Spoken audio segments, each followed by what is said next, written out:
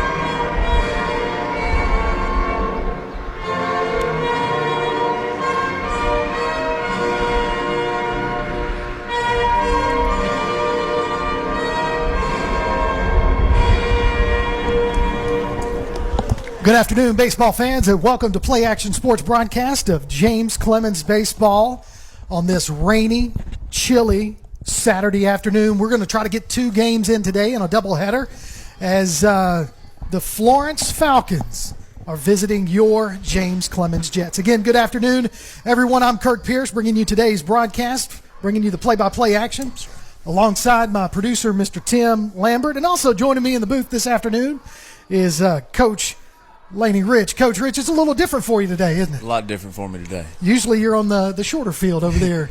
If today was a game to play over on the softball field, I don't think we'd get this one in. No, not a chance. Not a chance. You see some. We couldn't even practice sliding today.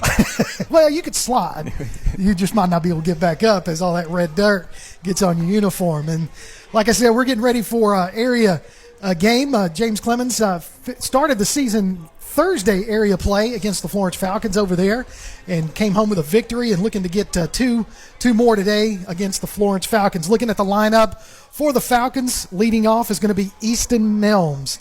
Then batting number 2 is Patton McCreelis, Eli Martin, and then Cruz Files in the cleanup spot. Parkhurst Cochran, Preston Solomon, and Will Aston, 5, 6, and 7 in the order. And then you've got Johnson and Jolly finishing out the lineup for the Falcons. Taking a look at your James Clemens Jets lineup, looks like this.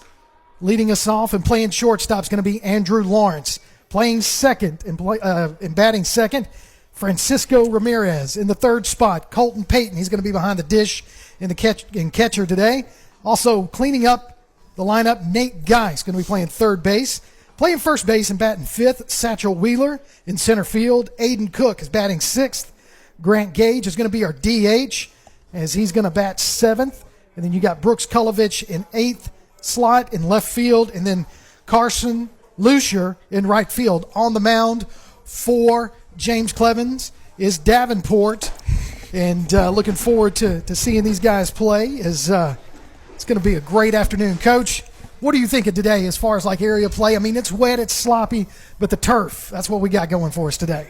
That saves a lot of games, and the thing about this place is it's equal on both sides, of course, but our kids are used to it, and I just look forward to a big game from our kids to really set the tone, not only this weekend, but moving into the rest of April. Just area plays, just all that's about from here on out. I agree, and it looks like the Humps are ready to go, and we've got the first batter stepping up to the plate. That's Nelms going against Luke Davenport, the junior, who is verbally committed to Auburn to play ball, but we get him another year here, finish out this year, get him come back next year, and we're going to get going right here with the first pitch from Davenport to Nelms to get us started right here. James Clemens Baseball on Play Action Sports. Here's the first pitch.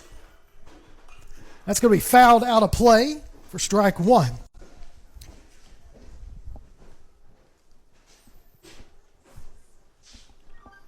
Looking at the 0-1 pitch from Davenport. Swing and a miss for strike two. Took a little off right there. He did. A little change-up action. I like it. Keep them guessing. So here's the 0-2 pitch.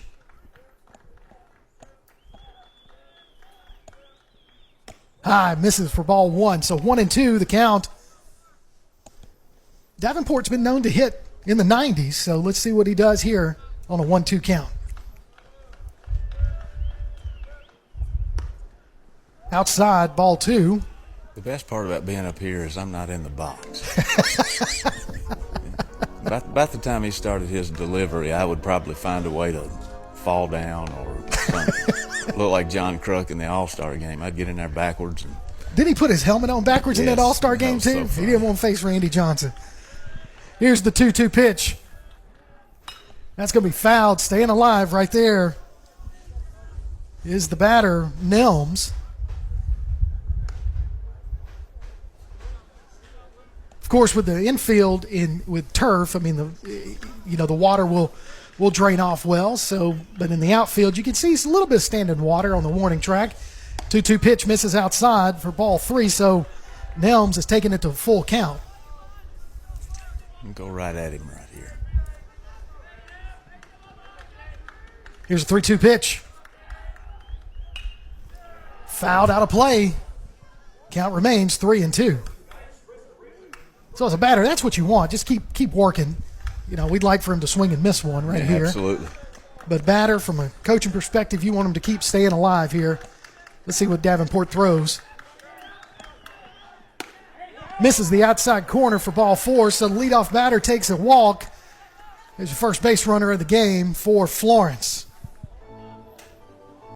So McCreeless comes in. There's your second batter for Florence to face Davenport. Top of the first, nobody out, one runner on as we're just underway in this doubleheader this afternoon. This is visiting Florence Falcons and your James Clemens Jets. Peyton comes up throwing on that ball that was missed outside to throw it down to first base. Was able to get back safely. I like when they sling it around a little bit. Lets everybody know that we're keeping track of them and keeps the runners in check as well.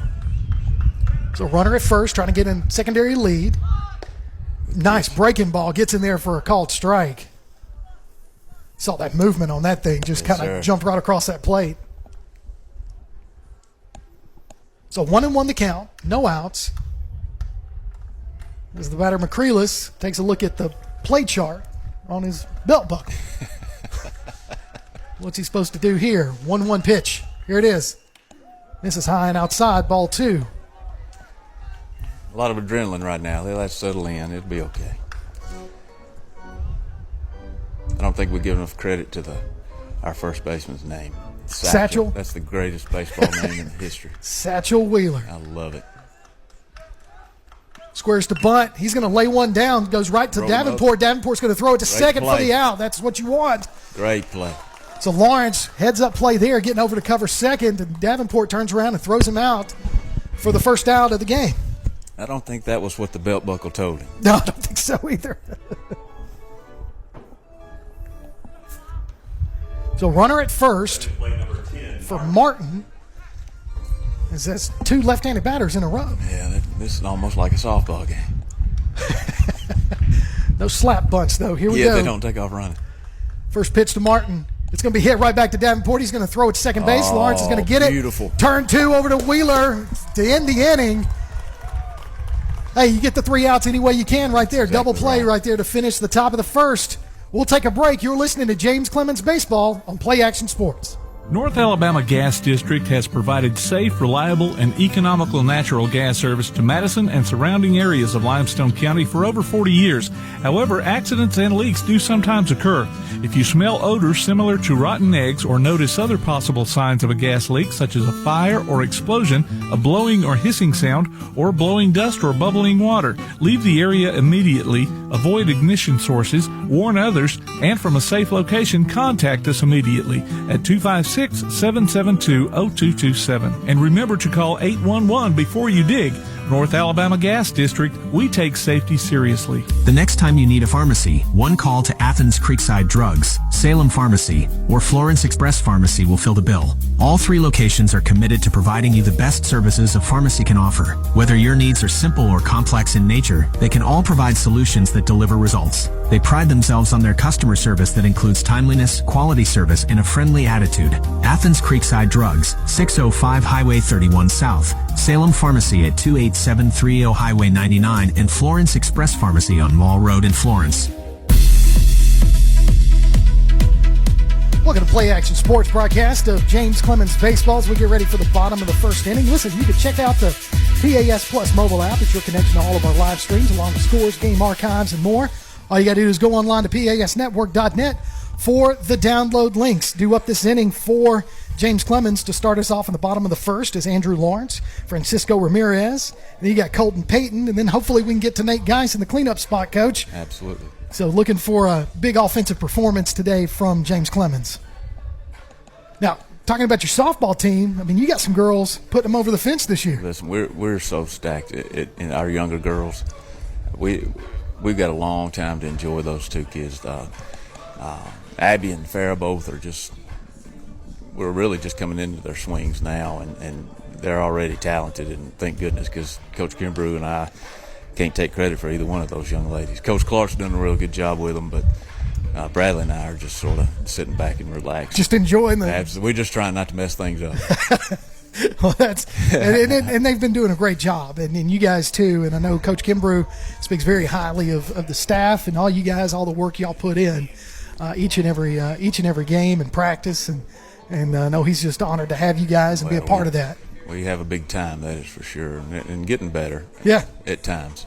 No, I understand. That was a good team y'all played the other night. Number 4 or 5 in the state for 4A at Madison County, but still looking good. So as we get ready for the bottom of the first inning, due up to bat right here, Andrew Lawrence playing shortstop, completed that double play to stop the top of the first against Florence. On the mound is Cochran for Florence. So waiting on the first pitch from him to Lawrence. Lawrence likes to swing at first pitch strikes, but he didn't want that one because that was low and in the dirt for ball 1. Patience is key. I really enjoy when they go up there ready to hit, though, looking for their pitch. So here's the 1-0 pitch. Misses that one low, too, for that. That'll be ball 2. So 2-0 the count. Nobody out. First batter of the bottom of the first for James Clemens. Lawrence is going to hit that one over to second base. It's going to be a hard hop, and he's going to get on base there as the second baseman unable to bring that one in. Yeah, that was a tricky little hop for him, but probably should have made that play, but we'll take it. Absolutely. So Lawrence reaches first. Let's see what Coach has up his sleeve this time. We move the runner or hit behind him or something, maybe. So Francisco Ramirez is your batter. Really solid at second base is Ramirez. Just makes some great plays over there. Can really run, lays those bunts down really well. See what he does here for his first at bat. They're going to throw over to first to try to get Lawrence. But he dives back safely. Lawrence leads the team with 23 stolen bases on the season. So you know he's got the wheels to get it done. Ramirez is going to put that one right in the gap, right over there to right field. Lawrence is going to hold up at second base. So a single to lead us off right there for for Ramirez. Nice hard hit, found that gap over there. 23 stolen bases, though. I'd have to come out here in the middle of the night if I got close to stealing that many bases. I'd have to worry about Madison City Police. This is going to be fun right here, though. 3-4 coming up, first and second. Time to do some damage, boys. So Colton Payton leading the team with the batting average. 374. Got 21 RBIs on the season so far. Here's the first pitch to him. He doesn't like it, but it is a strike one, called strike. So runners at first and second, bottom of the first. Ramirez is at first. Lawrence is at second with Payton up to bat, facing an 0-1 pitch. Here it is. Low and outside in the dirt for ball one. Maybe they'll groove him one and he could hit one like his little sister. There you go. I will take that. get my softball plugs in while there I you can. go. Absolutely. Absolutely. So 1-1 the count to Colton.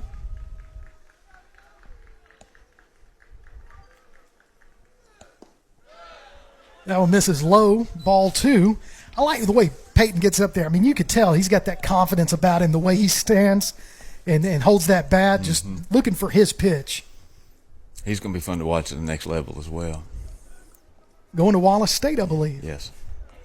So here's the 2-1 pitch. He's going to pop that one out of play over the visiting dugout. And that's one wet ball that we probably will not see out there again. If it lands over on the softball infield, I don't know what to. It's in that high grass right along the bullpen over there by the softball field. So 2-2 goes the count to Payton. No outs, 2 on, bottom of the first for James Clemens. He'll get something good here. 2-2. Now they're going to swing around and just kind of lob it towards second base. I hope that was a setup. They definitely didn't. Either that or he was mocking my moves. So Lawrence was able to get back safely on that really high throw. Wasn't even close. Payton steps out of the box to reset. Got himself calibrated the way he likes it. Gets back into the box for the 2-2 pitch. We're going to throw it again back towards Lawrence. That was a little bit more accurate that time. That was a little closer. So you can tell this is the way the shortstop, he was throwing to the shortstop as he was right behind Lawrence.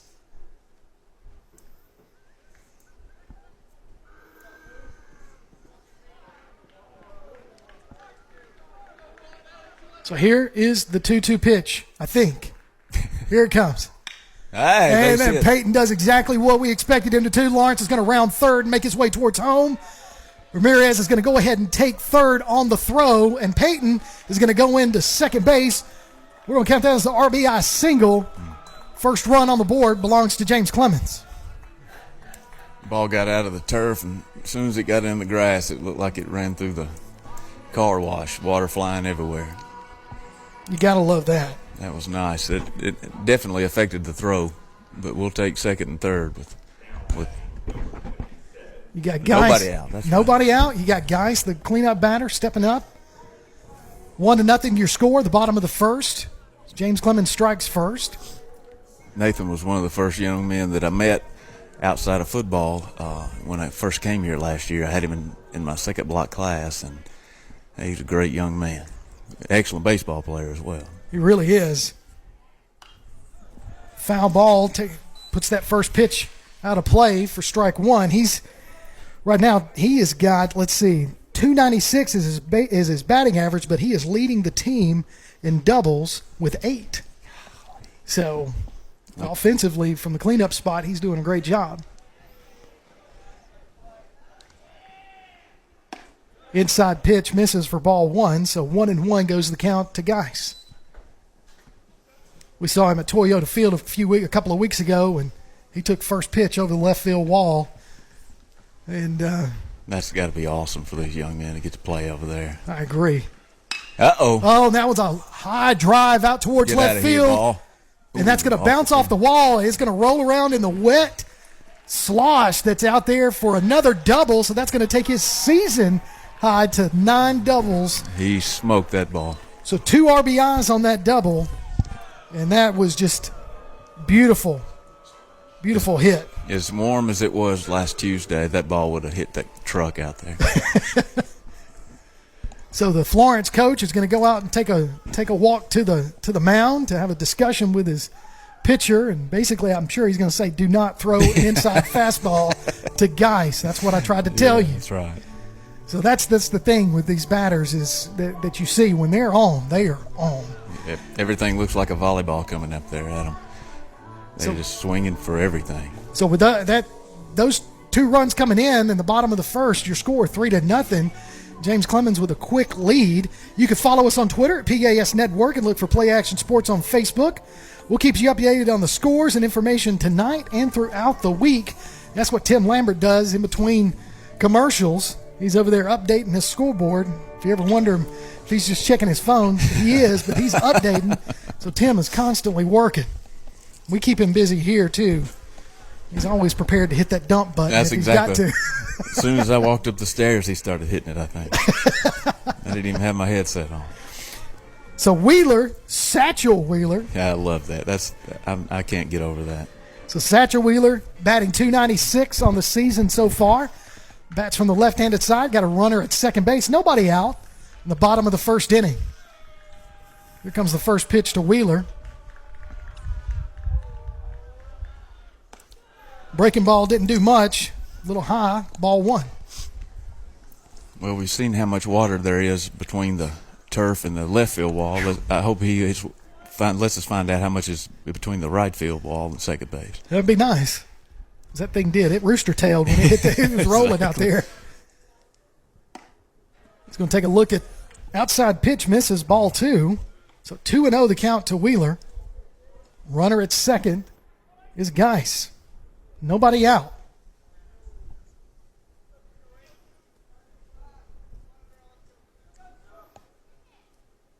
Geis with a nice little lead at second base. Here's the pitch. And that one's going to catch the corner for a called strike. So coming back and hitting that outside corner with that fastball against Wheeler there. So 2-1 goes the count.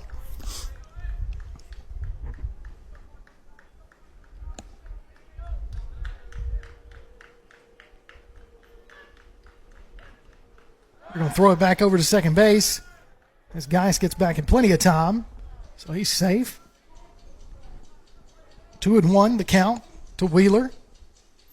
They've got that pitcher tore up right now. He's picking off everything. He is. Or trying. No, I mean, he's attempting to pick off, I should say. Trying to get himself out of this hole right here in the middle of the lineup. Here's 2-1 pitch. Misses outside, 3-1. On deck is Cook. James Clemens. Another good, speedy ball player. Plays center field. Second field. How about that? Second field. I'm making up words. 55-yard line. Here we go. Center field's where Cook plays. Satchel Wheeler's going to foul that one back. Takes the count to 3-2. So full count to Wheeler with Geis at second base after a 2 RBI double to take your score to 3-0.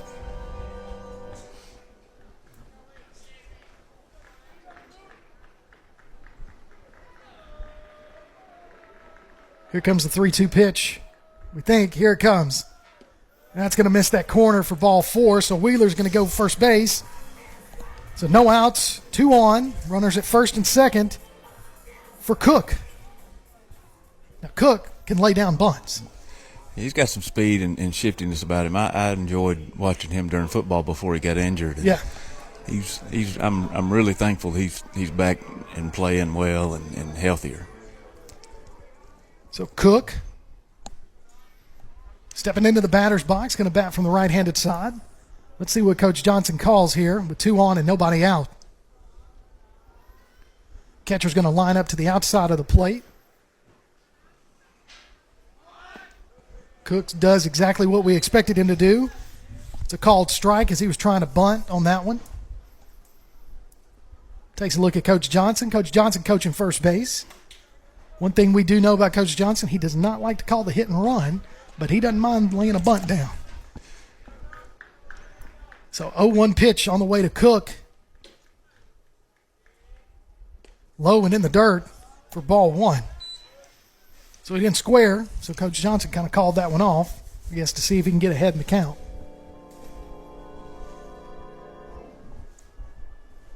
So 1-1 to Aiden Cook. Number 6 batter in the lineup. Nobody out. Bottom of the first. Misses outside for 2-1. So 2 balls, 1 strike against Cook. How many pitches do you think he's thrown this inning? Well, I can tell you exactly. Oh, okay. 21. I mean, it just seems like he's laboring right now. I think so. I think he's just trying to, he's thinking more about what he's already given up instead of what he's got to go get. That curveball misses outside for ball 3. So 3-1 goes the count to Cook. So yeah, I think that's exactly what's going on. He's thinking about what he's already given up. A good count to hit, but also a good chance to lay one down as well. See what Coach Johnson has up his sleeve. So 3-1. Catches that corner, takes the count to full for a called strike. Well, I'm going to tell you, getting used to softball, it just looks like it's a mile and a half between the bases out here. It can, and it feels like that when you're running. It would for me. It would definitely for me. So here comes the 3-2 pitch. He's going to hit that one right up the middle. Right where it as came Geis from. is going to round third and make his way towards home. Boy, Wheeler's going to hold up at second for an RBI single. one more for the good guys. I love it. Uh-oh. Grant. So Grant Gage. He also got injured during football, and man, we sure missed him this year. But Oh, yeah. I love watching him play baseball. Hadn't got to see him this year pitch, but what an intimidating young man he is. Oh, yeah. He throws hard when he's on the mound. He wouldn't to me because I wouldn't get in there. So Gage is in the DH spot, batting the 7th part of the lineup. Takes a look at a called strike one. That ball had some movement on it. Yeah, he went back to throwing away from everyone again. He's worried right now. That young man for Florence is definitely in a mess right now. So 4 runs scored in the bottom of the first inning for James Clemens. Nobody out, 2 on. Gage in the box, taking a look at ball 1. So 1-1 goes the count to Gage. Yeah, he's definitely thrown away from him. But it seems like he gets a little further each time. Yes, he's going to give us another base or two here for long. So Gage looking for the 1-1 pitch. Wheeler at second. That one's low in the dirt for ball 2. Count goes to 2-1. A little action down in the pen as well. I would imagine so. We keep this hitting up right now. Coach Johnson may come up here and let us hit some. Hey, come on now. 6'5", 275 is Gage. Uh-oh. Oh, look at that. Gage lets that one ride towards center field. Center field's going to drift over, make the catch for out number 1, but Wheeler's going to tag up and go to third. Yeah.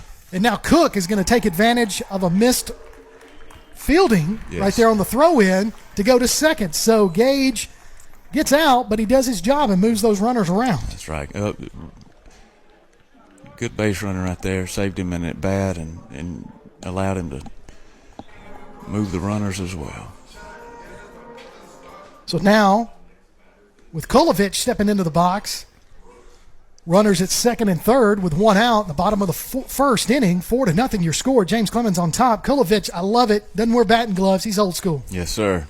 So here's Kolovich going to square to bunt, pull back in time for ball 1.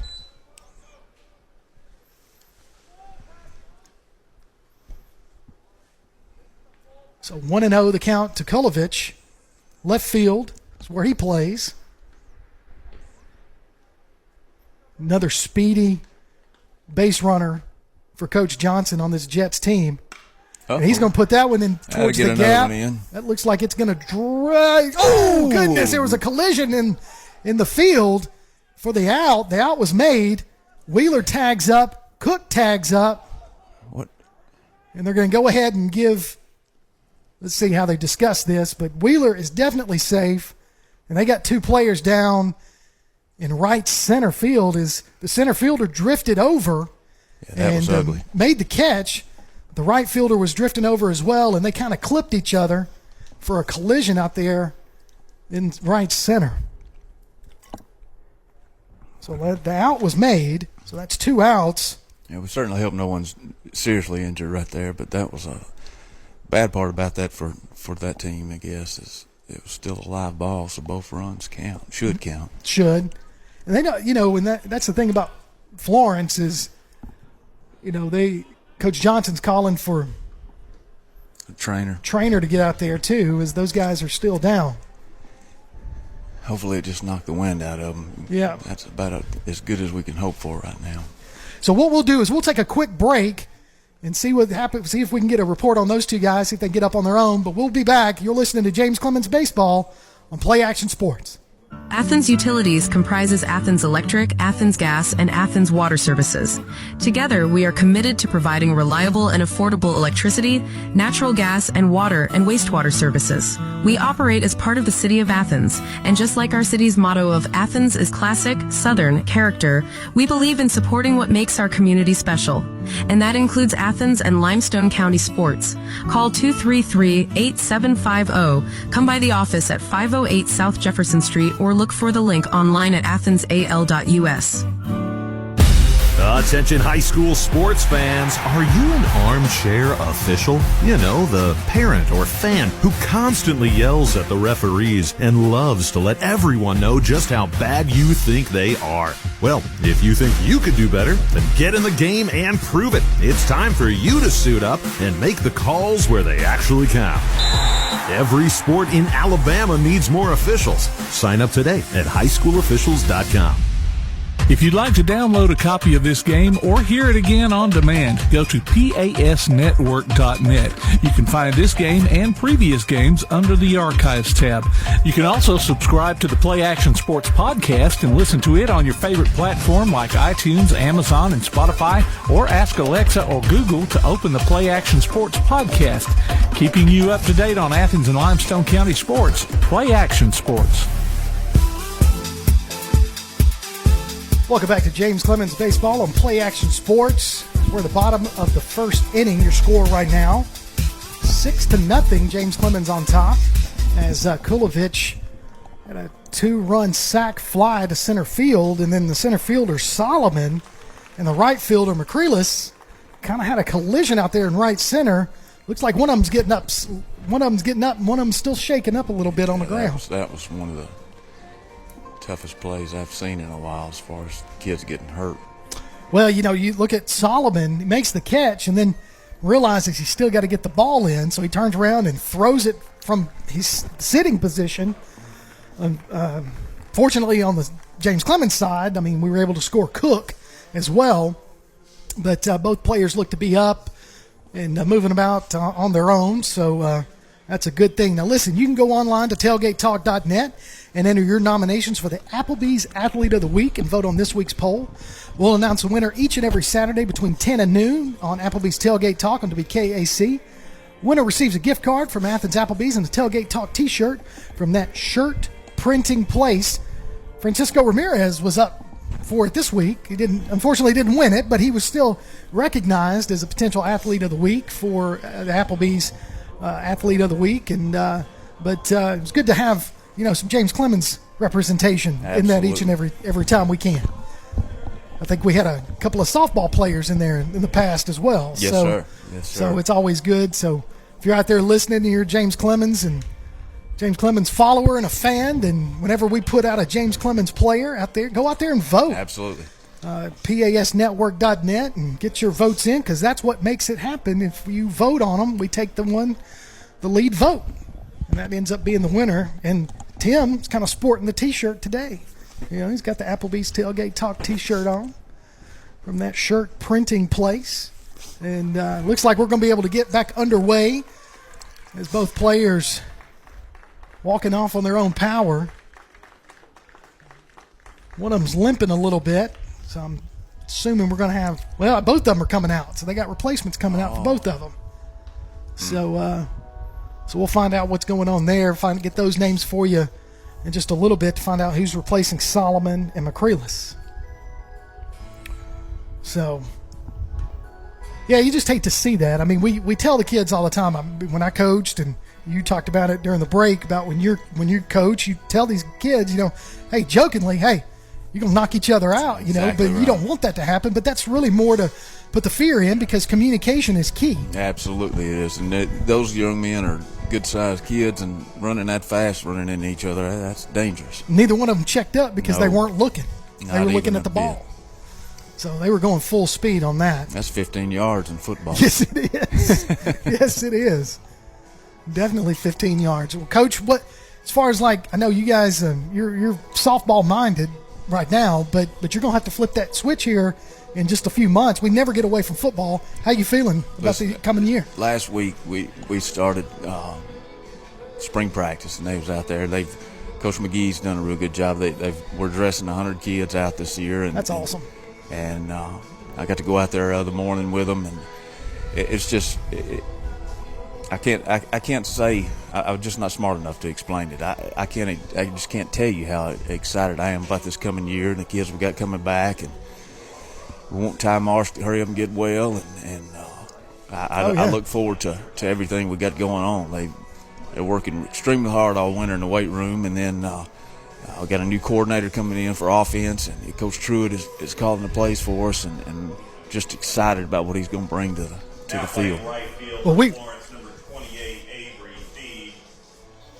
So I'm looking at. Go ahead.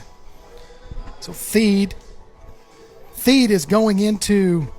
And in center field, number 1, HT Blank.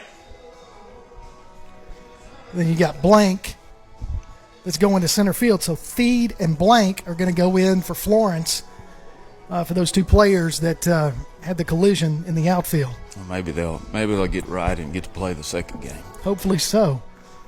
So, yeah, you're talking about Ty Marsh. He was doing really well Yes, in he was. start of the baseball season. Unfortunately, has that arm injury, but came in relief last year for Gio and played some really good ball He under sure did. center for the Jets. Nobody works harder in the weight room than he does either. That's what I think he commands respect by his work ethic. And that's what matters. It really does. He's an intelligent kid. He knows the game. Of course, Coach Marsh and his wife have done a good job raising him, but he leads by example, and that's what I love about him. So Luzier is your batter with 2 outs, nobody on. He's going to foul that one out of play for strike 1.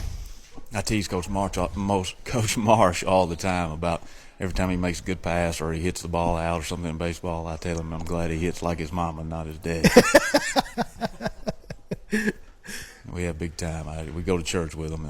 We have a lot of fun. So inside pitch catches the corner for strike 2. So 1-0-2 goes the count. He's hitting that same corner. He stayed away from the first 4 batters like that, I think. But well, I guess he didn't stay away from them. But the ones he did throw, they hit to left center. So that pitch right there, Luzier gets caught swinging for the out number 3, but not before James Clemens does some damage. Your score 6, Florence nothing. When we come back, we'll have the top of the second. You're listening to Jets Baseball on Play Action Sports. North Alabama Gas District has provided safe, reliable, and economical natural gas service to Madison and surrounding areas of Limestone County for over 40 years.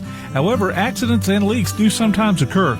If you smell odors similar to rotten eggs or notice other possible signs of a gas leak, such as a fire or explosion, a blowing or hissing sound, or blowing dust or bubbling water, leave the area immediately, avoid ignition sources, warn others, and from a safe location, contact us immediately at 256-772-0227. And remember to call 811 before you dig. North Alabama Gas District, we take safety seriously. Applebee's Tailgate Talk wants to recognize our local athletes, and you can help. Go to tailgatetalk.net throughout the school year to vote for the Applebee's Neighborhood Athlete of the Week. The winner receives a gift card from the Athens Applebee's and a Tailgate Talk t-shirt from that shirt printing place. Submit your own nominations for future polls, too. While you're there, check out the Tailgate Talk archives and see what you might have missed. That's the Applebee's Neighborhood Athlete of the Week. Cast your vote today from Applebee's Neighborhood Grill and Tailgate Talk. Welcome back to James Clemens Baseball on Play Action Sports. Due up this inning for Florence, Files, Cochran, and Blank. Davenport still on the mound for James Clemens with a 6-0 lead. Start of the second inning. Here's the first pitch to Files. Inside, misses, ball one. That one got away from Peyton there a little bit. He probably could have framed that one the way that one came in. Mm-hmm. So 1-0 pitch. It's going to be hit right over towards Ramirez, and he does exactly what we expect him to do. Great play. Catch that line drive for out number one. That's something that when you look at this infield, because you can put Davenport at first, or you got Wheeler at first, Ramirez, Lawrence, and Geis, and then, of course, Peyton behind the plate. That's so solid. Yes, it is. That's a pitcher's best friend right there. So Cochran is your batter. He looks at ball one. Cochran's also the pitcher for Florence. So he can help himself out right here by getting a hit. Ooh, takes a look at that curveball, and it got him for called strike. Beautiful pitch. That one just kind of drops right in there. 1-1 pitch. Heated him up right there. Oh, come on. Missed that one low. So 2-1, the count to Cochran. Davenport in the windup. Here's a throw. Fouled off out of play for strike two. So 2-2. That's a pitcher's count. So now you got to figure out what's Davenport going to throw me. I'd throw it. I'd heat him up about letter high. Let's see what we do. 2-2. Oh, right opposite. Hit it right over towards. Guy's going to field it. Got a long throw. Wheeler with the stretch and gets the out. What a play. So Geis comes running over, steps in front of Lawrence, takes it, and throws it on the run. Great nice, play. Solid throw. Curveball on the outside corner. He tried to pull it. That's about all he could do with that pitch. So 2 outs, top of the second. Blank, another left-handed batter for Florence. They're loaded on that side. So here's the pitch. He's going to look at called strike one.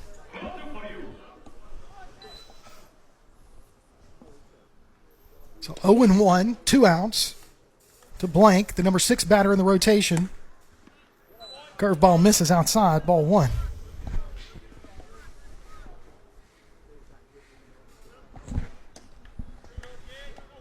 So 1-1, the count. Swing and a miss for strike two.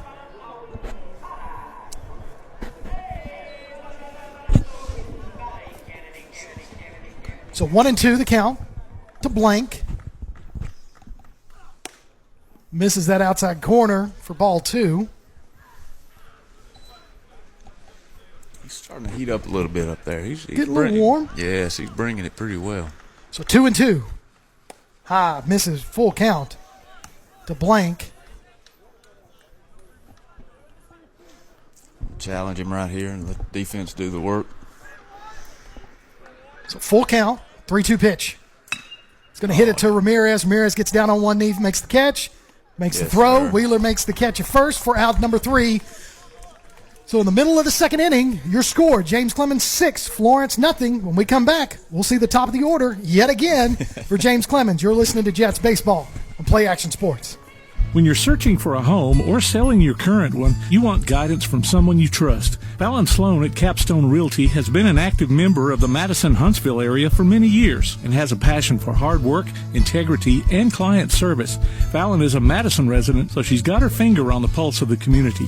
Check out her listings online at Fallon Sloan, that's FALLONSLONE.choosecapstone.com, or call her at 256-755-0269. Fallon Sloan at Capstone Realty. One of the worst feelings you can have is that of being stranded. Well, BT's Towing, Tire, and Truck Repair makes that a thing of the past with 24/7 towing services and roadside assistance in the northern Alabama and southern Tennessee areas. But that's not all. They also offer truck and trailer repair, mobile welding, brake service and repair, new and used tires, and other major and minor repairs. Their name says it all. BT's Towing, Tire, and Truck Repair. For 24/7 response, call 497-8234. That's 497-8234. BT's Towing, Tire, and Truck Repair. Welcome back to James Clemens Baseball on Play Action Sports. Having a good time up here in the press box as James Clemens comes in at the bottom of the second with a 6-0 lead with Andrew Lawrence. Back to the top of the order here. So we batted around in that first inning. So you got to love that.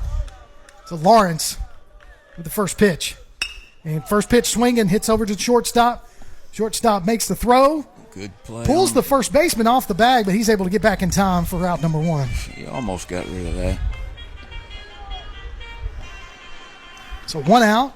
Brings up Ramirez. I tell Lawrence when I see him in the building sometimes, I tell him when I grow up I'm going to be tall as he is one of these days. Big kid. So Ramirez with a single in the first inning. See what he can do. Second inning. Looks at a low ball, 1. So ball 1. Nobody on. 1 out. Bottom of the second. Here's the pitch. High outside, ball 2 to Ramirez. That's not somebody you want to put on base. No. On a freebie like that. You turn it into a double. Quickly. 2-0 pitch inside.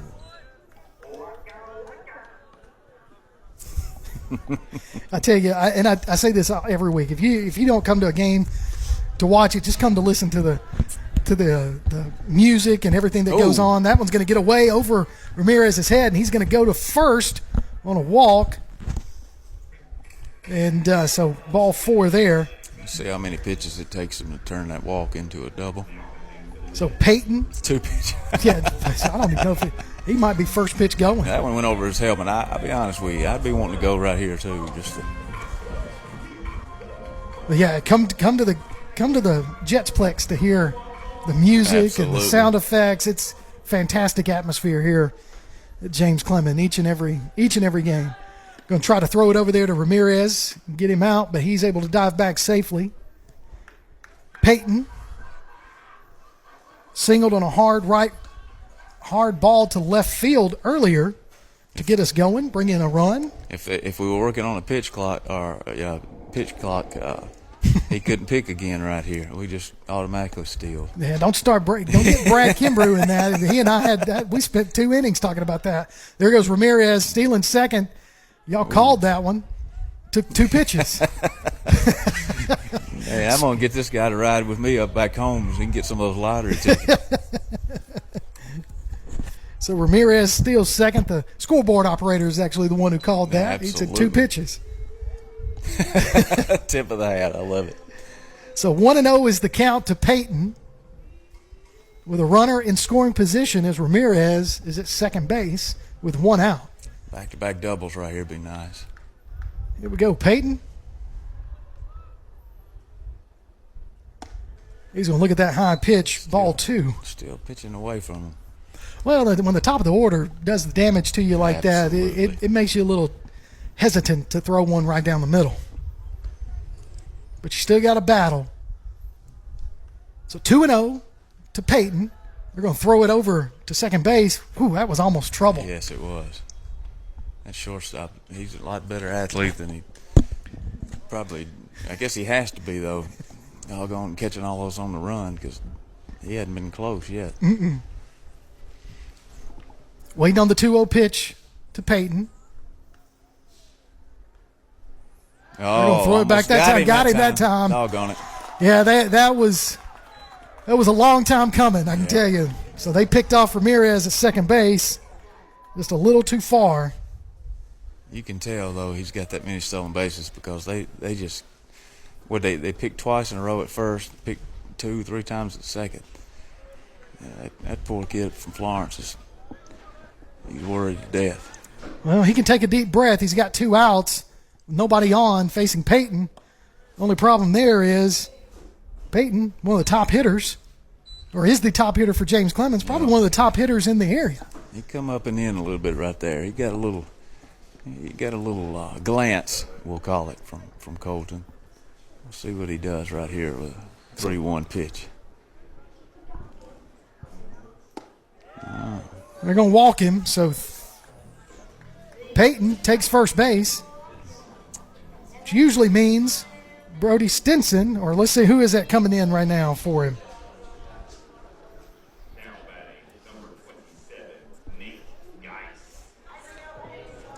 So is that Mark Fort going in? Courtesy runner for the Jets, Hartford. Another double right here from Nathan would be nice. Well, I guess the first one was a single, but we'll take another one just like it. So he's going to pop that one high. One's missed. got some height on it. Third baseman's going to range over into foul territory, make the catch for out number 3. So we've played 2. James Clemens is on top, 6-0 over the visiting Florence Falcons. You're listening to James Clemens Baseball on Play Action Sports. North Alabama Gas District has provided safe, reliable, and economical natural gas service to Madison and surrounding areas of Limestone County for over 40 years. However, accidents and leaks do sometimes occur.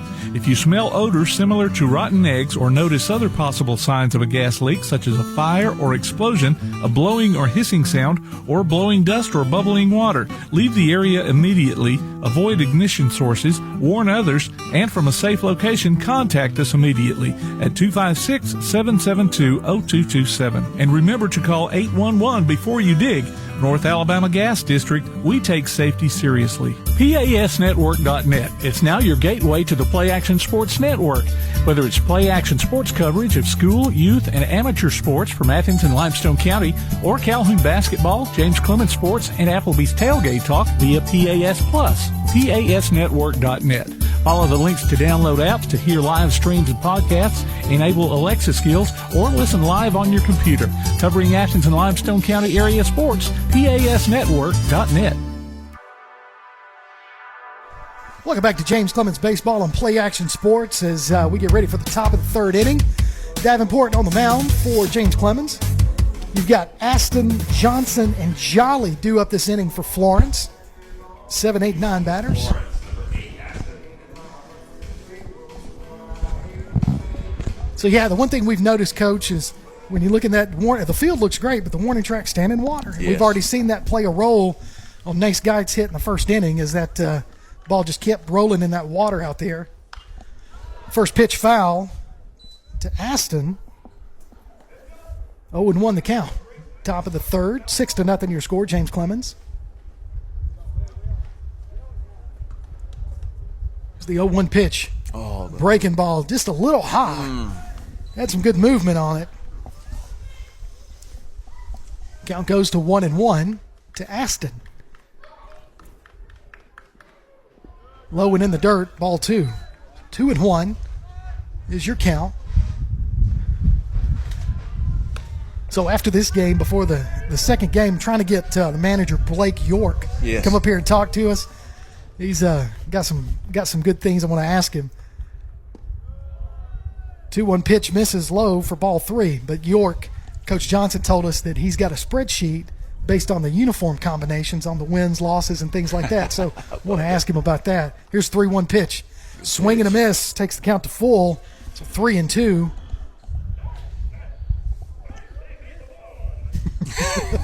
Love it. I love it. So here's the 3-2 pitch.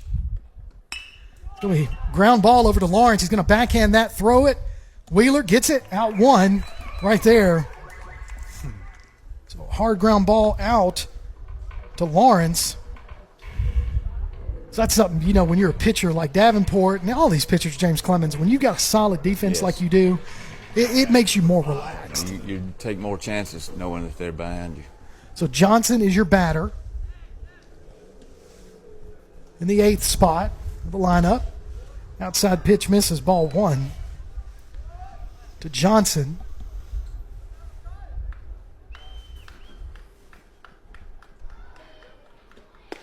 That's a hard fastball. Hits that corner for called strike 1. So got him looking there.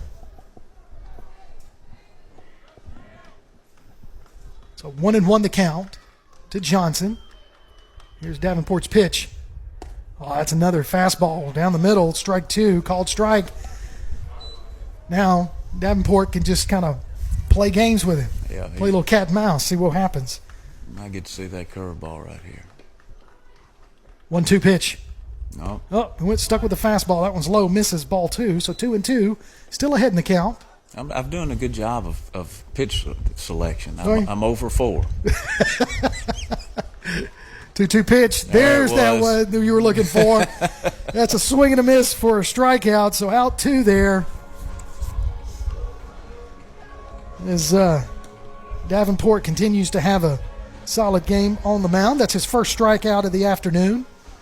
But out 2 with a 6-0 lead, and the number 9 batter, Jolly, is your batter for Florence. Jolly's going to foul that one out of play. That one is on the softball field. Yeah, I hope they don't go get it. Yeah, Johnny tells us those balls, they're not cheap nowadays. So here's the 0-1 pitch. Ooh. Well, that's a swing and a miss. Had him guessing there.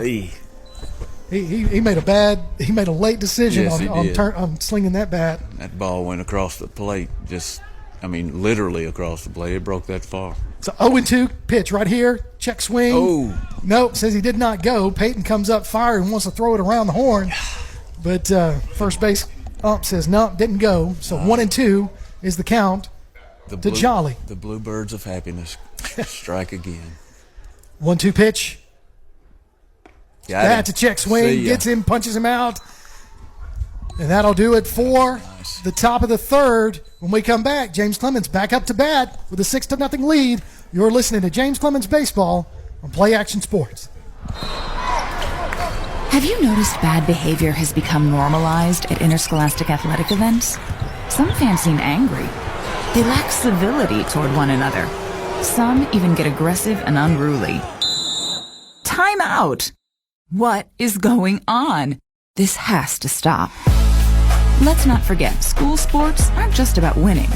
And they're definitely not an excuse to take your frustrations out on the official or the opponent. They're about teaching lessons like perseverance, respect, and empathy, so students can learn and grow as people, not just as players. We all have a role to play in setting a good example for our students and teaching them these important values. So fans, it's time to step up your game and behave positively at interscholastic athletic events in Alabama. This message presented by the AHSAA and the Alabama High School Athletic Directors and Coaches Association.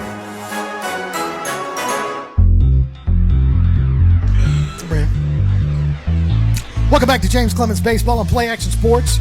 Kirk Pierce, Coach Laney Rich, Tim Lambert, our producer, with a 6-0 lead in the bottom of the third. Due up this inning for James Clemens, Wheeler, Cook, and Gage.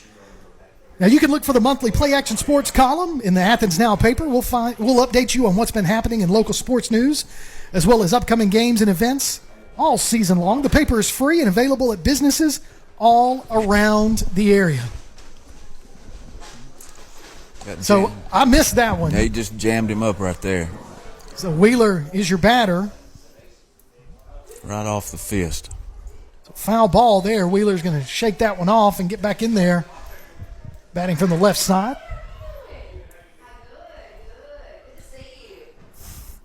It's an 0-1 pitch to Wheeler. Misses outside, ball 1. It's like Cochran's kind of settled in just a little bit since that first inning. But still a long way to go. So 1-1 pitch. Wheeler's going to try to hit it in the gap, and he does get it right underneath the second baseman's glove for a leadoff single to start off the bottom of the third.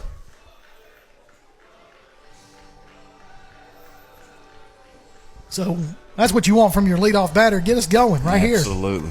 Keep this train moving. So that brings up Cook, who's 1 for 1 on the afternoon. Singled out to center field. His first at bat. Then scored on the sac fly by Kulovich in the first inning.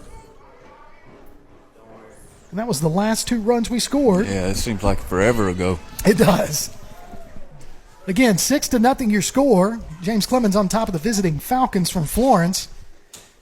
Here's the first pitch to Cook. Low and in the dirt. Ball 1.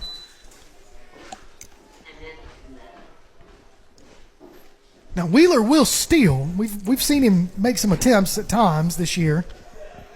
Doesn't have as many as Lawrence, but not many people do. So here's the 1-0 pitch. Ooh. Cook's going to look at that one, but that's going to be a called strike. So 1-1 goes the count.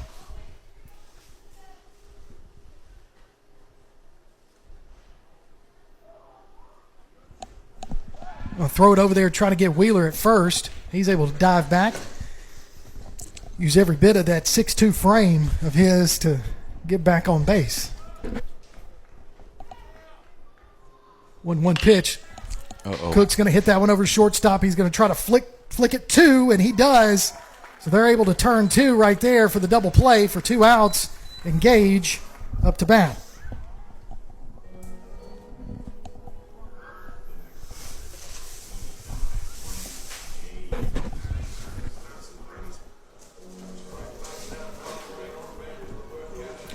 So Gage flew out to center field. He was the one, I believe, that brought Cook in on his sac fly. Maybe I said Kulovich, but it might. No, he scored. Right? I don't know. I got to go back and look at the summary. Should have been doing that already. So 1-0 the count to Gage, the designated hitter. Commit to Wallace State. He's going to take a look at a called strike. That's one thing about Coach Johnson and these players. I mean, they're getting next level play. Absolutely. Being able to go and this program is putting out some solid baseball players. That was low and in the dirt, 2-1. So if you need another, I mean, in terms of his rotation and who he has, Gage, Wheeler, Davenport, you can bring Lawrence. Lawrence comes in and closes them out. So 2-1. That's going to catch that corner for 2-2. Called strike 2 there to Gage. 2 outs, bottom of the third. Yeah, Coach Johnson, over 300 wins now. You don't do that by not producing good players through your program. Here comes the 2-2 pitch. Ooh. That is not. So that one was a foul ball, hard foul ball over into the home dugout. That's dangerous. And, the thing about the dugouts is, you don't have you got pretty much an open area where you can kind of stand. And a lot of the players were standing, and Gage didn't give them much time on that one, boy. No, they didn't. And he's got so much power. And something's going on because there's a lot of action. Yeah. So we got looks like an injured player in the dugout for James Clemens. And what we'll do is we'll take a quick break and get back to the action. You're listening to James Clemens Baseball on Play Action Sports. When you're searching for a home or selling your current one, you want guidance from someone you trust. Fallon Sloan at Capstone Realty has been an active member of the Madison-Huntsville area for many years and has a passion for hard work, integrity, and client service. Fallon is a Madison resident, so she's got her finger on the pulse of the community. Check out her listings online at Fallon Sloan, that's FALLONSLONE.choosecapstone.com, or call her at 256-755-0269. Fallon Sloan at Capstone Realty. The next time you need a pharmacy, one call to Athens Creekside Drugs, Salem Pharmacy, or Florence Express Pharmacy will fill the bill. All 3 locations are committed to providing you the best services a pharmacy can offer. Whether your needs are simple or complex in nature, they can all provide solutions that deliver results. They pride themselves on their customer service that includes timeliness, quality service, and a friendly attitude. Athens Creekside Drugs, 605 Highway 31 South, Salem Pharmacy at 28730 Highway 99, and Florence Express Pharmacy on Mall Road in Florence. Athens Utilities comprises Athens Electric, Athens Gas, and Athens Water Services. Together, we are committed to providing reliable and affordable electricity, natural gas, and water and wastewater services. We operate as part of the City of Athens, and just like our city's motto of Athens is classic, Southern character, we believe in supporting what makes our community special. and that includes Athens and Limestone County sports. Call 233-8750. Come by the office at 508 South Jefferson Street or look for the link online at athensal.us. One of the worst feelings you can have is that of being stranded. Well, BT's Towing, Tire, and Truck Repair makes that a thing of the past, with 24/7 towing services and roadside assistance in the northern Alabama and southern Tennessee areas. But that's not all. They also offer truck and trailer repair, mobile welding, brake service and repair, new and used tires, and other major and minor repairs. Their name says it all. BT's Towing, Tire, and Truck Repair. For 24/7 response, call 497-8234. That's 497-8234. BT's Towing, Tire, and Truck Repair. Welcome back to James Clemens Baseball right here on Play Action Sports as we're in the bottom of the third inning. James Clemens with a 6-0 lead with 2 outs. Grant Gage is your batter. Got a 2-2 count. He fouled off that last pitch towards the home dugout, and still trying to get an update for who that player is in the dugout. That just not a whole lot of reaction time, Coach, in that dugout, the way those things are. And the way that thing came off, Gage got so much power anyway. Yes, and they, like you say, no time to react. So Gage back in the batter's box. Everybody looks to be okay. So 2-2 pitch on the way to Gage. Misses outside, ball 3.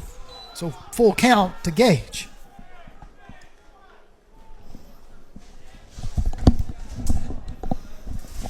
So 3-2 pitch on the way with 2 outs, nobody on. Misses the outside corner for ball 4. So Gage is going to draw a walk and is going to bring up Kulovich. I'm trying to think, who was it in the 80s and early 90s that played for the Pirates that never, he was so old school, no batting gloves. I want to say he played third base. I cannot remember. I want to say maybe Bell? Wasn't Bell. Anyway, Pirates, that's who Kulovich kind of, the way he brings himself. He takes a look at, or swings and misses first pitch for strike 1. Maybe it was Van Slyke. Andy Van Slyke. Maybe so. Second pitch misses in the dirt for ball 1, so 1-1. Yeah, I think it is Van Slyke. He used to do a lot of impressions. He would do the impression of Kirk Gibson when he hit the home run to win the World Series game. Running real stiff. Yeah, so look at Gage stealing. All right, big man. Oh, gosh. The one time Coach Johnson caused the hit and run and Kulovich fouls it off. So, Coach Kimbrough, if you're listening right there, I just want you to know that Johnny Johnson called a hit and run. With Gage running to first. That's a right tackle barrel into second base. So Coach Kimbrough would appreciate that right there. He probably even dedicated it to him. So here comes the 1-2 pitch to Kulovich. Swing and a miss for strike 3. So we've played 3. James Clemens on top, 6-0. You're listening to James Clemens Baseball on Play Action Sports. North Alabama Gas District has provided safe, reliable, and economical natural gas service to Madison and surrounding areas of Limestone County for over 40 years. However, accidents and leaks do sometimes occur. If you smell odors similar to rotten eggs or notice other possible signs of a gas leak, such as a fire or explosion, a blowing or hissing sound, or blowing dust or bubbling water, leave the area immediately, avoid ignition sources, warn others, and from a safe location, contact us immediately at 256-772-0227. And remember to call 811 before you dig. North Alabama Gas District, we take safety seriously. The world is changing. The Tailgate Talk app has changed. It's got a new name and a new look. It's now known as PAS Plus, and it's your home for Applebee's Tailgate Talk, along with James Clemens Sports and Calhoun Basketball. Change never hurt, huh? Look for the download links at pasnetwork.net or tailgatetalk.net. PAS Plus, Play Action Sports, plus a little extra. PAS Plus from Play Action Sports. Welcome back to James Clemens Baseball on Play Action Sports as we get ready for the top of the 4th inning. James Clemens on top 6-0. Due up this inning. Back to the top of the order for the Falcons. Nelms, Theed, and Martin are your batters. And Coach, did we get an update as to who that player was in the dugout? Veal? James Veal, but he's holding the back of his head, but he looks to be okay. So we're getting thumbs up there, so good deal. That That didn't turn out. It was not as bad as it looked. No, that was a blessing all the way around. Absolutely. So Davenport facing Nilms for the second time. Nilms is going to pop that one up out of play for strike one.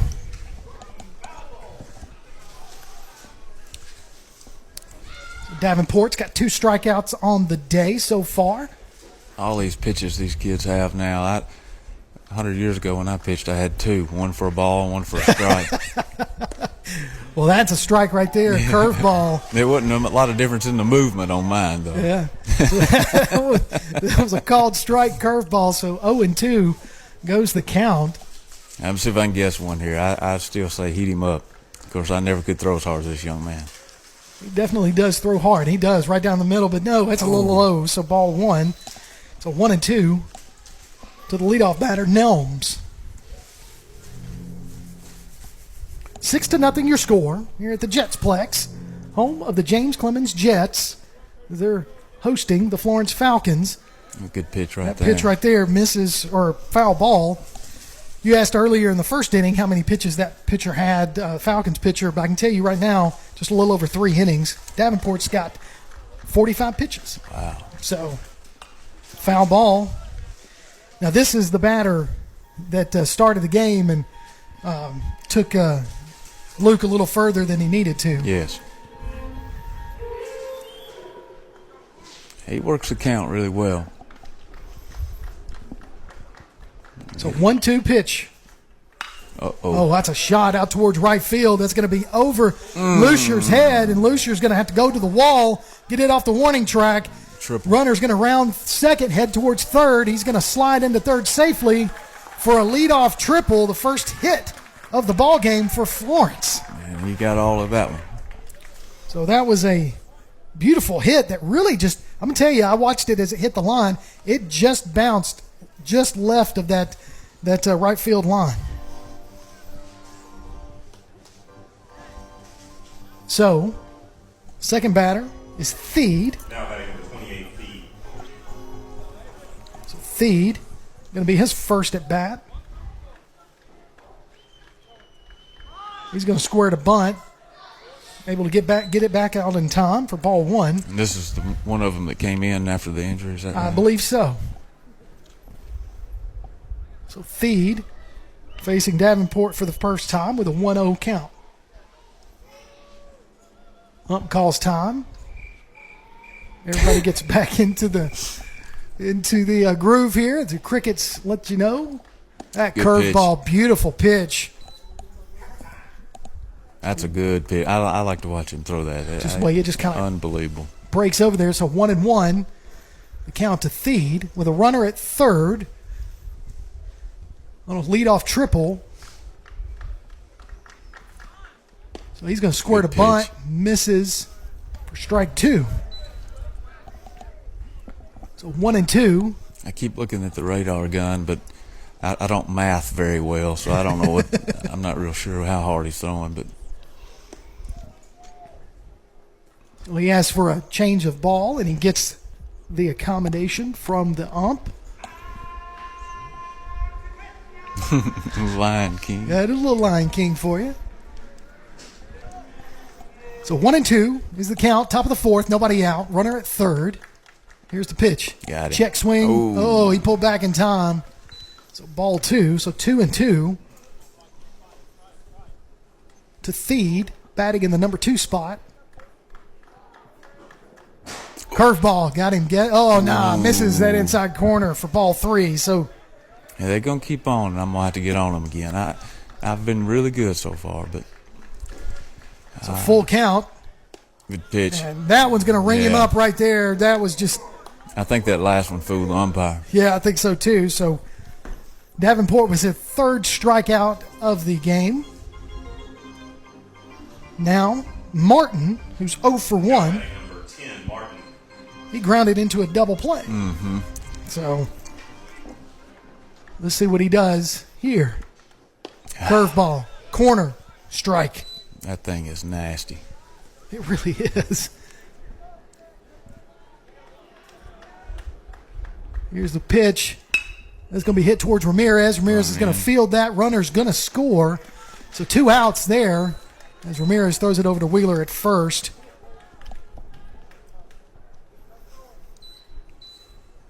And Nelms comes in to score with 2 outs. So Florence finally gets on the board. 6-1 your score with Files, the cleanup batter. He watches strike 1, that breaking ball again.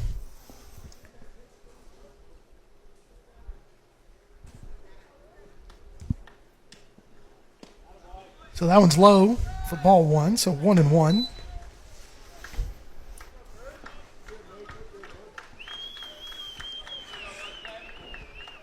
Here's the pitch. Check swing. Nope, he did not go, so ball 2. 2-1 to the batter, Files. 2-1 pitch. That's got to be a called strike. No. Oh, my. Must have been low, so 3-1.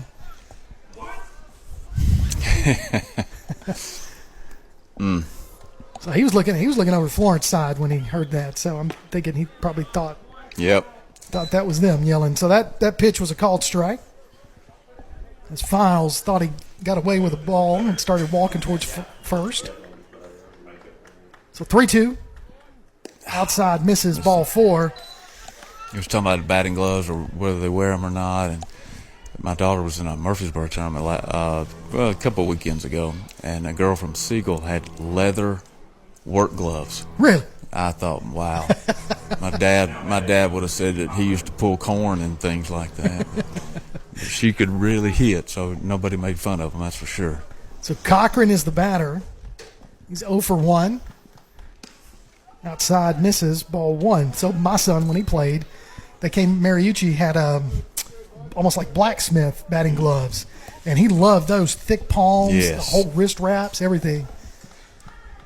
Batting gloves have come a long way. Swing and a miss. So 1-1. I just remember wearing it on my left hand and having that strap. You had to pull it tight. And old Franklin gloves, yes. Yep. Absolutely. So 1-1 is the count to Cochran.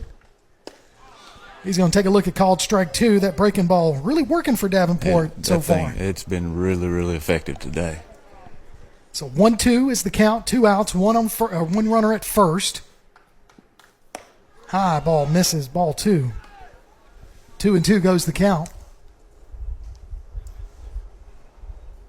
The difference in our kids and theirs is we don't pick every other pitch. That's true.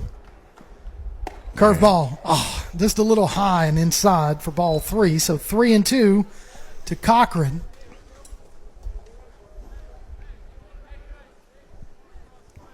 So call the pitch, Coach. What you think? Oh, got to be fastball right here. So here's the heat. Of course, it's not. He fouls that one off over towards foul territory. Wheeler gave it everything he had. I don't think he was able to come up with it. Kind of got out of our field of vision. So count remains 3-2. Well, at least I stayed consistent. I missed another one. So 3-2 is the count. 2 out, 1 on. 6-1 your score now. James Clemens on top. Florence batting. That's going to be ball 4. So 2 walks in a row there to give Florence 2 base runners. And Blank, who's 0 for 1, grounded out to Ramirez, his first at bat in the second inning. And he's got an opportunity here to put another runner on the board. Yeah, they'll have to be careful how they pitch him.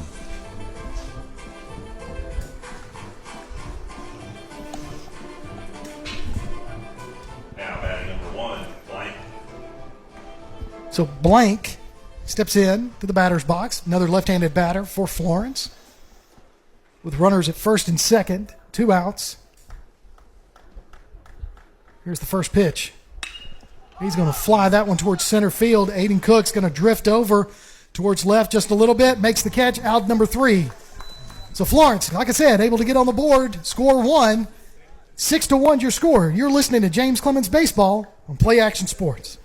Here's what's on the Jets' radar. On Monday, varsity and JV softball host Decatur, and freshman baseball plays on the road at Huntsville. Varsity and JV softball are at home again on Tuesday against Florence, while JV baseball will play the Falcons on the road, and soccer teams welcome Westminster. On Thursday, varsity softball goes to Hazel Green, JV baseball is at home against Sparkman, and tennis teams get their turn hosting Florence. We'll be back with more James Clemens coverage from Play Action Sports.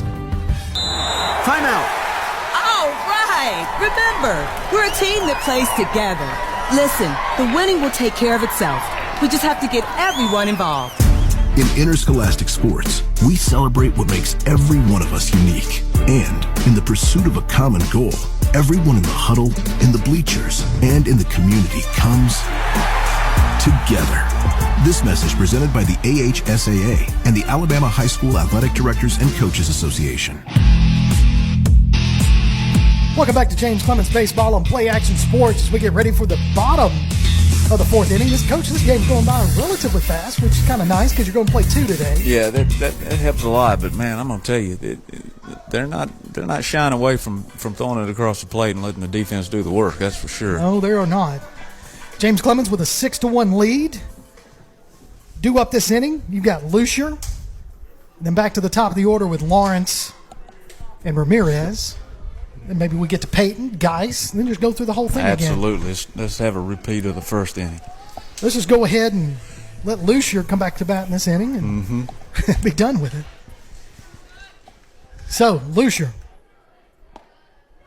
takes a look at ball one.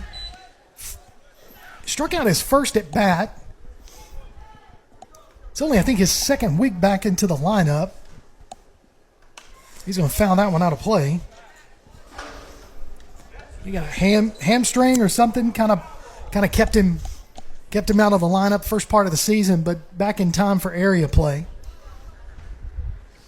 And got him in right field. So 1-1 pitch on the way. Low, ball two. Now you can tune in for the Play Action Sports Update 3 times each weekday for school, youth, and amateur sports news from the Limestone County area.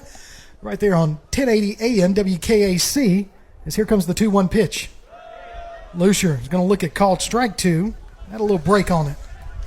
So that was a breaking ball for strike two on the outside corner. Here comes the 2-2 pitch. He's going to slow roll that one over shortstop. Shortstop's going to come up, throw off his back foot. It's going to be a wide throw. Lucier's going to round first on that error and go on to second. So... Yeah, on that one right there, you could tell his hamstring's getting better. Yeah. Because he had to make a turn and go hard right then. Yes, he did. So that ground ball, that's a tough throw when you're leaning away, trying to throw off one foot. And that, unfortunately for Florence, fortunately for us, gets past the first baseman, and he was able to turn that one in to an extra base. That's why you always want him to run him out, though, because you never know. He goes jogging down to first, he's still out. That's right. So Lawrence, 0 for 2 on the day. Trade places with him right here would be nice. Yeah. So Lucier trying to get a secondary lead. Lawrence looks at called strike one. It's usually something Lawrence will jump right on, right off the bat. He's probably being a little bit more patient with a 6-1 lead. See if he can get the pitcher to throw him a softball up here. Going to turn around and throw it to second to try to get Lucier back. And he does, safely. I'm telling you, the press box is where it's at. And it is nice and cozy up here. Yeah. It's a little colder out there watching the game in the elements, if you will. So 0-1 to Lawrence. Going to throw it again to second base. He's really close to throwing it to the center fielder. Now, remember, a while ago, he did that a couple of times and then threw it right to the shortstop and got Ramirez diving back. So he had good ball placement on that one, but that's 2 in a row that he's been throwing to second base. So maybe that's what they work on. Could be. Make the runner get a little more comfortable than he should be. Here's the pitch to Lawrence. Lawrence going to foul that one out of play. Whew, that one came off that bat quick, too. Thank goodness that net was there. But they talking about the the pickoff and setting them up and things. If what looks like he's throwing, he may be, like you say, he may be setting him up again and all, but if they do work on it, it's one thing about it. He's had several opportunities because that's probably like the 9th time he's picked a second. Yeah. So Lawrence asks for time, gets back into the box. So 0-2 to Lawrence. Nobody out. Lucier at second. Reached on a throwing error from the shortstop to first base. Curveball doesn't break. Ball 1. So 1-2 to Lawrence. I'd like to see him hit it out there in the creek or warning track, whichever one you want to call it. That'd be nice right here. Yep. That's what happened to that triple that Yes. Florence had last inning. It kind of rolled around out there in the wetness on the warning track. That's about the only place that's really super wet. Yes. Is that warning track. Long look at second. Now throws it down into the dirt for ball 2. So coming into just a little over 3 innings, faced a batter and a half, if you will. He's thrown 68 pitches. Yeah, he's laboring for sure. That first inning really took a toll on him, you could tell. That in the 97 picks he's made. Yeah, 2-2 pitch.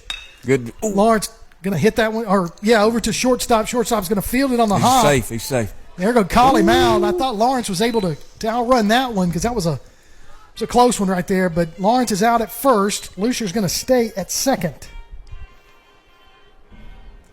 Must have been the right call because Coach Johnson very calm over there. Yeah, he is. 6-1 your score with Ramirez stepping up to the plate with a runner at second and 1 out. Ramirez singled at his first at bat, walked last inning, got picked off at second last inning. So let's see if we can keep that going for Ramirez, get him back on the bag.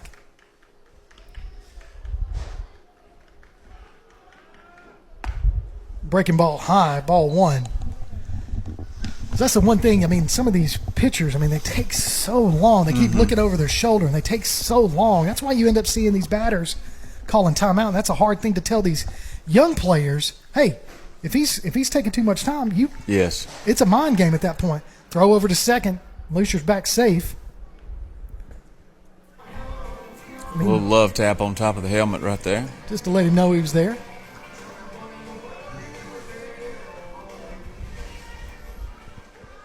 So 1-0 the count to Ramirez. Here's the pitch. That's it. That's a line drive right out to left field. And that's going to bring Lucier to third. He's going to round it going home to put another James Clemens score on the board as he slides head first in the home plate just to show him he did it. Exactly right. So 7-1 now your score with that RBI single from Ramirez. So beautiful hit out there to left field to bring Lucier in. A good piece of hitting, 2 strikes as well. And that brings up the big hitter, the catcher, Colton Payton.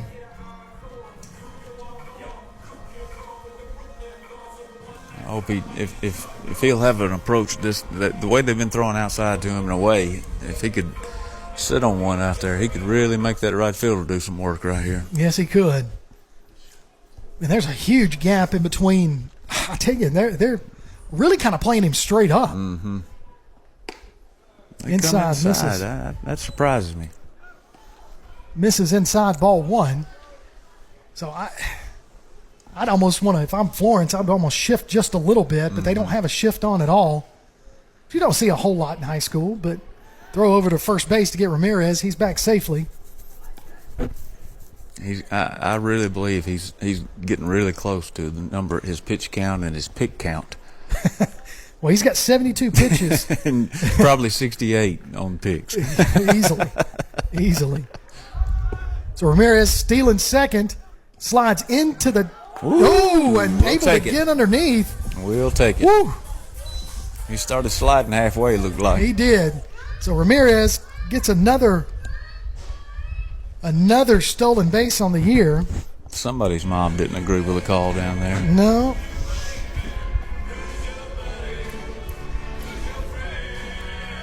So 2-0 the count to Payton. Now he can sit back and look for one. 21 RBI. Actually, he's got more than 21 now, but he's batting .374, and that actually has gone up with his first 2 at-bats. So his batting average continues to climb. Yep. With all the talent that they have, when they start coming into it there toward this run in April, that's going to be real good for Coach Johnson and these guys. I agree completely. So here's the pitch to Colton. I think now Peyton does exactly what you want him to do. Call time. The difference here, of course, in softball is that our kids will get in the box and then they got to wait on the number call, and then they got to look at their band, then they got to walk over to the. We have several girls that'll step out on them as well, and it's all about timing. So Peyton is going to take that pitch, foul. What tickles me though is when the other team gets upset when you call time. We've been waiting on them for what seems like 2 or 3 minutes in between, and they get upset at us. And that's what I'm saying. I mean, they're trying to teach young ball players to call time. Don't stand up there in that position because you know it's not a comfortable position. You know, the batting stance is not always comfortable. So 2-1 to Peyton. Going to throw to second. That was just a lob just to get Ramirez closer. Little Pink Panther. The good part about it, though, is our base runners are getting the lead just like they're supposed to. They're not a half step back and all that stuff. They get a good lead every time. So Peyton's going to take a look at another ball.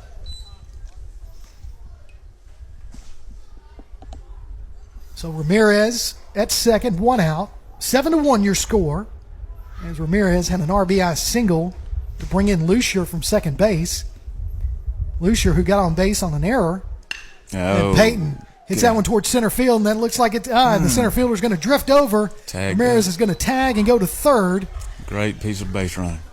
So does what he's supposed to do there.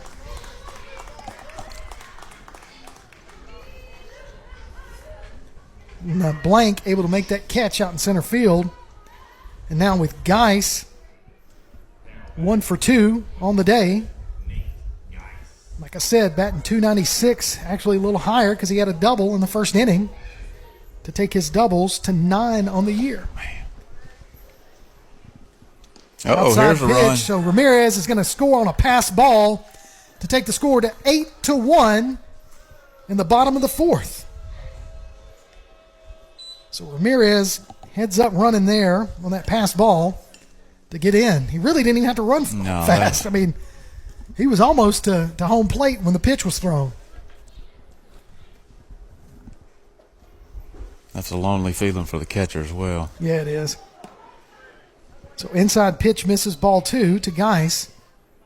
So nobody on, 2 outs, bottom of the 4th. James Clemens with an 8-1 lead. See what Geis does here. Low and in the dirt, 3-0. So I always ask this question, and I know the answer, but does he have the green light? Probably not. Probably not. I know the answer every time I ask. But and that one's a called strike. That one's just kind of floated up there. Yeah, that was a meatball. Guys, following command of don't swing. So 3-1 to Geis. And he's going to foul that one off. Takes the count to 3-2. Kind of fouled that one off his foot a little bit. He's all right.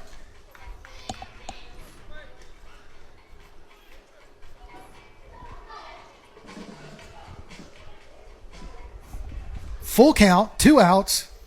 The cleanup batter, Nate Geis. He's going to put the bat on the ball there, hit it towards the shortstop. Shortstop's going to make a slide. Fielding, comes up throwing, gets Geis out at first. And that'll do it for 4. James Clemens, 8. Florence, 1. You're listening to Jets Baseball and Play Action Sports. North Alabama Gas District has provided safe, reliable, and economical natural gas service to Madison and surrounding areas of Limestone County for over 40 years. However, accidents and leaks do sometimes occur. If you smell odors similar to rotten eggs or notice other possible signs of a gas leak, such as a fire or explosion, a blowing or hissing sound, or blowing dust or bubbling water, leave the area immediately, avoid ignition sources, warn others, and from a safe location, contact us immediately at 256 406-772-0227. And remember to call 811 before you dig. North Alabama Gas District, we take safety seriously. Join us for Applebee's Tailgate Talk every Saturday morning at 10 on WKAC. We'll talk to coaches and sports figures of local interest and get their thoughts on whatever comes down the pike. We'll also announce our latest Athlete of the Week and give away an Applebee's gift card and a Tailgate Talk t-shirt. Applebee's Tailgate Talk, Saturday mornings at 10 on your Tailgate Talk app, on your Amazon Echo or Google Home device, online at tailgatetalk.net, and on the air at 1080 WKAC. Welcome back to James Clemens Baseball on Play Action Sports as we get ready for the top of the fifth inning. Due up this inning for Florence. It's going to be Aston, Johnson, and Jolly. Now batting, number 8, Aston. Davenport on the mound. 69 pitches as we get ready to start the fifth inning.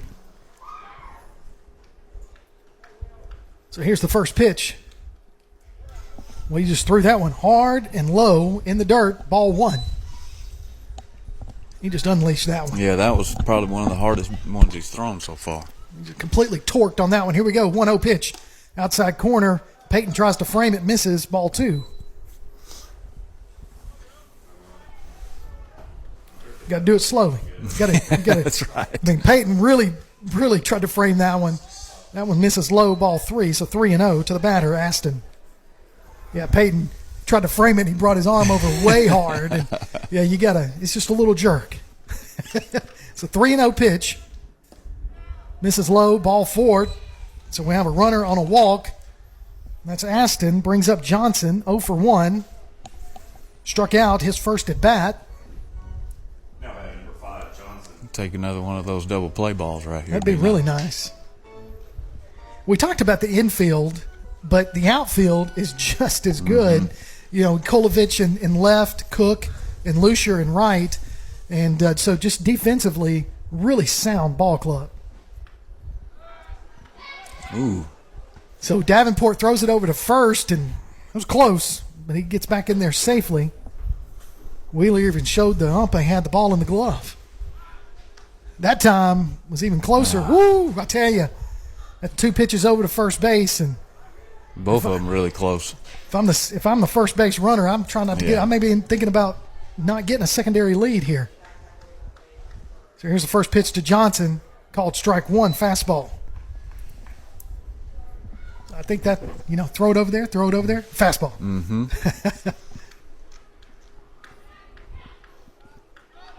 0-1 to Johnson.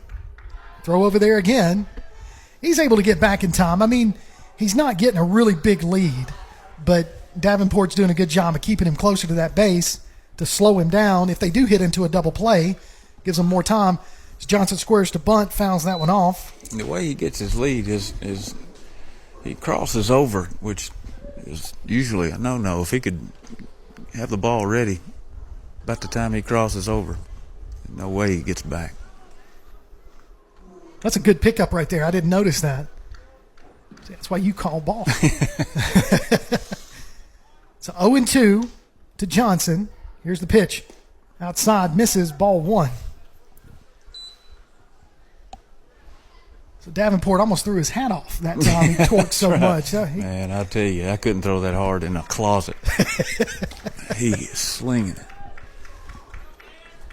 So 1-2 pitch. Check swing. As Peyton throws it down to first base on the strikeout, but the runner's able to get back in time. So out 1 for Jolly, the number 9 batter for Florence.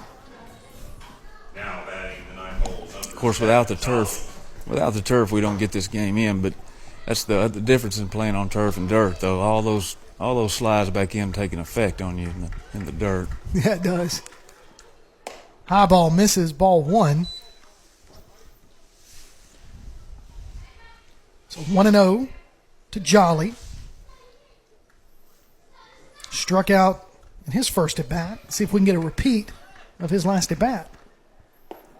Breaking ball, called strike 1. Davenport just unleashes that entire 6'3" frame. I say the roster says 6'3". His dad says 6'10". Yeah. No, he's 6'3", 6'4" with cleats on. So, golly, it'd take a lot of tape for me to throw a curveball like that with a wiffle ball. So that's going to be a slow roller over to Wheeler. It's first base. He's going to throw it to second. Tries to turn two. Is Davenport unable to get to first base, but the runner was safe anyway. So good heads-up play by Wheeler to get the lead runner for out number 2. Yeah, that was a good play. I thought for a second he would step on the bag, but it was carrying him away from it. He didn't take a chance. I like it. Well, he did exactly what you coach him to do. He stepped into the infield and threw away from the runner. So 2 outs, back to the top of the order with Nelms, who had a leadoff triple last inning and scored the only run that Florence has so far in the game. 8-1 your score in the top of the 5th. This feels like a lot of gamesmanship right here. A lot of picks this inning. Yep. Throw him out. Peyton's going to throw it to Ramirez. Ramirez is going to make the tag on the stolen base, and that'll complete the top of the 5th. Your score, James Clemens 8, Florence Falcons 1. You're listening to James Clemens Jets Baseball, Play Action Sports. The next time you need a pharmacy, one call to Athens Creekside Drugs, Salem Pharmacy, or Florence Express Pharmacy will fill the bill. All 3 locations are committed to providing you the best services a pharmacy can offer. Whether your needs are simple or complex in nature, they can all provide solutions that deliver results. They pride themselves on their customer service that includes timeliness, quality service, and a friendly attitude. Athens Creekside Drugs, 605 Highway 31 South, Salem Pharmacy at 28730 Highway 99, and Florence Express Pharmacy on Mall Road in Florence. Athens Utilities comprises Athens Electric, Athens Gas, and Athens Water Services. Together, we are committed to providing reliable and affordable electricity, natural gas, and water and wastewater services. We operate as part of the City of Athens, and just like our city's motto of Athens is classic, Southern character, we believe in supporting what makes our community special. And that includes Athens and Limestone County sports. Call 233-8750, come by the office at 508 South Jefferson Street, or look for the link online at athensal.us.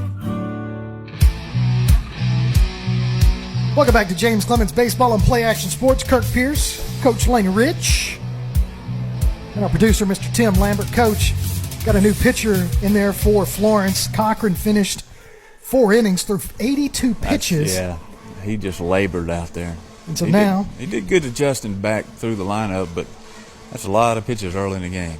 It really is. And now you got Johnson. Cooper Johnson is your pitcher now for Florence. So Florence comes in. They've got royal blue hats on, baseball caps, got all gray uniforms trimmed in that royal blue. But Johnson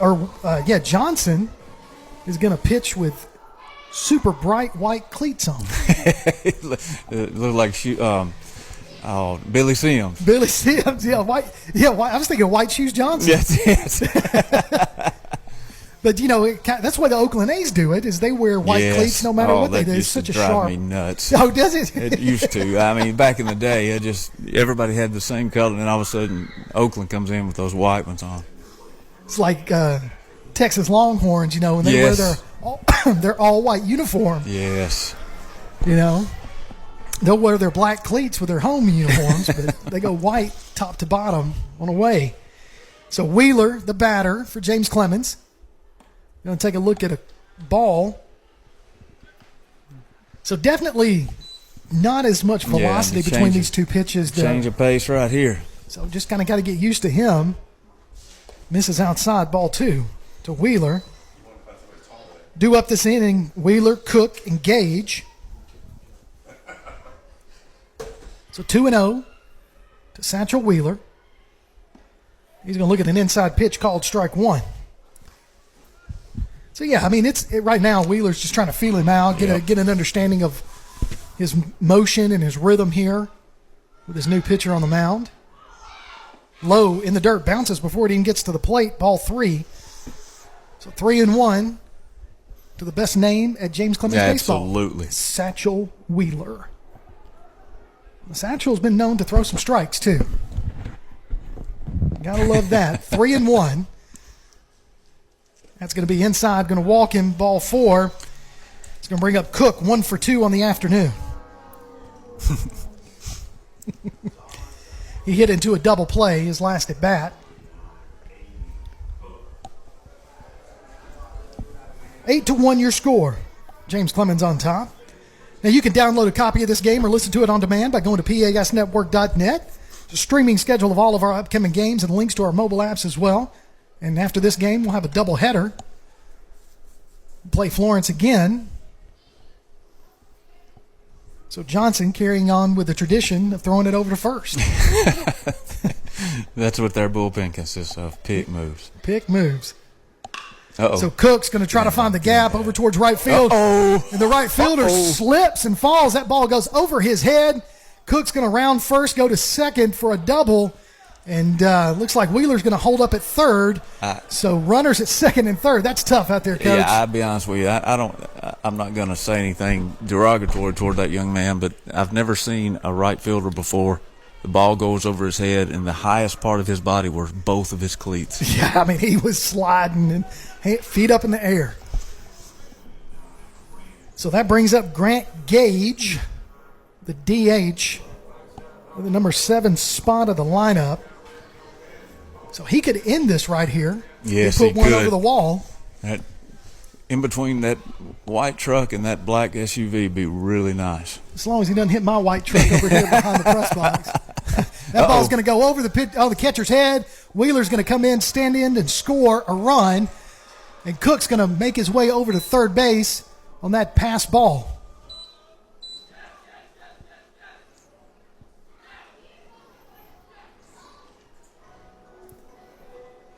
So 1-0 to Gage with a runner at third and nobody out in the bottom of the fifth.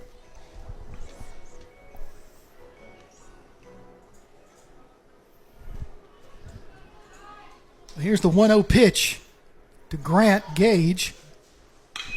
He tries everything that he can. He popped that one up to left field. That's going to tag up Cook.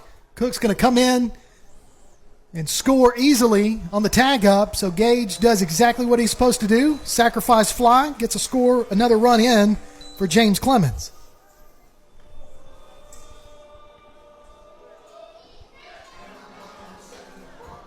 So that takes your score. James Clemens 10, Florence 1, with Kulovich into bat with nobody on and one out. And he's going to slow roll that one towards second base. Ooh. Second baseman's going to field it on the bounce, throws it to first for out number 2. So that was just kind of took forever for that ball. Yeah, that thing just sort of took a mind of its own, just sort of strolled out through there. That was a good play. It was. Now Lucier comes up, reached on an error last inning. 0 for 2 on the day. He reached on an error and then drew 6 pickoffs. He did. None of which were successful, thank goodness. None were successful. So 1-0 to Lucier. Low and in the dirt, ball 1. So we do have an update on James Veal, the James Clemens player in the dugout that took a foul ball. They've gone ahead and taken him to the hospital just to kind of evaluate, make sure he's okay. He was joking and cutting up, but smart move. Yeah, never can be too cautious when you have a head injury. Yeah, they're not sure if he got hit or if he slipped and fell and hit his head in the dugout when he fell, but just as a precautionary caution, they have taken him to the hospital just for evaluation. So 3-1 goes the count to Lucier.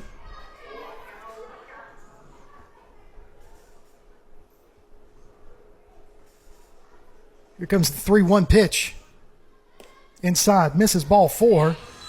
So that's going to bring up Andrew Lawrence. The lead off again. So called his name quite a bit today already. So if he can get a double here, I think with Lucier's speed, he'll probably get around the bases relatively fast. Or it was Geist that got the double earlier. Yeah, Lawrence. Lawrence needs a double right here. Outside pitch misses, or called strike, and that's going to be overthrown as Lucia's going to slide in safely to second.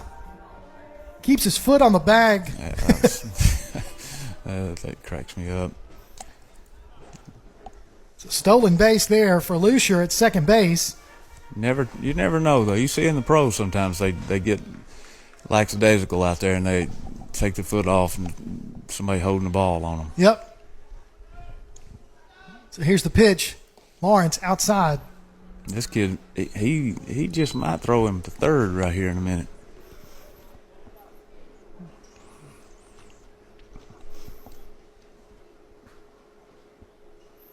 Ten to 1 your score. James Clemens on top. Got a runner at second. That's Lucia. Lawrence looking at the next pitch. Here it comes. He's going to watch that one for another ball. Yeah, we find a way with 2 outs to plate this kid and the ball game will be over, but this guy's going to have to throw one close enough for us to hit it first. So 2-1 is the count.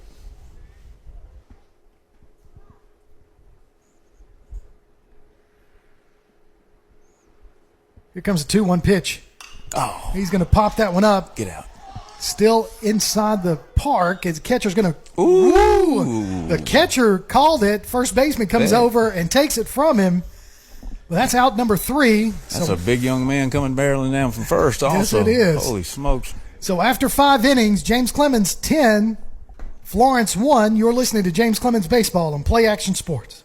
North Alabama Gas District has provided safe, reliable, and economical natural gas service to Madison and surrounding areas of Limestone County for over 40 years. However, accidents and leaks do sometimes occur. If you smell odors similar to rotten eggs or notice other possible signs of a gas leak, such as a fire or explosion, a blowing or hissing sound, or blowing dust or bubbling water, leave the area immediately, avoid ignition sources, warn others, and from a safe location, contact us immediately at 256-772-0227. And remember to call 811 before you dig. North Alabama Gas District, we take safety seriously. Keep up with Athens and Limestone County sports with a Play Action Sports Report. Look for it every Wednesday on your favorite podcast platform. The Play Action Sports Report. Scores, interviews, highlights, and more from school, youth, and amateur sports in Athens and Limestone County. The Play Action Sports Report every Wednesday on your favorite podcast platform or online at pasnetwork.net. You're listening to James Clemens Baseball on Play Action Sports as we get ready for the top of the 6th. James Clemens with a commanding lead by 9 runs, 10-1.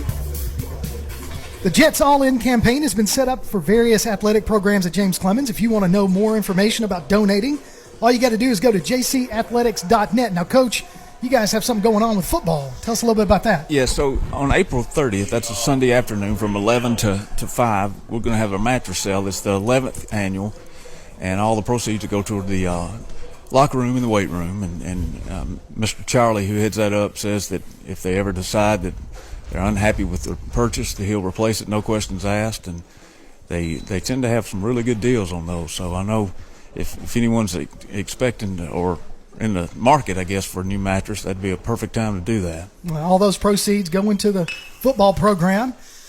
Ground ball hit to Ramirez, throws it over to Wheeler for out number 1.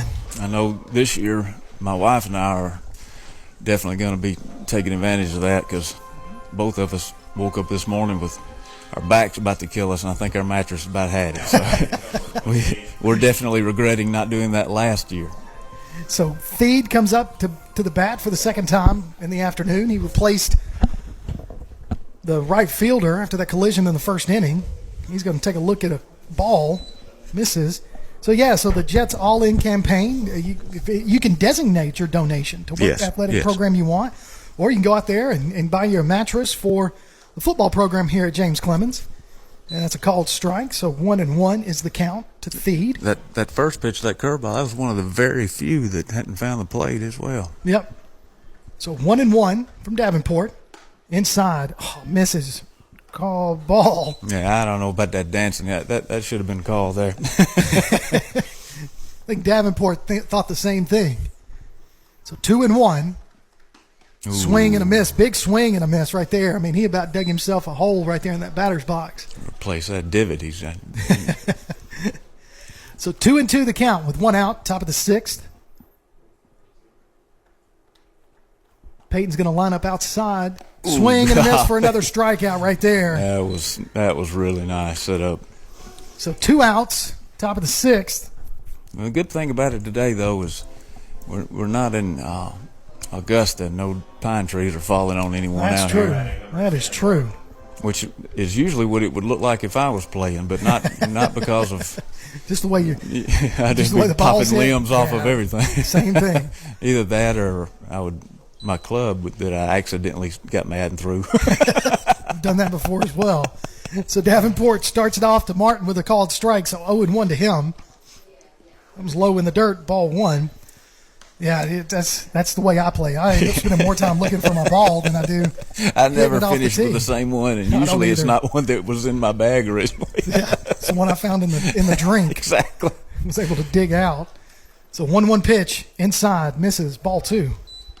To the left-handed batter, Martin, 0 for 2 on the afternoon.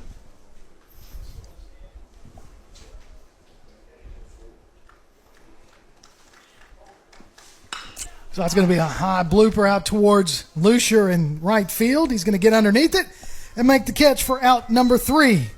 So when we come back, James Clemens will be back up to bat at the bottom of the 6th. They're up 10-1. You're listening to James Clemens Baseball on Play Action Sports.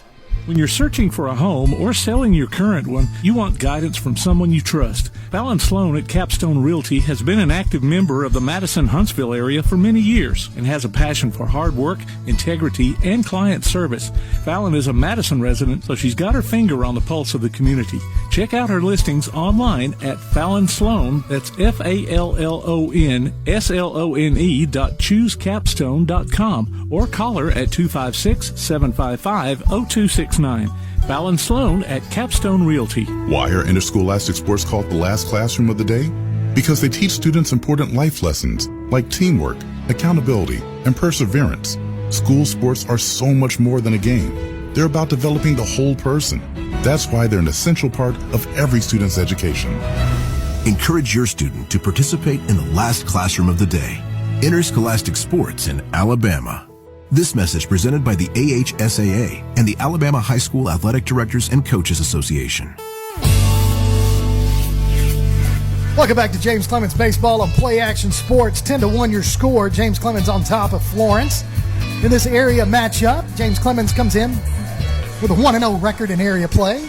They beat Florence Thursday night over there, trying to go 2-0 and hopefully 3-0 by the end of the day. Absolutely. We find a way to score one here, get through early, and get ready for the next one, but a lot of pitches between here and there. Absolutely. Well, Ramirez is going to lead us off. Peyton behind him, then Geis. Those are who's due up this inning. All we need is 1 run to close this one out. So let's see if we can't get it this inning and come back for another one. Second game of the afternoon, right here on Play Action Sports. Here's the first pitch to Ramirez. He's going to hit a hot shot to the third baseman. He's caught it on the line drive, but throws it over to first just in case, just to make sure. And that was a hot shot right there, that hot corner. Catch it or eat it. That's usually how that works. A good play. So now Colton Payton back into the batter's box. 1 for 2 on the afternoon. Got a single, walked, and then flew out to center field with a sac fly. Last at bat. So first pitch misses, ball 1.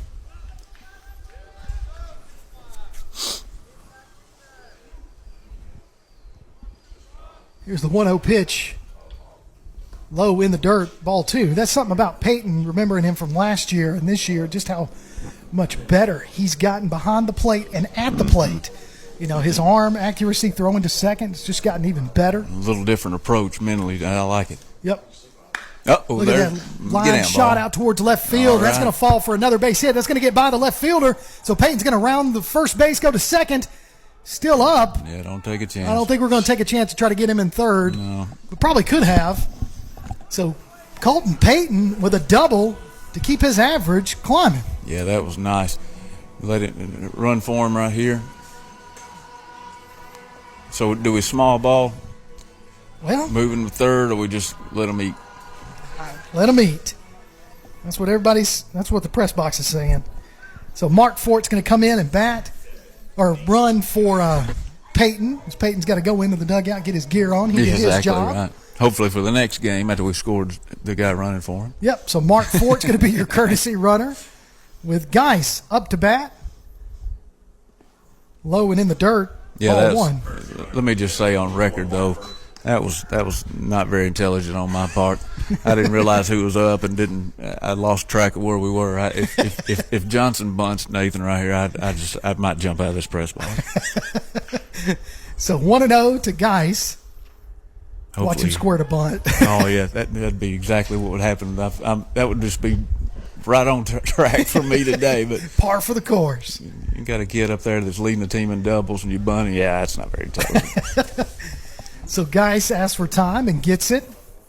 Steps back into the batter's box, getting ready to face the 1-0 pitch from Johnson. Johnson takes a long look at second. Geis hits it over toward shortstop. Gets down in the dirt, comes up, wants to throw, but holds it to keep. Yeah, that was very smart of his part. Keep Mark Ford over at third base.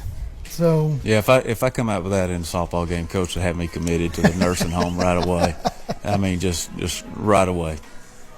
So here comes Satchel Wheeler with 1 out. So great. Oh, I hope my daughters are listening. They're looking for. I got one getting married in October, and hopefully it'll be a little while before I have a grandkid. But I'm going to throw Satchel's name around. Just I like toss it out. That's just fantastic. So Wheeler looking for his first pitch, but it doesn't come. It goes over to first base. They try to hold Geis closer to the bag. And Geis has been known to steal as well. That's the thing about Coach Johnson's team. I mean, top to bottom, he's got some speed and some range. As Wheeler's going to attempt to bunt, and he does, but it goes foul. I wouldn't mind a rundown right here. Little pickle. Yes, sir. Run down between first and second, and next thing you know, we accidentally score because they forget. I take it. Absolutely, in this game. Be awesome. So 0-1 to Wheeler with runners on the corners with 1 out. Here's the pitch. Line drive out towards center field. Do it, gentlemen. He's going to catch the ball. Get there. Mark Fort's going to tag up. Oh, good Make job. his way to home plate, and he scores. Nice job, Satchel. So Satchel Wheeler does his job with a sacrifice fly. They called him out. I'm jumping. Yeah, so they wanted to appeal it, threw it over third base, but Mark Fort did tag up to score and win the ball game right here. Your final score in Game 1, James Clemens 11, Florence 1. We'll take a break. We'll come back. We'll talk a little bit more about James Clemens. You're listening to Jets Baseball and Play Action Sports. The next time you need a pharmacy, one call to Athens Creekside Drugs, Salem Pharmacy, or Florence Express Pharmacy will fill the bill. All 3 locations are committed to providing you the best services a pharmacy can offer. Whether your needs are simple or complex in nature, they can all provide solutions that deliver results. They pride themselves on their customer service that includes timeliness, quality service, and a friendly attitude. Athens Creekside Drugs, 605 Highway 31 South, Salem Pharmacy at 28730 Highway 99, and Florence Express Pharmacy on Mall Road in Florence. One of the worst feelings you can have is that of being stranded. Well, BT's Towing, Tire, and Truck Repair makes that a thing of the past with 24/7 towing services and roadside assistance in the northern Alabama and southern Tennessee areas. But that's not all. They also offer truck and trailer repair, mobile welding, brake service and repair, new and used tires, and other major and minor repairs. Their name says it all. BT's Towing, Tire, and Truck Repair. For 24/7 response, call 497-8234. That's 497-8234. BT's Towing, Tire, and Truck Repair. We are the NFHS. That stands for the National Federation of State High School Associations. But really, what we stand for, together with the AHSAA, are the 138,000 high school sports students in Alabama. And so we stand. We stand for the runners, soccer, and basketball players. We stand for their coaches, administrators, and officials. We stand for the swimmers, football players, and wrestlers. We stand for the golfers, softball, and volleyball players. We stand as the national leader and advocate for high school athletics and all who participate in them and make them possible, because it is our purpose to ensure that high school students get to play, perform, and compete together. To learn more about who we are and what we stand for, visit nfhs.org. Keep up with local school, travel, youth, and amateur sports throughout the week with the Play Action Sports Update. Listen weekday mornings at 7:30 and weekday afternoons at 1:30 and 3:30 as we bring you the latest scores, news, and announcements from Limestone County and surrounding communities. That's the Play Action Sports Update 3 times a day, Monday through Friday on 1080 WKAC.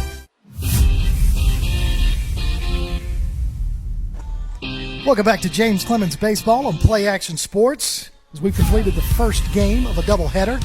James Clemens with a huge win, 11-1, your final score in 6 innings. As Davenport takes the win, pitched all the game, the whole game, and did a great job on the mound. Only gave up 1 hit, and one of those, the only hit was a triple, and that run ended up scoring, so he ended up with a earned run there. 4 bases on balls, but 5 strikeouts to complete the game. So a complete game, 1 hit action for him. Now, when you look at the offensive side of things, I mean, James Clemens ended up with 9 total hits, 9 RBIs. I mean, they scored 11 runs, got on the base 6 walks, only struck out twice today. So Coach Johnson, I'm sure, is pleased with that. Peyton, Geis, and Cook, all 3 of them had doubles for this afternoon. And then kind of look at some sacrifice flies. Coach Gage, Kulovich, and Wheeler all had sack flies. And so those are huge. That's producing right there. You're not getting on base, but you're bringing in the ones that are on. Absolutely. So good, unselfish hitting. So stolen bases. Ramirez had 2. Also got picked off as he was leading off a little bit further than he needed to at second base. And also Lucier had a stolen base. So overall, just a solid offense and defensive performance by the Jets. Yeah, they didn't waste a lot of pitches either. That was the difference, I think. I think Davenport ended up pitching like 85 pitches total. So that's pretty much around his average in terms of pitches. Mm-hmm. Usually, not many times he completes the game. He usually goes out after the 6th, and then Lawrence comes in and closes it out. Depends on how Davenport's pitches and what his pitch count is. But that breaking ball was really working for him today. His command was on target for most of his pitches, but man, that breaking ball was just nasty today. Yeah, those kids were really fooled a lot. Yeah, so I mean, we've got 2, and it's the rain has kind of gone out. I mean, the temperature's still cold. Yeah, the field is still a little bit damp. We've seen some results of that. I think it was Geis' double out to left field in the first inning, and that ball just rolled along the left field wall and was rooster-tailing with the water. It looked like it was getting washed away in a flood after it kicked off the fence and just kept floating away from the left fielder. Well, same thing with that triple for Florence. I mean, it barely got by over there on the line to Lucier, and he had to track that down, and it kind of was picking up water as well. So once that ball comes up and in the wet, I mean, you're trying to throw it and get it in as quickly as you can. So that was the only hit Florence was able to get today, was a triple, and that was a big one for them. So I tell you what we're going to do. We're going to take another break, and we'll come back in just a little bit. We'll have game 2 of this doubleheader between the visiting Florence Falcons and your James Clemens Jets. You're listening to James Clemens Baseball on Play Action Sports. North Alabama Gas District has provided safe, reliable, and economical natural gas service to Madison and surrounding areas of Limestone County for over 40 years. However, accidents and leaks do sometimes occur. If you smell odors similar to rotten eggs or notice other possible signs of a gas leak, such as a fire or explosion, a blowing or hissing sound, or blowing dust or bubbling water, leave the area immediately, avoid ignition sources, warn others, and from a safe location, contact us immediately at 256-772-0227. And remember to call 811 before you dig. North Alabama Gas District, we take safety seriously. When you're searching for a home or selling your current one, you want guidance from someone you trust. Fallon Sloan at Capstone Realty has been an active member of the Madison-Huntsville area for many years and has a passion for hard work, integrity, and client service. Fallon is a Madison resident, so she's got her finger on the pulse of the community. Check out her listings online at Fallon Sloan, that's FallonSlone.choosecapstone.com, or call her at 256-755-0269. Fallon Sloan at Capstone Realty. Welcome back to James Clemens Baseball on Play Action Sports. I told you we were going to take a break, and we did, but now we're coming back because we got a little special guest up here in the press box with us, Mr. Blake York. Blake, you are the manager for James Clemens baseball team. Yes, I am. I'm one of 3 managers we have, actually. Elijah Burks and Jake Ridley are accompanying me on the team this year. That's awesome. So what about being a manager? Kind of give us an idea of what you go through to help the team prepare for a game and practice. And so every day we usually help getting stuff set up. We feed machines. We do anything coach needs us to do to help practice move smooth and move quickly than it were if we weren't here. So you're also a bit of a statistician, if you will. So you kind of keep up with the books and things of that nature too? Yes. Elijah does Game Changer, the thing that everybody watches the games when they can't come watch. And I do a little chart of their pitcher to see what they're throwing in certain counts to help our hitters in the box. So you also have come up with a nice little system that Coach Johnson told us about today. We had him on Applebee's Tailgate Talk, and he was talking about how you keep up with the uniform combination and which one seems to work out better for us. Yes, I started a little project at the start of the season to see if we played better in a certain combination of uniform. So I would tell the boys near area to see if they would want to follow it and keep going. So everybody's been pretty receptive of that? Yeah, so far, our last 2 games, our first game actually, we played in our best uniform, navy on gray. We're undefeated in that uniform right now. And it worked. It worked. Coach just said, got to wear that one every day. Yeah. So the gray, the visiting pants basically is what you're talking about, right? With the navy jersey? Yes. So that tends to be the more, as far as like a winning percentage, I mean, you're undefeated. Yes. So, well, what's the second one? The second one, let me take a look at it. He's going to take a look at his chart, ladies and gentlemen. This is a pretty impressive stat sheet. I got to take a look at it a little while ago, and it's one of those things that you just kind of don't think about, but Blake, he did. Yes, in Carolina and navy on white, both combinations were a combined 5-0. We wear those a couple times. We're 4-0 in Carolina on white and 1-0 in navy on white. So I'll just go ahead and let you know. I don't call it Carolina. I call it jet blue. That's one of the things. And everybody, Coach Johnson, if you go down there and you ask him, hey, what's the radio guy's favorite color uniform? And he'll tell you, jet blue. Yeah, he was telling me about that earlier, that you love that jet blue. I call it Smurfs on here, actually. That's what we love to call it. I love it. We have a 3-2 record in that, so it's still winning. A good combination. It's still a winning combination. So what are your plans after this? I mean, what are you wanting to further in the sports field and looking into being an athletic trainer? What are your thoughts next after you're done with high school? So I'm a senior right now. Yeah. So I'm looking to stay in the baseball world somehow, some way. That way I don't know right now, but I would like to stay in the baseball world in some fashion. That's awesome. I know Coach Johnson speaks very highly of you, and he's a good person to know because he's got connections all around. Yeah. So he could help you out. So is that when you think about being a manager or a trainer, I mean, it's different in the next level, but Yes. Is that something you're thinking about career-wise? I don't know about manager, like the guy on the field, maybe a guy like in the press box, like up here, helping them out with stats, or maybe even a broadcaster one day. Well, man, you got a great voice for it. You just made Tim look back. You might put me out of a job. Well, I tell you, man, we would love to have you, if you're able to come back and help us out in the fall with football, because I get Coach Johnson, Coach Kimbrough up there. Yeah. I need somebody to help me keep them in check. So do you think you can do that? I may be able to, yes, because I'm probably going to stay around next 2 years, be at Calhoun. Yeah. My brother's going to be here next year. He'll be a freshman. Okay. So I'll be around. Well, I would love to have you come back and maybe help us out in the fall. We'll keep in touch in that and see what you can do to help us out. Maybe help you get started in a broadcast career, because I'm going to tell you, man, you got the voice for it. Sounds great. Thank you. All right, man. Well, Blake York, he's the manager for one of 3 managers for the James Clemens baseball team. He's a senior. keeping up with the stats. Blake, appreciate you coming up here, man. We'll take a quick break. When we come back, we'll have Game 2. You're listening to James Clemens Baseball on Play Action Sports.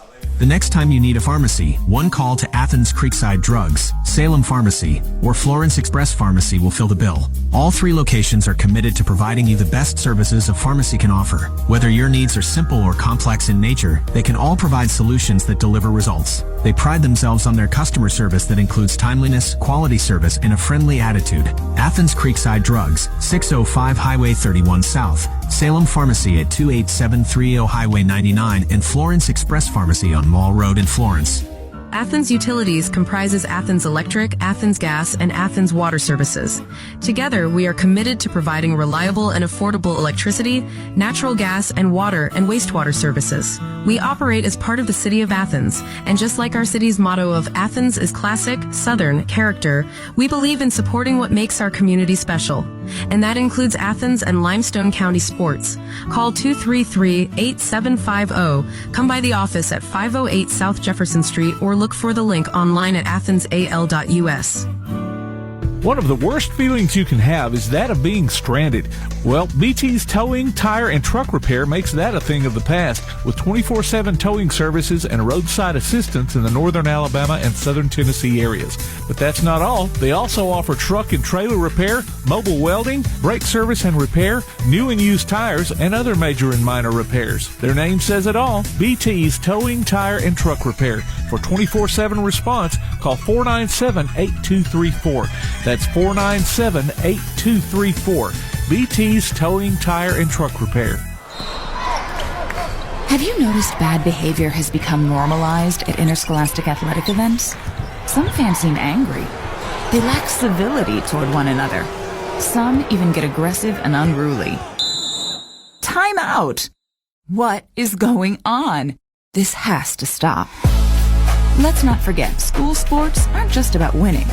And they're definitely not an excuse to take your frustrations out on the official or the opponent. They're about teaching lessons like perseverance, respect, and empathy, so students can learn and grow as people, not just as players. We all have a role to play in setting a good example for our students and teaching them these important values. So fans, it's time to step up your game and behave positively at interscholastic athletic events in Alabama. This message presented by the AHSAA and the Alabama High School Athletic Directors and Coaches Association. If you'd like to download a copy of this game or hear it again on demand, go to pasnetwork.net. You can find this game and previous games under the Archives tab. You can also subscribe to the Play Action Sports podcast and listen to it on your favorite platform like iTunes, Amazon, and Spotify, or ask Alexa or Google to open the Play Action Sports podcast, keeping you up to date on Athens and Limestone County sports. Play Action Sports.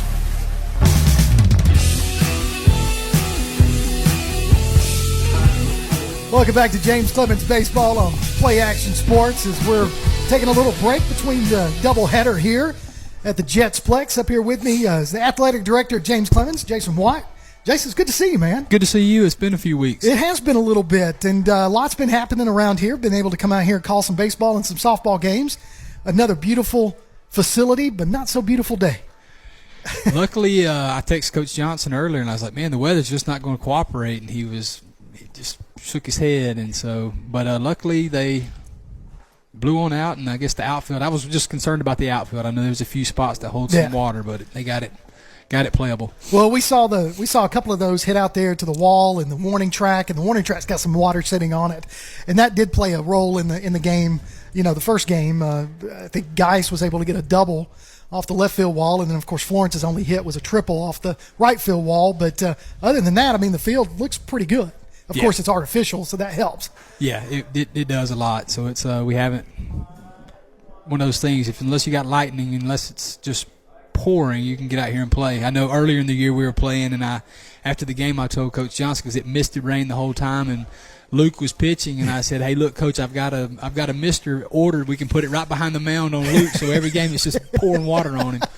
Because he was, I think that's the night he had, I think 16 or 17 strikeouts, so I was just messing with both of them. Well, talking about the pitching, Luke Davenport, and then you've got, Coach Johnson just got a stable of pitchers right now on this 7A ball club of the Jets. Yeah, it seems like just from talking to him and watching them play that they've got a good rotation to where the guys, they've got their set days and everybody's been contributing. And I know there's a few times where it's looked get a little nervous, but they leave them out there and they pull it through. So it's been a lot of fun this year. Well, and that's the thing that goes towards, we've talked in the past when we've had you during halftime at football games and stuff, and the way that you've set up your coaching staff all the way across the board with your football with Coach McGee, with Coach Johnson, Coach Kimbrough, and the whole gamut of coaches here in this athletic program. You're bringing in some good quality leaders to lead these young men and women in athletics. Well, that's always one of our top priorities. Is it's not just about winning on the field, and so there's a whole lot more to it. The baseball, people are going to forget who won in 2023, but they're going to, the kids, when they come back and you see them out, and I always tell kids that when I see you in 10 or 12 years, I want to see you looking good and being successful and with a family and doing things the right way, and that means everything. Well, I hear at this baseball and softball fields between Johnson and Kimbrough, they are definitely leaders, and I know we've talked about just the quality of play too. They're very smart, intelligent coaches, know what they're trying to accomplish, and again, all the way across the board with all the athletic programs out here. Well, that's what you want. You want guys who do things the right way, and they've got a system, and they adapt it to the talent they have. But that's what you're looking for. You're just looking for good coaches, that come in and work well together. And so I think that's still one of the things that's special about James Clemens is our coaches all get along, and there's really a family atmosphere. So that's what we just try to keep building on. And that's the slogan. It's the county line culture. That's what we wear. I got my hat on. You got yours, and county line right there, and so. That's the beauty of it. So I need you to settle something for us. I have a preference. I'm not going to tell you my preference, but if you had your choice, what would be your favorite uniform combination out here? For baseball? Baseball, football, all of it. Tell me, because I'll tell you mine in a little bit. I'm a big fan of baseball. I like the all whites. Okay. But with football, I think I'm probably a little partial to the Carolina blue. And so I think we've got a little something special coming up this year that's going to be new. That I think people are going to like when it comes to football and the Carolina blue. So hopefully, I think that's probably one of my go-tos. Well, you have settled it for me. That's two right there in football favor right there. I love that. I call it the jet blue because it's one of my favorites. Coach Kimbrough, I will say this, Coach Kimbrough might have given me a sneak peek. So I'm excited about things that are happening. I don't mean to get him in trouble. If you're listening, Brad, I apologize. He's in for it now. He's in the doghouse. But yeah, it's awesome out here, and just we laugh and cut up, but that does. It makes a difference. Everybody, you look good, you feel good, you play good. That might not be real, but I think it is. That's right. That's one of the things I'm not always the look good part, but I want our coaches to. I want the kids to look good, but more importantly, I want them this. I want our coaches to coach hard, and I want our kids to develop a mentality that when we get somebody on the ropes, that was one of the things that I asked Coach Mays with volleyball when we were interviewing, as I said, Coach, how do you develop in girls that mentality of I've got them down and I'm going to just put my foot on their throat and finish it? And so she's like looked at me and I was like, no, I'm serious. And so that's what we want. Athletics is a place where you can have that switch. You can be nasty, or you can have a little bit of an edge, and nobody's going to hold it against you as long as it's clean and it's in good sportsmanship. That's one of the keys. So that's what I'm looking for. Well, that works here, and it's definitely impressive. And I just think you guys are doing a fantastic job, and we love coming out here. And we thank you guys for letting us come out and be a part of this and be a part of the Jet Nation. Well, we enjoy having you guys, and it's we call you guys our own. Well, we appreciate that. We love it. Well, thank you, Jason. I appreciate you coming up. Athletic Director of James Clemens, Jason Watt. We'll take a break, come back. We'll do Game 2 here in just a little bit. You're listening to James Clemens Baseball, Play Action Sports. North Alabama Gas District has provided safe, reliable, and economical natural gas service to Madison and surrounding areas of Limestone County for over 40 years. However, accidents and leaks do sometimes occur. If you smell odors similar to rotten eggs or notice other possible signs of a gas leak, such as a fire or explosion, a blowing or hissing sound, or blowing dust or bubbling water, leave the area immediately, avoid ignition sources, warn others, and from a safe location, contact us immediately at 256-772-0227. And remember to call 811 before you dig. North Alabama Gas District, we take safety seriously. When you're searching for a home or selling your current one, you want guidance from someone you trust. Fallon Sloan at Capstone Realty has been an active member of the Madison-Huntsville area for many years and has a passion for hard work, integrity, and client service. Fallon is a Madison resident, so she's got her finger on the pulse of the community. Check out her listings online at Fallon Sloan, that's FALLONSLONE.choosecapstone.com, or call her at 256-755-0269. Fallon Sloan at Capstone Realty. Applebee's Tailgate Talk wants to recognize our local athletes, and you can help. Go to tailgatetalk.net throughout the school year to vote for the Applebee's Neighborhood Athlete of the Week. The winner receives a gift card from the Athens Applebee's and a Tailgate Talk t-shirt from that shirt printing place. Submit your own nominations for future polls, too. While you're there, check out the Tailgate Talk archives and see what you might have missed. That's the Applebee's Neighborhood Athlete of the Week. Cast your vote today from Applebee's Neighborhood Grill and Tailgate Talk. Welcome back to James Clemens Baseball on Play Action Sports as we get Game 2 underway. On the mound for James Clemens, Satchel Wheeler. Coach, you got to like that. Coach Laney Rich up here with us, softball coach. I'm Kirk Pierce, Tim Lambert, our producer. Swing and a miss right there for out number 1. So 3 pitches right there to Parker from Wheeler, and Wheeler starting the game off right. Absolutely. So finishing the first game, 11-1 your final score. James Clemens starting off right off the bat with out number 1. So Parker is your batter now for Florence. He's going to hit one to Ramirez. Ramirez gets up and finds that vertical, makes that catch at second base. Excellent play by that young man. So I hope Coach Sullivan's not around. He'll have him in the gym. So two quick outs right there with the Files, number 17, your third batter against Wheeler. Wheeler's pitch called strike. He's working quick and working around that plate. So that's something Wheeler's able to do. I mean, he's just his velocity changing and keep those those batters guessing. Right there, swinging a miss for strike 2. Just that's something he's pretty dominant on the mound. He's throwing with a proper hand too. I'm kind of partial to those southpaws, to be honest with you. Got a little natural break in it. So I was high for ball 1. So 1-2 the count to Files. So really good offensive performance in game 1, Coach, and looking to do that again.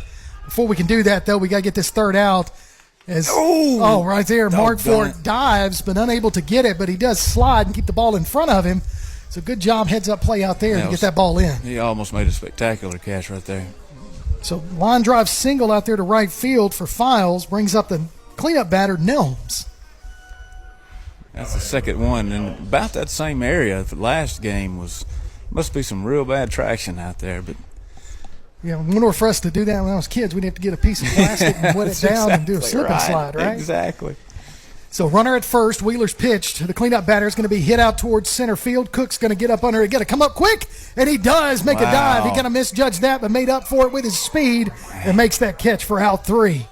So right there, 3 quick outs to end the top of the first. Your score, 0-0. When we come back, James Clemens will be up to bat. You're listening to Jets Baseball, Play Action Sports. North Alabama Gas District has provided safe, reliable, and economical natural gas service to Madison and surrounding areas of Limestone County for over 40 years. However, accidents and leaks do sometimes occur. If you smell odors similar to rotten eggs or notice other possible signs of a gas leak, such as a fire or explosion, a blowing or hissing sound, or blowing dust or bubbling water, leave the area immediately, avoid ignition sources, warn others, and from a safe location, contact us immediately at 256-772-0227. And remember to call 811 before you dig. North Alabama Gas District, we take safety seriously. When you're searching for a home or selling your current one, you want guidance from someone you trust. Fallon Sloan at Capstone Realty has been an active member of the Madison-Huntsville area for many years and has a passion for hard work, integrity, and client service.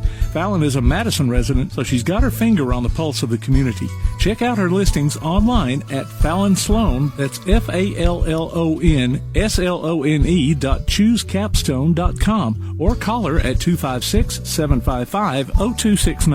Fallon Sloan at Capstone Realty. Welcome back to James Clemens Baseball, right here on Play Action Sports Game 2 of this doubleheader between James Clemens and the visiting Florence Falcons. Here's what your lineup looks like for James Clemens. Leading off, Andrew Lawrence playing shortstop. Cisco Ramirez playing second, batting second. Colton Payton's going to play first this game. He's batting third. Nate Geis is going to be our DH today, batting cleanup. Aiden Cook in center field, batting fifth. In right field, Hayden Markfort batting sixth behind the plate. JT Johnson, he's going to be batting seventh. Matthew Drinkwater, eighth, playing third. And Carson Lucier, he's going to be rounding us out the lineup in the number 9 spot, playing left field in this second game. So Lawrence steps up to the plate to start us off in the bottom of the first. 0-0 your score. As I said, James Clemens with a win over Florence in the previous game, 11-1. So they go 2-0 in the area. Let's make it 3. Here's the first pitch to Lawrence. First pitch swinging, foul for strike one. Same approach. Go up there swinging. I like it. So he is definitely an aggressive batter. He likes to first pitch swing. If he can get that right pitch, and normally it's a fastball, and he usually guesses correct. So 0-1 to Lawrence. Low in the dirt, ball one. Just underway in the second game of this doubleheader. Lawrence, our first batter, the bottom of the first. Here's the 1-1 pitch. He's going to pop that one out towards right field. It's a high fly ball. Right fielder's going to range underneath it, makes the catch for out one. So just not able to get underneath that one the way he wanted to, Coach. No, he just missed it. He just a tad under it. So Ramirez is your batter next. We saw Ramirez first game, couple of steals, did some ground ball singles, did a good job in that first at bat. Let's see if it carries over into the second game. Low in the dirt, ball one. So that's the thing. I mean, not a whole lot of velocity. I think Florence pitched their number 1 pitcher Thursday night against us. We were able to get that win.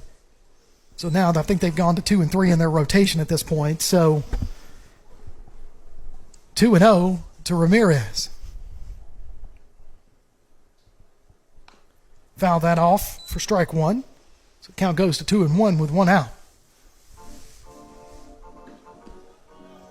Peyton on deck with Geis in the hole. Hopefully we can get that far. Did the kids that were injured the first game, were they in the lineup? I don't see them in the lineup this time either. Must have had more than we thought. So that misses for ball 3, so 3-1.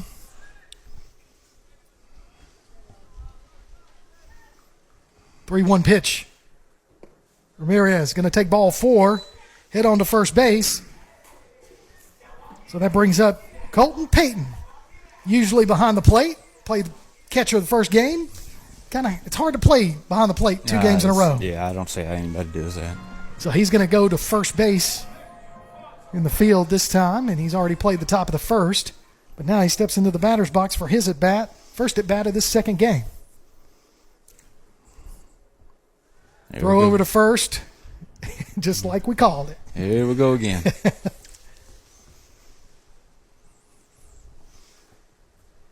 So Peyton waiting on his first pitch. Ramirez looking to get a secondary lead. And that's what Peyton does. Line drive out to left field for a single. It's going to move Ramirez over to second base. So Peyton going to stand at first, brings up Geis. So this is who you want. Absolutely. With runners in scoring position. See if we can add on to his doubles total. Or go ahead and get a triple. Or, you know what? Just put one over the wall. Yeah, just go ahead and hit one out. Be fine with me. Now, if I'm Florence's coach, I'm telling them lay off the inside fastball to Geis. Yeah, I bet they work outside on this, which means they'll probably throw it inside. So, Geis, 2 on, 1 out. First pitch swinging, foul ball. 0-1.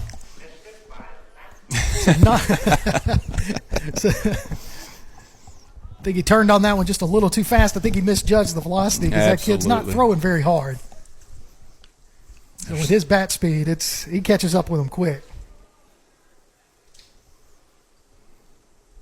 Take a long look at Ramirez at second. Now they're going to throw it over there. Get him to go back. He's safe.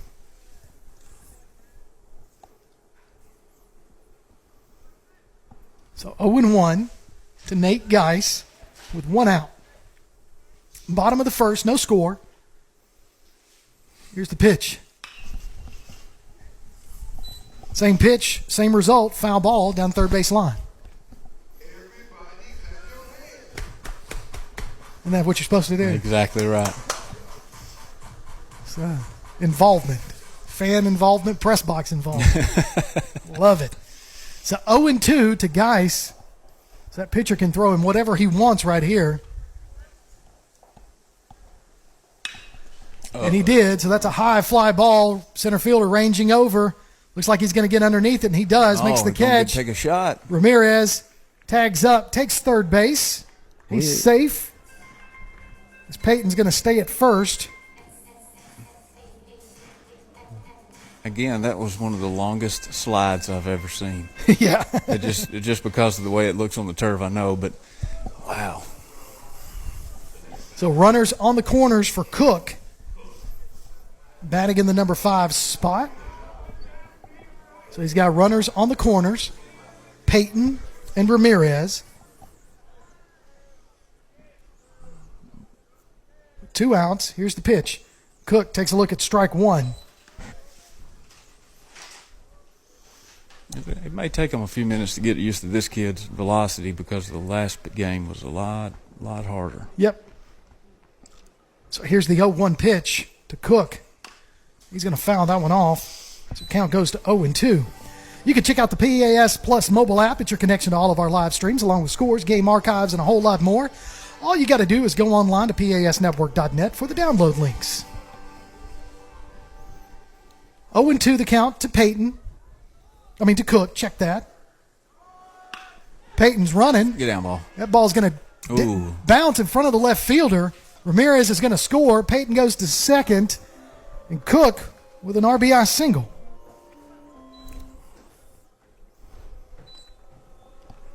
So looked like that left fielder kind of checked up a little bit. Yeah, he gave up on that ball, I think, but we'll take it. Take that RBI right there. So your score goes to 1-0 in the bottom of the first. With Hayden Markfort, your batter, playing right field for James Clemens. Here's the first pitch coming to Markfort. First pitch swinging, and he's going to hit a line drive out to left field. It's going to keep rolling down the line as Peyton's going to score. Cook is thinking about rounding third. No, he holds up as Markfort with an RBI double. Yeah, with 2 outs. That's awesome. 2 runs with 2 outs. So that was a huge hit right there for James Clemens with 2-0 is now your score in the bottom of the first. Keep passing it back for good things to happen. Now your batter, the catcher, J.T. Johnson. 6-foot junior. Name might sound a little familiar. Exactly right. That's old Coach Johnson's boy. JT takes a look at ball 1 as it gets away from the catcher, but he's able to scramble and get on top of it before Cook is able to come home. So ball 1, runners at second and third. 2 outs, bottom of the first, 2-0 your score.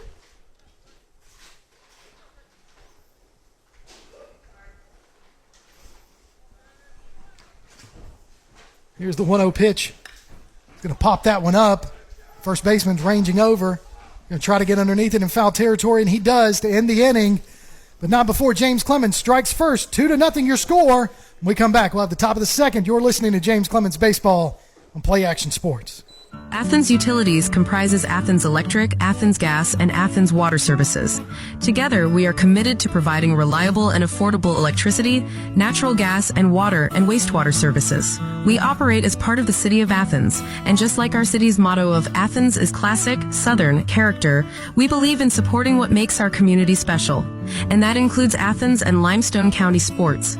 Call 233-8750. Come by the office at 508 South Jefferson Street or look for the link online at athensal.us. PASnetwork.net. It's now your gateway to the Play Action Sports Network. Whether it's Play Action Sports coverage of school, youth, and amateur sports from Athens and Limestone County, or Calhoun basketball, James Clemens sports, and Applebee's tailgate talk via PAS Plus. PASnetwork.net. Follow the links to download apps to hear live streams and podcasts, enable Alexa skills, or listen live on your computer. Covering Athens and Limestone County area sports, PASnetwork.net. Welcome back to James Clemens Baseball and Play Action Sports. I'm Kirk Pierce, alongside Coach Laney Rich, softball coach for James Clemens.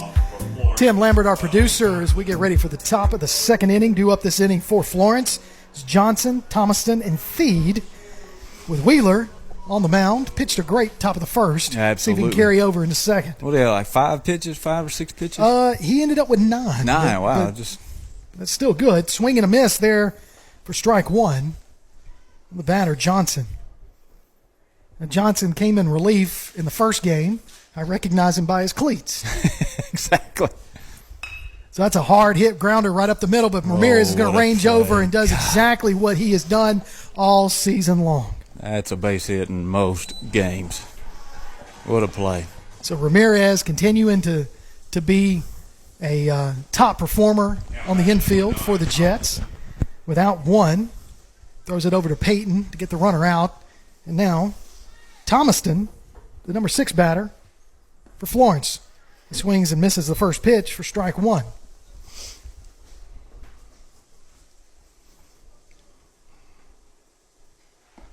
That's a called strike two right there. That was fooling him right. Satchel, just his delivery. Yes. Keeps him guessing. So 0-2. Swing and a miss for a strikeout. So Wheeler. Very deceptive speed pitches. also, I'm telling you. He's moving quick and throwing well, and he keeps them off balance. That's exactly right. So Feed will be your batter. 7th batter in the lineup for Florence. Facing Satchel Wheeler for the first time today. Inside misses, low, ball one.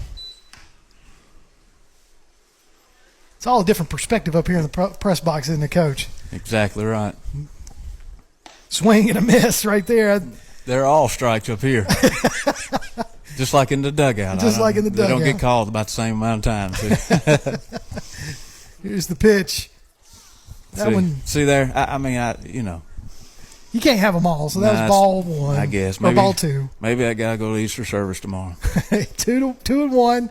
Inside misses. Bounced off the ump's shoe.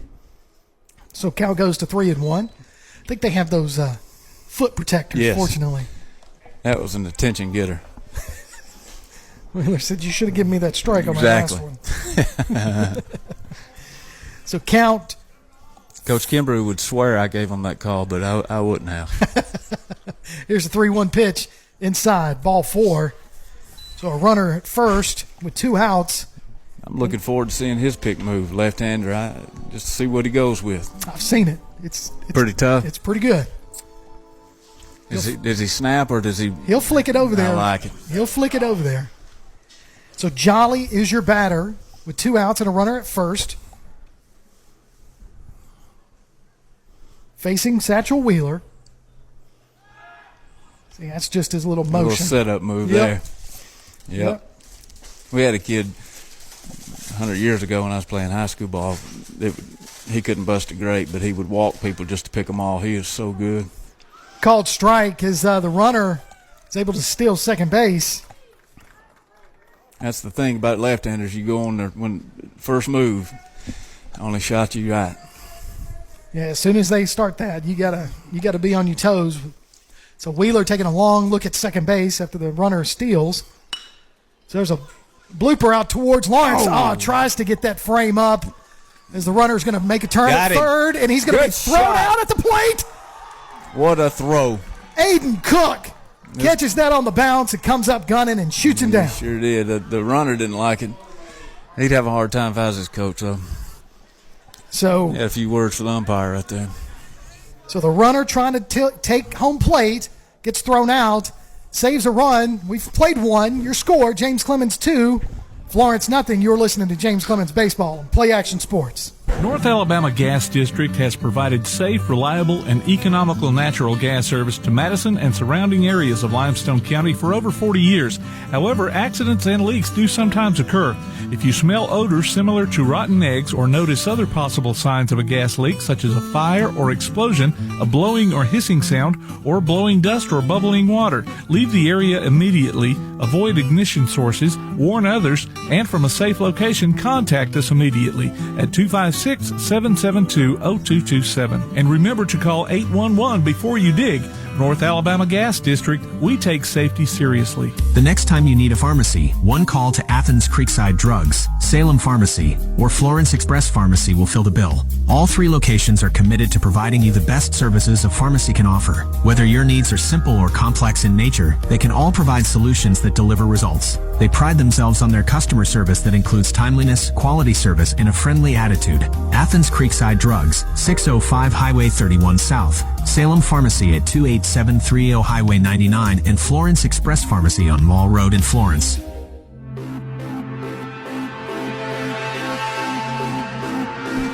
Welcome back to James Clemens Baseball and Play Action Sports as we get ready for the bottom of the second inning. Due up for James Clemens. Drinkwater, Lucier, and back to the top of the order with Lawrence as Drinkwater takes a look at called strike one. So some of these players didn't get to play in the first game, so they're not in the groove, and they're trying to figure out how they're going to approach at the plate, and that's exactly what Drinkwater was doing, taking a look at that called strike.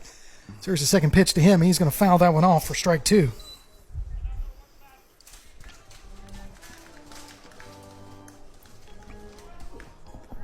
So 0-2 the count to Drinkwater. 2-0 your score in the bottom of the second. Nobody out. Here's the pitch. Drinkwater's going to put bat to ball and hit a high fly ball out towards left field. It's going to be caught by the left fielder for out one. So not bad contact, just stayed up in the air just a little too long. So Jolly out there in left field, able to get underneath that and make the out. And that brings up Lucier, Carson Lucier, who's playing left field this afternoon in game two. Started the first game in right field. So he's going to look at ball one. It's a little high and inside. So 1-0 to Lucier. You've got Lawrence on deck and Ramirez in the hole. He's going to foul that one for strike one. Yeah, they're out in front right now. It's going to take them a little bit to get back into the groove because this kid's just not as quick-wise with his velocity. So here's the 1-1 pitch. That's going to miss outside, ball two. So you're exactly right. I mean, most of the foul balls are going towards third base, which means you are way ahead of it. And those are his fastballs. Yeah, no, that's what's so frustrating as a hitter. Timing gets all messed up. So that's low for ball three, so 3-1 to Lucier. If you can just get in the mindset when you see the velocity that this is bad, it almost becomes batting practice at that point. And it's hard to do that because you're in a game setting. So 3-1 pitch on the way. It's called strike two, so count goes to full to Carson Lucier. Lucier, the junior, got some speed. So full count. Here's the pitch. He's going to pop that one up. Shortstop's going to drift back a little bit, and he's going to get under there and make the catch for out two. So just not able to get much on that. Putting bat on that ball, but Lawrence back to the top. Comes back for his second at bat of this game. So he flew out to right field. Bottom of the first. See what he does here. Takes a look at a ball one, outside pitch. I don't know what the velocity is. You definitely can tell. Yeah, it's coming in there very slow. So here's the pitch. Inside. Bounces, ball two. I think Lawrence is looking, he just wants one that he can turn on. And that's the thing. You go up there with that mindset, but it's so hard to be disciplined enough to wait on it. Yep. So 2-0. Swing and a miss. Got him guessing there. Yeah. So his velocity is about 70. 73 is what we're getting. Wow. It's actually a little faster than I thought. Yeah. I'm not going to lie. So 2-1 to Lawrence. Lawrence gets that base hit over to the left field line. Rounds first, makes his way, holds up, second guesses, and decides to stay at first base, so he gets a single with 2 outs. So right there, able to get his timing down and drive that one to left field for a base hit. That brings up Francisco Ramirez, who drew a walk in the bottom of the first.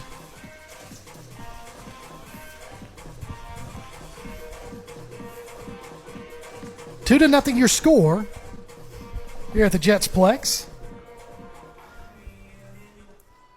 The bottom of the second with 2 outs. Runner at first is Lawrence for Ramirez. Probably going to throw over to first base. That's what I was thinking. Uh-oh. No, Ramirez says no, and he puts that one over towards left field, and left fielder gets underneath it. Had too much air under it. Yeah. Gave him enough time to get under it for out number 3. So we strand one.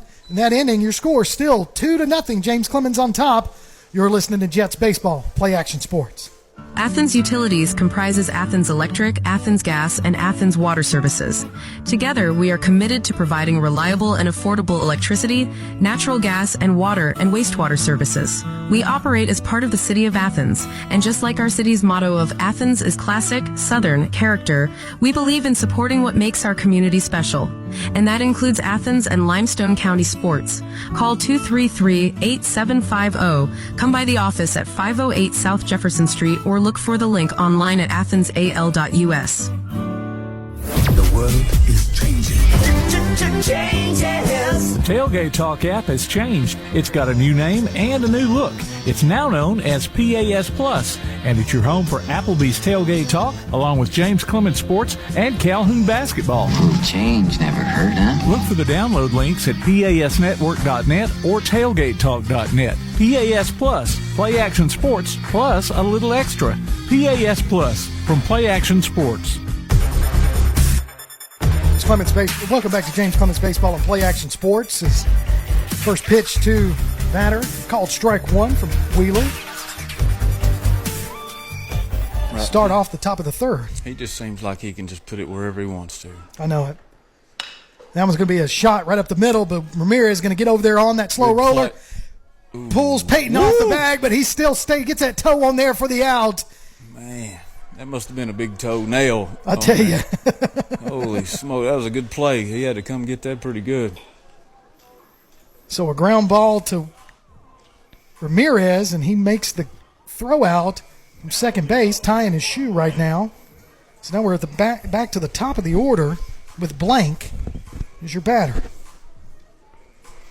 He struck out looking on top of the first.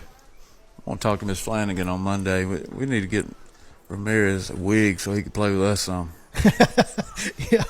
Foul ball on that first pitch. You know, that's what Coach Kimbrough said. He was like, does he have a sister? Exactly. I mean, wow.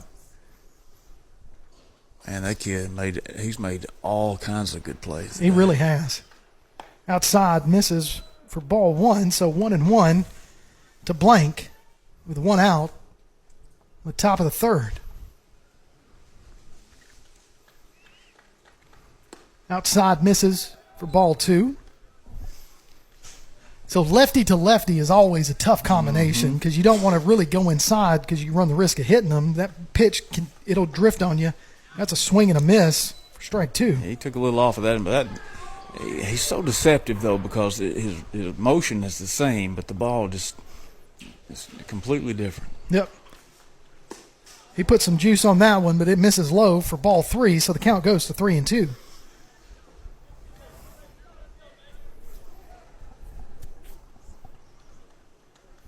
Here comes the 3-2 pitch. Fouled off. Continuing to work the pitcher is the batter. Blank, staying alive with 3-2.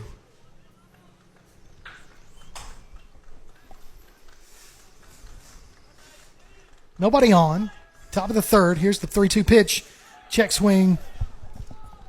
Did not go, so ball 4. And that'll bring up Parker, the pitcher, for James Clemens. For Florence. Check that. Number 16, Parker. I'll tell you how I know that's the pitcher. Exactly. Of the hair. Exactly right. So that's how I'm identifying some of these guys. So 1 out, runner at first. Wheeler kind of setting him up over there. Throws over to first. Runner back safely. Snap. Oh. Not yet. It's coming. Throws it back over to first. He's back safely again. But he definitely will think about a secondary lead before he does that. There he goes, getting that little bit extra step. Wheeler goes to there he goes, swing and a miss right there, strike 1. So 0-1 the count to Parker. He put the slide on him that time. He didn't have that high leg kick on that. Outside misses for ball 1, so 1-1 to the batter. Wheeler pitching from the stretch with a runner at first. There's that snap throw. Not real intimidating at the moment. Runner able to get back safely. He'll flick it over there. Swing and a miss, strike 2. The best part is, though, it's not messing his control up at the plate because he's coming right back right in there. Yeah. I almost want him to throw a couple over there and then come back. That's going to be a pop-up towards right field as Mark Fort's going to get underneath it, make the out for 2 in this inning as the runner does not advance. So 2 outs. He's doing a good job controlling the hitters right now. He's popping them up, grinding them out. He's doing a real good job on the mound so far. So Files, who singled his first at bat, steps in for his second look at Wheeler. As Wheeler throws it over to first again.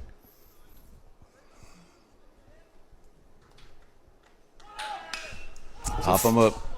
So Files hits it out there towards Lucier in left field. Lucier underneath makes the catch. 3 outs.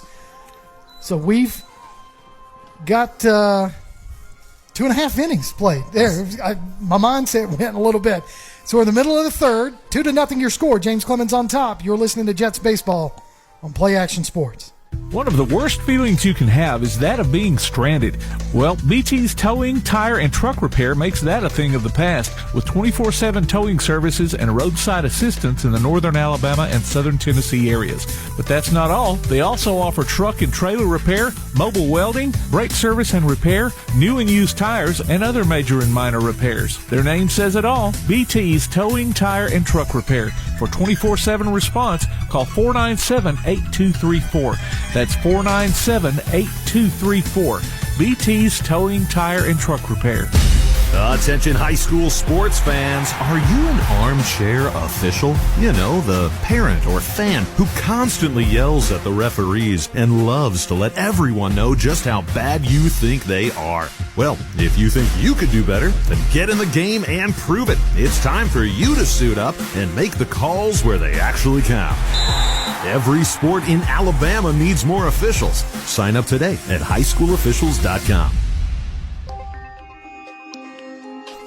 Welcome back to James Clemens Baseball on Play Action Sports as we get ready for the bottom of the third.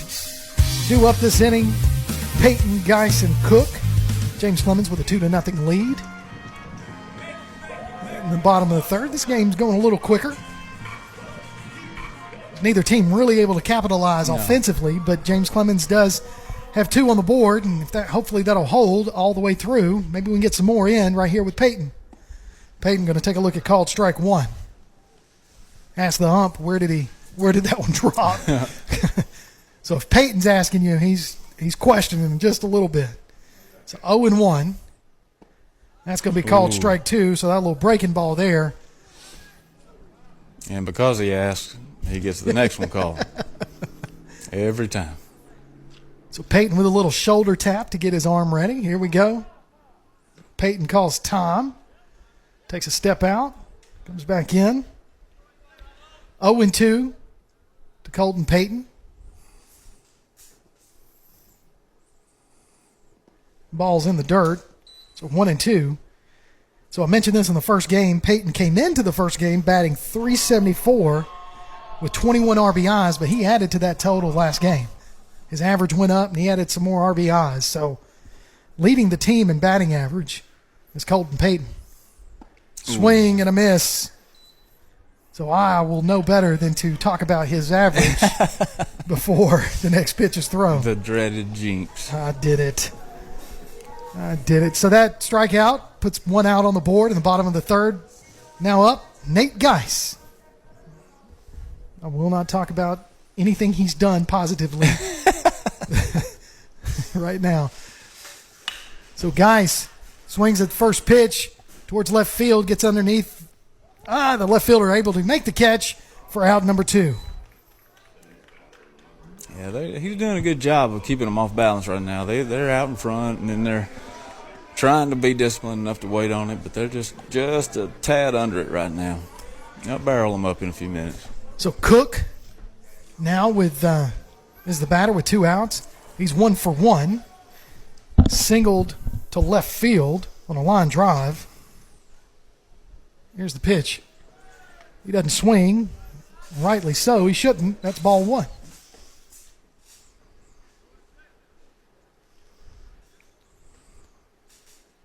It's the 1-0 pitch down in the dirt for ball 2. So the rain has moved out, Coach, but the temperature is dropping just a little bit. This is definitely one of those 137 winters we have. I'm not sure what this one's called, but so 2-0, misses for 3-0. I tell it's a cliche, but I mean, if you don't like the weather here in Alabama, just wait till tomorrow. That's exactly right. Yeah, you never know what you're going to get. Could be good, could be bad, could be worse. So you never know. So 3-0 to Cook. He's going to look at called strike 1. Heck, in April, it's liable to feel like it's going to snow, rain, sunshine, and then tornado. You can't ever tell in April. Yeah, I believe Prince had a song called "Sometimes It Snows in April." That ball misses. High, ball 4. So Cook takes his base, brings up Hayden Markford. He had a double out to left field at his first at bat. Able to pay himself for that base running he was doing last game. Yep. So that was a quick pitch over to first to get Cook, but Cook's able to dive back quickly. So 2 outs, runner at first is Cook. Markford is your batter. Ball's in the dirt. And that's going to give Cook a free base right there as he goes to second. So now, with Markford, got a runner in scoring position in Cook. And a lot of times you can't really say that, especially because sometimes when you get those runners at second, they don't necessarily have the speed to make the turn. But with James Clemens, we've seen that. They do have that speed. That's why I say you got that runner in scoring position there. Holds true. So 1-0 to Markford. Long look. Hair blowing in the wind. As Markford takes the time. I mean, that's what it's doing. That's exactly right. He keeps looking at second, looking at the plate, looking at second. That hair's just going. I mean, so 1-0 to Markford, waiting on his second pitch. Here it comes. Outside, ball 2.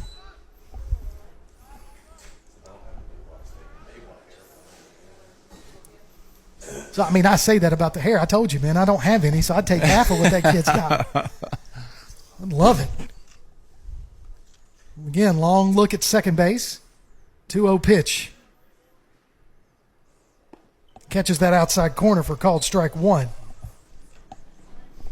So I'm not sure what I guess it's just his delivery and the velocity, but I mean it's definitely a change right here for our offense with this pitcher that Florence has put on the mound. So 2-1. Cook trying to get a secondary lead. That was low for ball 3. So 3-1 to Markfort with JT Johnson on deck and Drinkwater in the hole.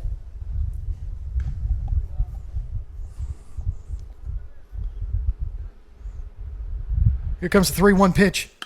Base right hit. up the middle, and that's where Cook's going to shine right here as he rounds third, starts making his way home. So Markfort with another RBI. That was an RBI single there to stay perfect on the afternoon. That's exactly right. Good piece of hitting with two outs.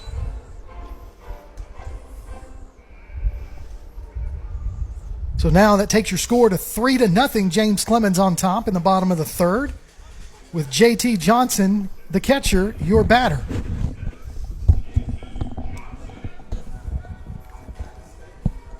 So next time we get together, Coach, we need to get Kimbrough up here, and then it'll just be chaos. Yeah. But I'm a big fan of chaos.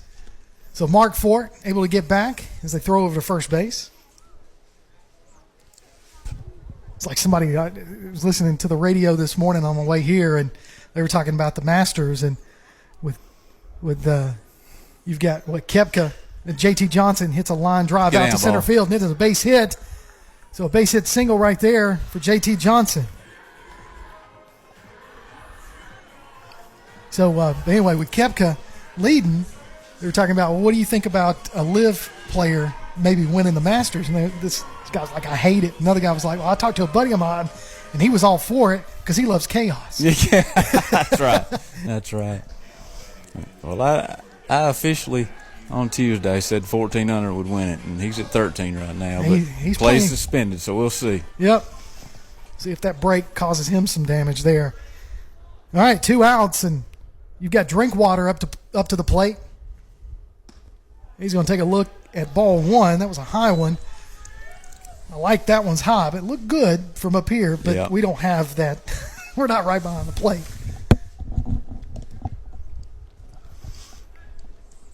Drinkwater, 0 for 1.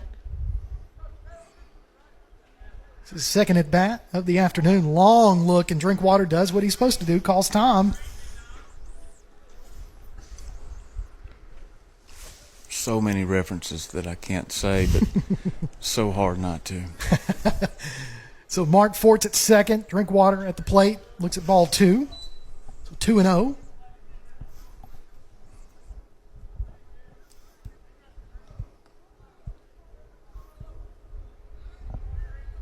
Here comes the 2-0 pitch. Low in the dirt, ball 3. So the dreaded 30. If you're a pitcher. Little Fozzie Bear there. So 3-0 to Drinkwater. Here's the 3-0 pitch. Misses. Ooh. Ball 4. So that's going to load the bases for Carson Lucier. That's the perfect song to be playing right now. Absolutely. It looks like Steven Tyler on the mound. With hair, I mean. So the Florence coach wants to pay a visit to the mound. So you can go online. Well, check this. Let's do this. I'll go Tailgate Talk. How about that? That's what Tim likes. Tailgate Talk gives tailgatetalk.net. You can enter your nominations for the Applebee's Athlete of the Week and vote on this week's poll. We'll announce the winner each and every Saturday between 10 and noon on Applebee's Tailgate Talk on WKAC. The winner receives a gift card from Athens Applebee's and Tailgate Talk t-shirt from that shirt printing place. So that's a mouthful right there. Yes. Yeah. So Coach Johnson talks to the plate ump a little bit while the coach for Florence breaks the huddle on the mound after the pep talk to his pitcher. So Carson Lucier steps up to the plate with bases loaded and 2 outs in the bottom of the third. James Clemens with a 3-0 lead over Florence. So here we go. So he's going to hit a shot to left field, and that's going to score 1. Here comes 2, as that looks like it's Kulovich, and he does score. Kulovich running for Johnson. So that takes the score to 5-0 on that line drive base hit, 2 RBI single by Lucier. think they're starting to get in the groove. I agree. The hee-haw reference, I love it. Drinkwater able to make his way over to third, so we have runners on the corner. And now we've got a different batter. It looks like it's Caleb Wilson. So Wilson batting for Lawrence here. He swings, it misses, first pitch, strike one. Caleb Wilson, 6-foot junior. Pinch hitting for Lawrence.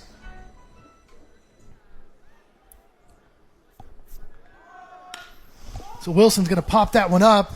The first baseman's going to range over into foul territory, make the catch for the third out. But James Clemens puts three more on the board to end the third. 5-0 your score. You're listening to James Clemens Baseball on Play Action Sports. North Alabama Gas District has provided safe, reliable, and economical natural gas service to Madison and surrounding areas of Limestone County for over 40 years. However, accidents and leaks do sometimes occur. If you smell odors similar to rotten eggs or notice other possible signs of a gas leak, such as a fire or explosion, a blowing or hissing sound, or blowing dust or bubbling water, leave the area immediately, avoid ignition sources, warn others, and from a safe location, contact us immediately at 256-772-0227. And remember to call 811 before you dig. North Alabama Gas District, we take safety seriously. Join us for Applebee's Tailgate Talk every Saturday morning at 10 on WKAC. We'll talk to coaches and sports figures of local interest and get their thoughts on whatever comes down the pike. We'll also announce our latest Athlete of the Week and give away an Applebee's gift card and a Tailgate Talk t-shirt. Applebee's Tailgate Talk, Saturday mornings at 10 on your Tailgate Talk app, on your Amazon Echo or Google Home device, online at tailgatetalk.net, and on the air at 1080 WKAC. You're listening to James Clemens Baseball on Play Action Sports. Kirk Pierce, Coach Laney Rich, and Tim Lambert, our producer, bringing you today's second game action of this doubleheader. James Clemens with a 5-0 lead heading into the top of the fourth. Now on the mound is Hunter Harris, the 6'4" senior, signed with Columbia State as a pitcher.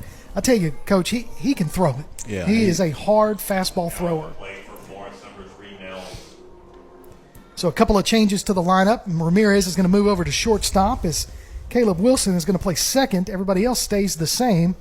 Now Hunter's first pitch of the game is going to be fouled off for strike one to Nelms. Yeah, this kid coming in the plate, he stepped in the box ready for a fastball and went ahead and swung, but luckily for us, he just mistimed it. So the 0-1 pitch from Harris, outside, ball one.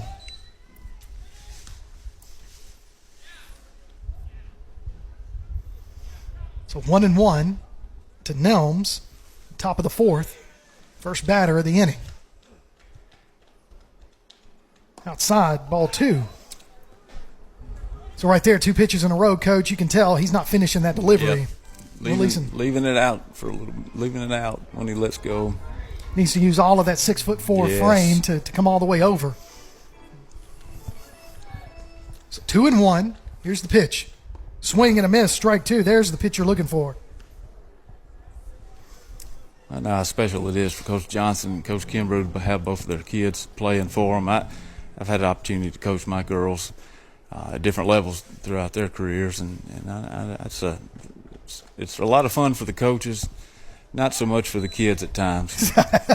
We're always harder on our kids. Yeah, definitely that. But it is a special moment. I know that for a fact, and I know he's enjoying every moment of it. Coach Johnson's son, JT, behind the plate for James Clemens. Coach Kimbrough's daughter, Anna Kimbrough, pitcher, all around just athlete. Absolutely. Coach Kimbrough makes me mad sometimes because she's one of our better outfielders, but we got to have her in the circle too. It's hard to pitch it and then go out there and play too. I understand that.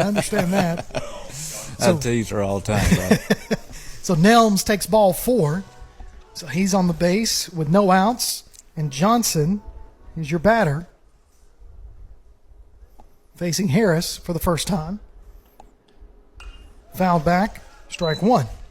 It's special, and then when you have to do like we did this year, we've played my daughter 3 times, and The first 2 times she hit one out on us, and I told the umpire in the second game after she hit it, we were going to hit her. He didn't like that very much till I told him it was my kid. And then I told him he could throw out her mama. She was sitting down the left field line. And he was really having fun with it then, but before he found out she was my daughter, he didn't like my approach to her at the plate. So the second pitch to Johnson is outside, ball 1. So 1-1 to him with a runner at first. No outs, top of the 4th. James Clemens with a 5-0 lead. Swing and a miss. Ooh. Beautiful pitch there. So Hunter Harris just showing his arm strength with that velocity. Batter Johnson not able to catch up with it. Harris takes a look at first base. Swing and a miss for out he 1. Just smoked that one. Yeah, I mean that's just a different release with the right hand compared to Satchel. And yes, change of velocity. Me. It'll take a minute for them to get in the groove as well. So Thomaston is your batter. Struck out swinging the first time at the plate. So 1 out, top of the 4th. Runner's going to go ahead and take second on a hit and run. Ramirez is going to get it, throw it over to Peyton at first. Play. Gets the runner out at first because he didn't have a double play because that was a hit and run. So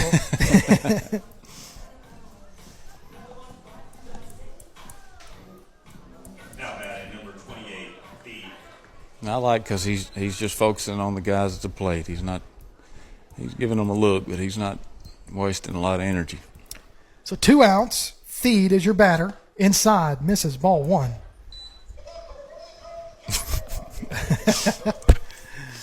So 1-0 to Thied with 2 outs. Runner at second base for Florence. Swing and a miss. He had some juice on that one. Yeah, he did.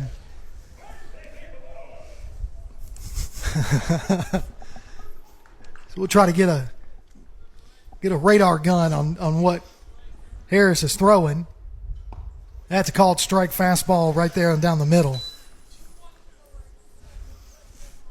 So he's hitting 82, low 80s for Hunter Harris. Ranging between 84, 82 here and there. That's going to be just stick your bat out there over to Ramirez at short. Ramirez long throw. Good play. Peyton able to scoop that up for the 3rd out right there to end that for Florence. That was a big time play. Yeah, just Ramirez still rangy even from shortstop. Yes. You got to love that. So when we come back, we'll have the bottom of the 4th. James Clemens on top, 5-0. You're listening to Jets Baseball, Play Action Sports. Here's what's on the Jets' radar. On Monday, varsity and JV softball host Decatur, and freshman baseball plays on the road at Huntsville. Varsity and JV softball are at home again on Tuesday against Florence, while JV baseball will play the Falcons on the road, and soccer teams welcome Westminster. On Thursday, varsity softball goes to Hazel Green, JV baseball is at home against Sparkman, and tennis teams get their turn hosting Florence. We'll be back with more James Clemens coverage from Play Action Sports. When you're searching for a home or selling your current one, you want guidance from someone you trust. Fallon Sloan at Capstone Realty has been an active member of the Madison-Huntsville area for many years and has a passion for hard work, integrity, and client service. Fallon is a Madison resident, so she's got her finger on the pulse of the community. Check out her listings online at Fallon Sloan, that's FALLONSLONE.choosecapstone.com, or call her at 256-755-0269. Fallon Sloan at Capstone Realty. Welcome back to James Clemens Baseball, Play Action Sports. Bottom of the 4th, due up this inning. You got Ramirez, Peyton. Looks like Geis cleaning up. So those are the 3 batters due up this inning for James Clemens. Parker still on the mound for the Falcons. So Ramirez walked his first at bat, lined out to the left. How many times do you make an outstanding play in the top half and you lead off the next inning? That just seems to happen a lot. Yeah. So Ramirez looks at ball 1. Sometimes I'd love to know what the conversation is between the batter and the ump sometimes when they're just, hey, how you doing? What's your favorite dinner? Here's the 1-0 pitch. Swing and a miss. Took something off of that, a little change up, I think. It's hard to take something off of that, too. Yeah. That might have got down in the 50s. Because he was way ahead of that swing. Oh, my goodness. So 1-1 to Ramirez. That one's in the dirt, ball 2. First batter of the bottom of the 4th, Francisco Ramirez. Moved over from second to short last inning. Made a couple good plays there in the top of the 4th. Absolutely. That one's low and in the dirt for ball 3. So 3-1 to Cisco Ramirez.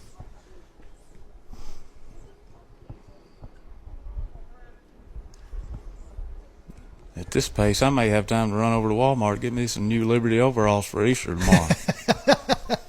At the dismay of my folks and my wife and my daughters. That's all right. Sunday best, man. That's right. Sunday best. So ball 4 for Ramirez as Colton Payton steps up to the plate. 1 for 2 on the afternoon. Add to that doubles total right here would be nice. I'd love to see it. So Payton, his 3rd time seeing Parker. Let's see if he can take advantage of that. Oh, breaking ball, called strike. That's a lot of respect. Float one in there like that on the first pitch. No kidding. So 0-1 to Payton with no outs. Ramirez over at first. As they throw over there, he's able to get back safely.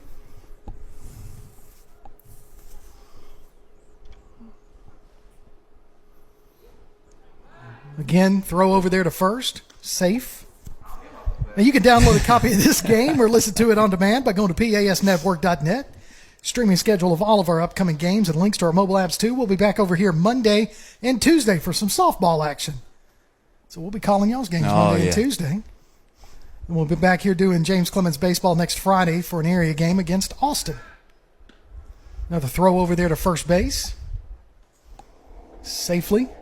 Hopefully we'll be able to be as gracious a host as Coach Johnson and them today and get us a couple of wins first of the week. And well, as long as Tim's wearing his Superman shoes, I think that's the way it goes. Ramirez trying to steal second, slides head first into the bag, and is safe. It's interesting to me. I know I've talked about it a couple of times, but sliding on this turf is a lot different. You just keep moving. Oh, yeah. It's crazy. You'll keep sliding, especially if it's a little wet. Mm-hmm. So 0-2 to Payton. The runner at second. No outs. He's going to take that one opposite field for a foul ball. Good idea. Just behind it. So stays alive right here with 2 strikes. It's Payton.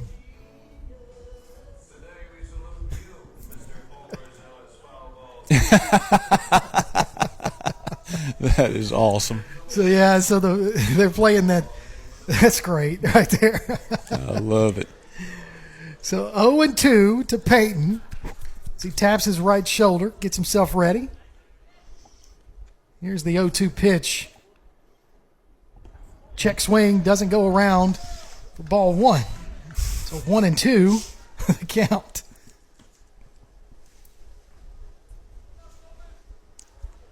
So 5-0 your score. James Clemens on top. Bottom of the 4th inning.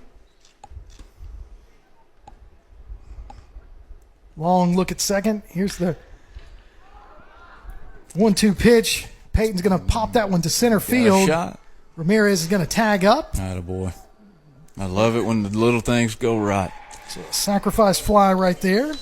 Good piece of base running.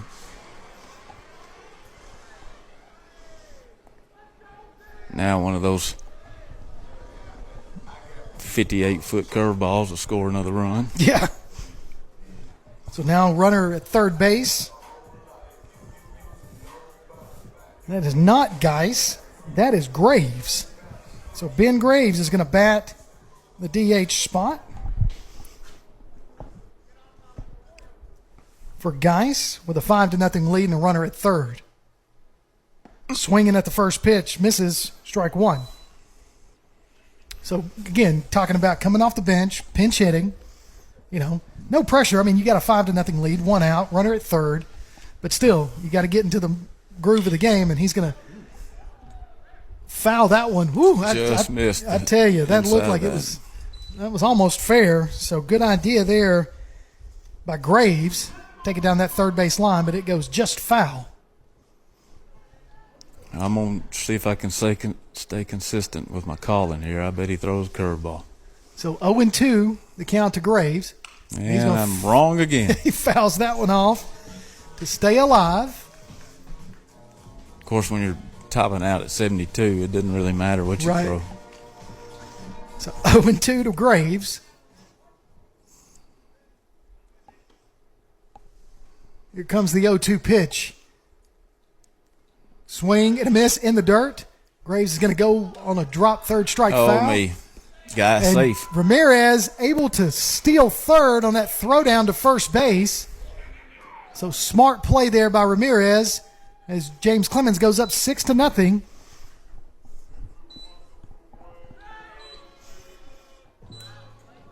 That's a good heads-up base runner right there. It really was.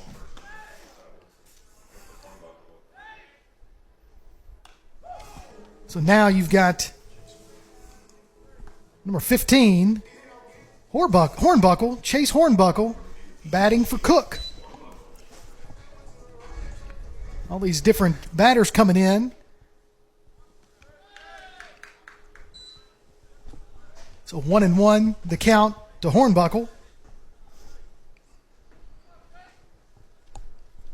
With 2 outs, nobody on. James Clemens up 6-0, bottom of the fourth. Slow pitch inside, catches it, or outside corner, catches it, called strike. So 1-2 to Hornbuckle. Yeah, I got a little work to do here. So Hornbuckle's going to put bat to ball and pop up to center field. Center fielder comes up, gets it, and out number 3. So we've played 4 innings. James Clemens with a 6-0 lead. You're listening to Jets Baseball on Play Action Sports. The next time you need a pharmacy, one call to Athens Creekside Drugs, Salem Pharmacy, or Florence Express Pharmacy will fill the bill. All 3 locations are committed to providing you the best services a pharmacy can offer. Whether your needs are simple or complex in nature, they can all provide solutions that deliver results. They pride themselves on their customer service that includes timeliness, quality service, and a friendly attitude. Athens Creekside Drugs, 605 Highway 31 South, Salem Pharmacy at 28730 Highway 99, and Florence Express Pharmacy on Mall Road in Florence. Keep up with Athens and Limestone County sports with a Play Action Sports Report. Look for it every Wednesday on your favorite podcast platform. The Play Action Sports Report. Scores, interviews, highlights, and more from school, youth, and amateur sports in Athens and Limestone County. The Play Action Sports Report every Wednesday on your favorite podcast platform or online at pasnetwork.net.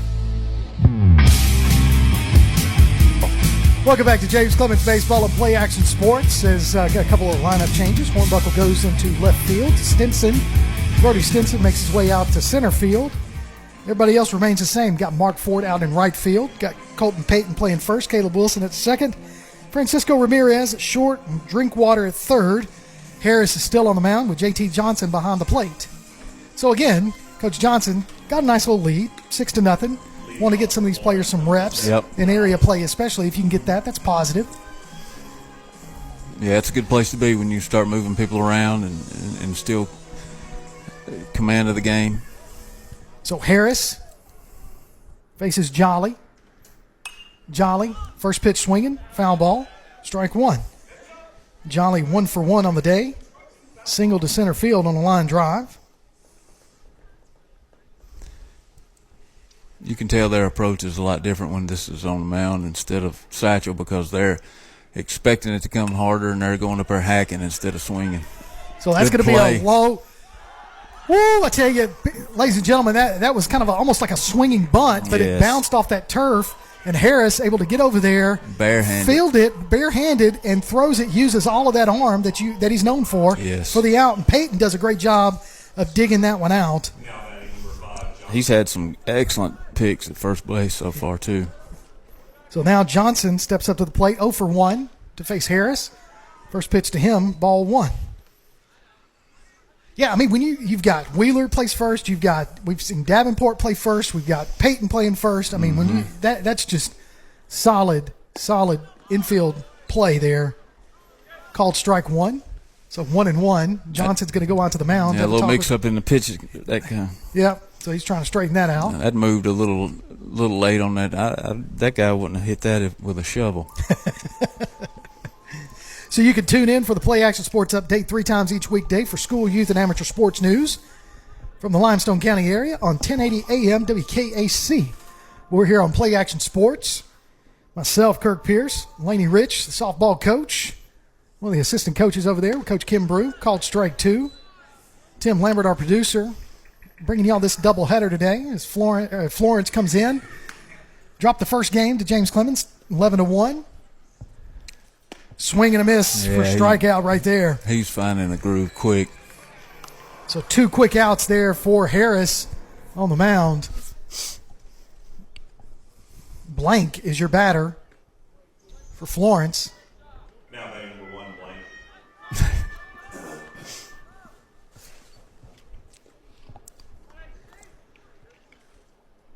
So Harris looking to get out of this inning quickly.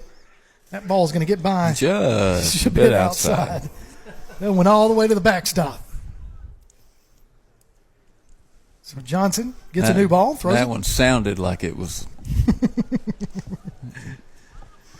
It had some sound to it. It was a ball, but it was cutting that air. So here's the pitch. Outside, ball 2. So 2-0 to Blank with 2 outs and nobody on top of the 5th.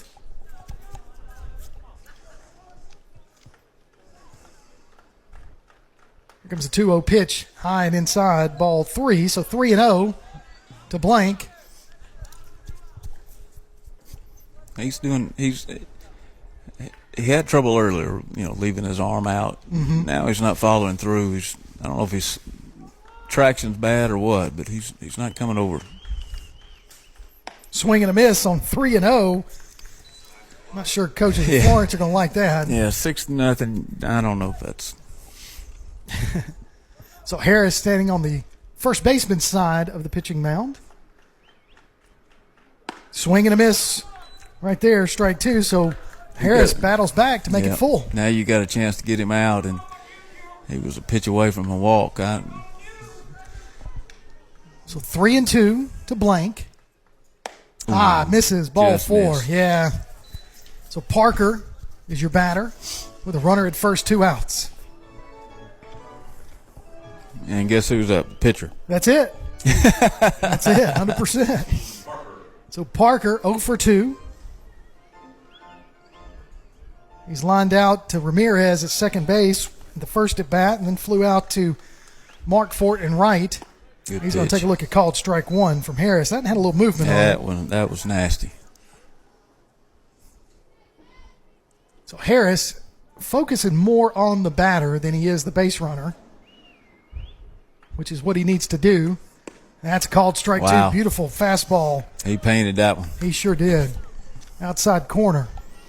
Now this poor kid at the plate only can guess. So if I'm guessing, I'm thinking fastball. Outside, fastball, misses, ball 1. Slinging around a little bit. I like it. So Johnson throws it down to Peyton at first. Try to keep that runner honest over there so they can't steal an out.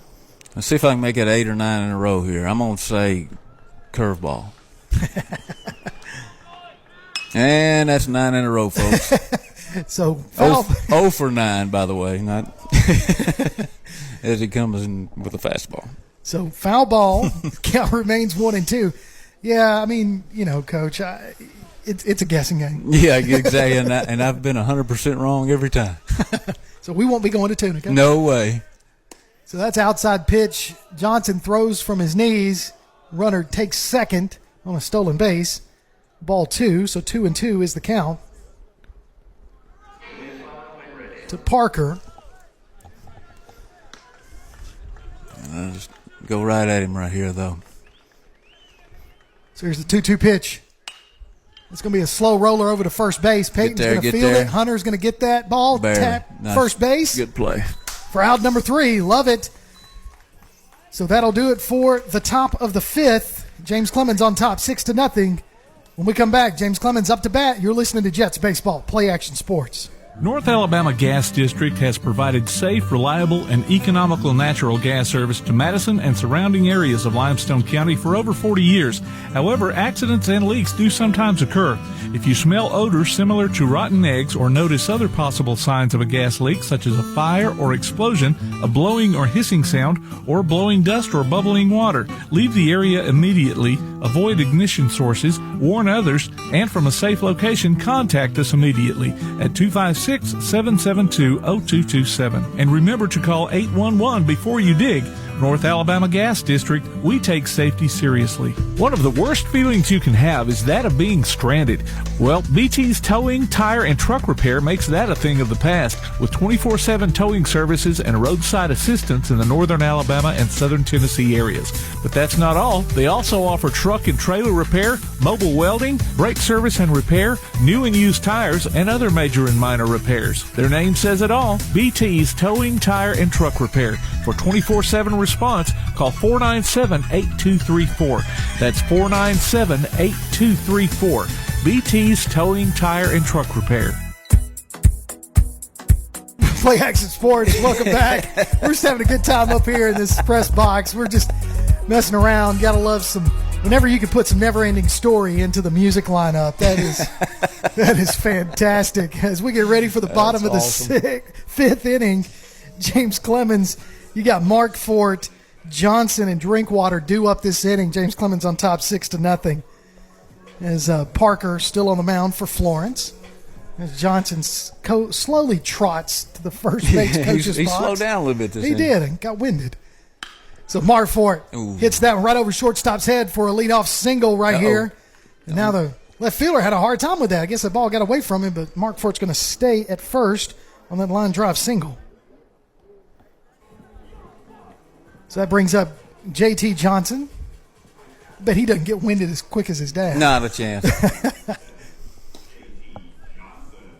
So J.T. Johnson, 1 for 2 on the afternoon. Of course, Coach Johnson's already jogged more today than I have in the last 10 years. Johnson had a line drive single his last at bat with a runner on first in the bottom of the fifth.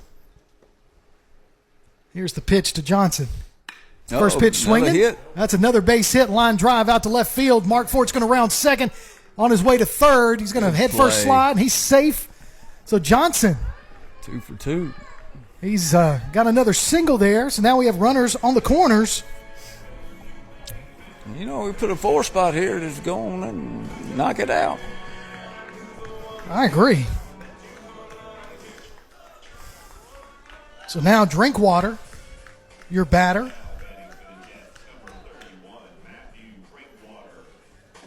As Drinkwater steps up, he's 0 for 1. Drew a walk his last at bat. Flew out to center his first time up. So see what he can do in this third at bat. He's going to squirt a bunt, and he's going to lay one down. Oh, that was almost a really, really good bunt down the third base line, but it goes foul.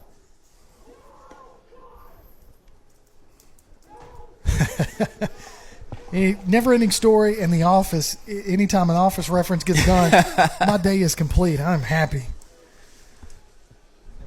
So Drinkwater with an 0-1 count to him. Nobody out. Runners on first and third.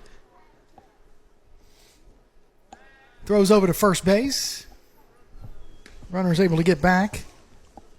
Looks like it's Kulovich running.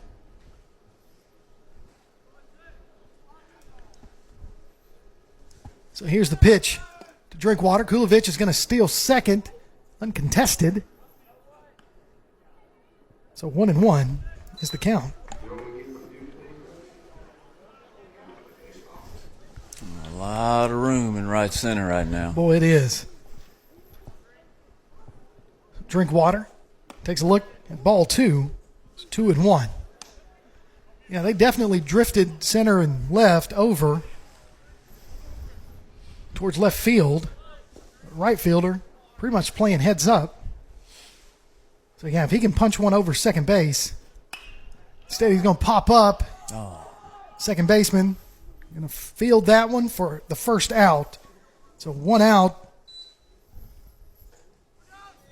in the bottom of the fifth.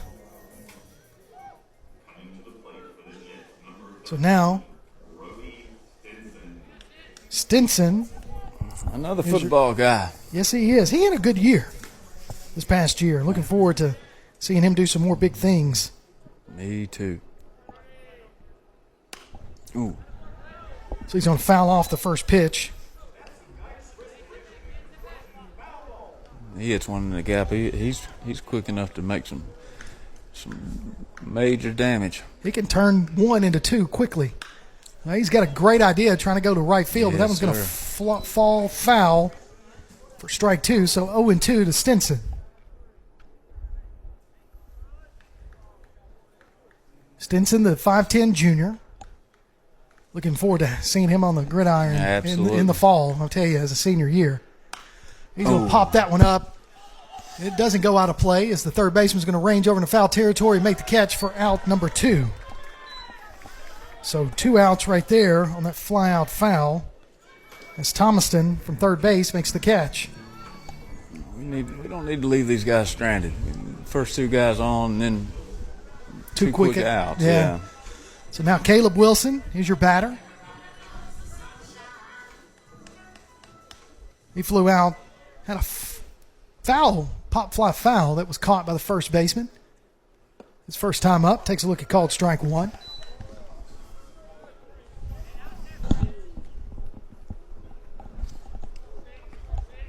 So 0-1 pitch to Wilson on the way. Breaking ball doesn't break, ball 1.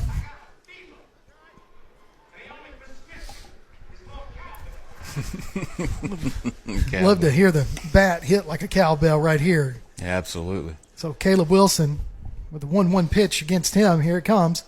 Catches that corner for strike 2. So 2 on, 2 out. Runners at second and third for Caleb Wilson, batting in the leadoff spot. Swing and a miss. Strike 3. So that'll end the inning. I was thinking they were going to do I thought it got in the dirt, but it did not. So after we've played 5, your score, James Clemens 6, Florence nothing. You're listening to James Clemens Baseball on Play Action Sports. Athens Utilities comprises Athens Electric, Athens Gas, and Athens Water Services. Together, we are committed to providing reliable and affordable electricity, natural gas, and water and wastewater services. We operate as part of the City of Athens, and just like our city's motto of Athens is classic, Southern character, we believe in supporting what makes our community special. And that includes Athens and Limestone County sports. Call 233-8750. Come by the office at 508 South Jefferson Street or look for the link online at athensal.us. Keep up with local school, travel, youth, and amateur sports throughout the week with a Play Action Sports Update. Listen weekday mornings at 7:30 and weekday afternoons at 1:30 and 3:30 as we bring you the latest scores, news, and announcements from Limestone County and surrounding communities. That's the Play Action Sports Update 3 times a day, Monday through Friday on 1080 WKAC. Welcome back to James Clemens Baseball and Play Action Sports as we get ready for the top of the 6th inning. Your score, James Clemens 6, Florence nothing. And now on the mound for James Clemens, Grant Gage, the senior thrower, signed with Wallace State to be a pitcher down there in that JUCO program. That's a good JUCO baseball program over there, almost like a feeder program to a lot of these 4-year schools. Absolutely. You see a lot of these players go from Wallace over to UNA and surrounding areas, and that's a good opportunity for Grant to get over there and get some work, get some next level experience. Exactly right. Seeing better batters, seeing better pitchers, learn from to take his game to the next level. But you're right, he is definitely an intimidating young man. Played some football, got hurt this year. Yeah, we missed him big time on the offensive line. Big right tackle for us. So now, Files. He looks like he's even bigger on the mound, though. He does. So Files is 1 for 2 on the afternoon. He's going to lead us off in the top of the 6th. Number 17, Files. For Florence, facing Gage for the first time today. So Gage going to pitch from the stretch. First pitch misses high, ball 1. You can hear that pop in that glove Yes. from Johnson. That Gage is bringing it. Just got to get himself into a little bit of a rhythm. So here's the 1-0 pitch inside, ball 2. So 2-0 to Files. As I mentioned, 1 for 2 on the afternoon. One of the few bright spots for Florence today. That's a called strike. Beautiful pitch. Yeah, that was right on the corner. So 2-1. Top of the 6th. Gage, your pitcher. Here's a 2-1 pitch. That's going to be popped over towards center field as Stinson's going to range over there and makes a almost. just underneath his glove as he stretched out trying to make the catch. Mark Fort throws it into Ramirez, and we have a double right there to lead us off in the top of the 6th for Florence. Almost an outstanding play. If the ground's dry out there, he makes that catch. I agree. But Stinson just using that speed to get over there and just almost made a spectacular play. Yeah, he looked like he was in cover 2 right there. Little free safety action. Yeah, absolutely. So now your batter, Nelms, the cleanup batter. He's 0 for 1 on the afternoon. Flew out to center and walked his last at bat. So takes a look at ball 1. Misses high. As Johnson throws it to Ramirez just to make sure Ramirez is awake. So here we go. 1-0. The count to Nelms. With a runner at second. Outside, misses ball 2. You got to find his groove here and settle in because got a lot of ball to play. So here comes the 2-0 pitch from Gage. That's going to be a line shot to Caleb Wilson. He's going to field it on the hop. Throws it over to Peyton for out number 1. The runner does go over to third. So we got 1 out. So that batter, Nelms, did what he needed to do and get that runner advanced. Now batting number 12, Johnson. So Johnson, 0 for 2. Number 5 batter in the rotation or the lineup for the Falcons. Low and in the dirt. Good block. Johnson able to keep that in front of him because it could have easily gotten by him and given up a run. Count is 1-0 to Johnson. Here's the pitch. Strike 1. So 1-1 now. It'd be hard to handle that pitch. He needs to live out there for a little while. Just a little bit, yeah. Because you're going to end up hitting that off the end of the bat. That was low and in the dirt for ball 2. Johnson doing a good job keeping that in front of him. Yeah, he's working hard. So 2-1, 1 out. Runner at third for Florence. Facing Grant Gage, the senior pitcher. Pop up. Foul territory. Peyton's going to try to range over towards the visitor dugout. That one's going to go out of play into the dugout. So count goes to 2-2. Just ran out of room. Yep. I think if they'd have gotten out of the way of the door, he could have weaved his way in there and made the out. But that was their defense blocking it for him. He wasn't able to get by. Goal line stands over there in the dugout. So 2-2 to Johnson. Gage throws, punches him out on that outside corner. He took his time on that call because I thought it was a good call, but my goodness. So got him looking right there for second out. Now Thomaston is your batter, 0 for 2 today.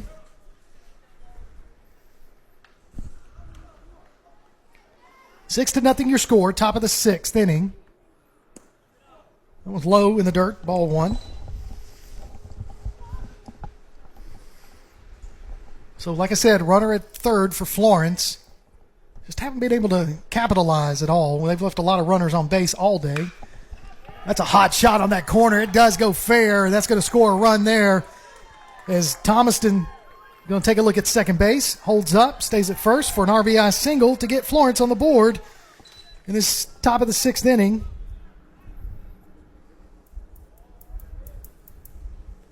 So runner scores after a double. That was Files coming in to put the run on the board. Now Feed is your batter.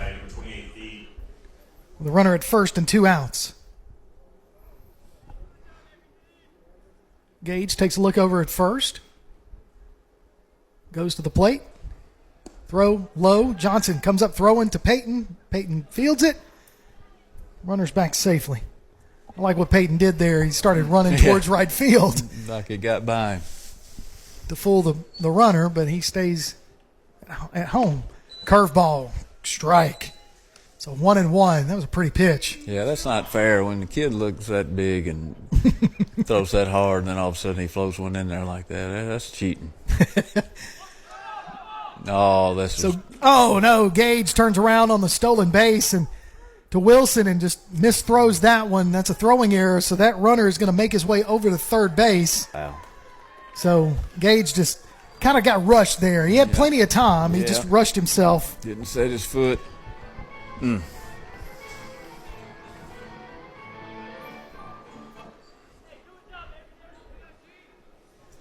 So that'll be an error to put that runner at third. Swing and a miss there at the plate for strike 2. So 1-2, the count to Feed. Yeah, Gage he really didn't set himself up well there.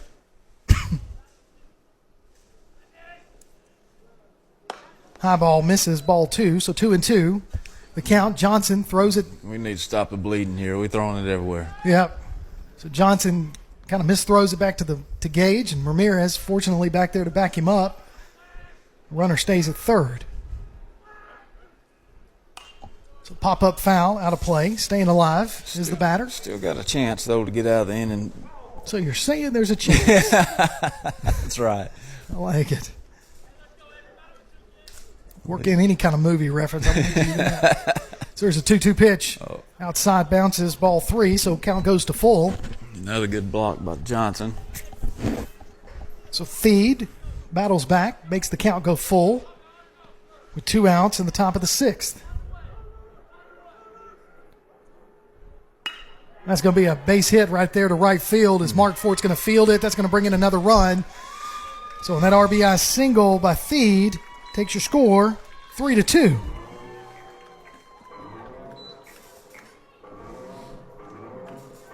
Now Jolly, your batter. Now back to the Falcons, number 7, Jolly. He's 1 for 2, singled at his first at bat, then grounded out to, what was that play that Hunter Harris made? Yes. Coming off the mound to throw him out his last at bat. So 1 for 2 on the day. James Clemens up 6-2 right now over Florence with a runner at first and 2 outs in the bottom or the top of the 6th. Foul ball, strike 1.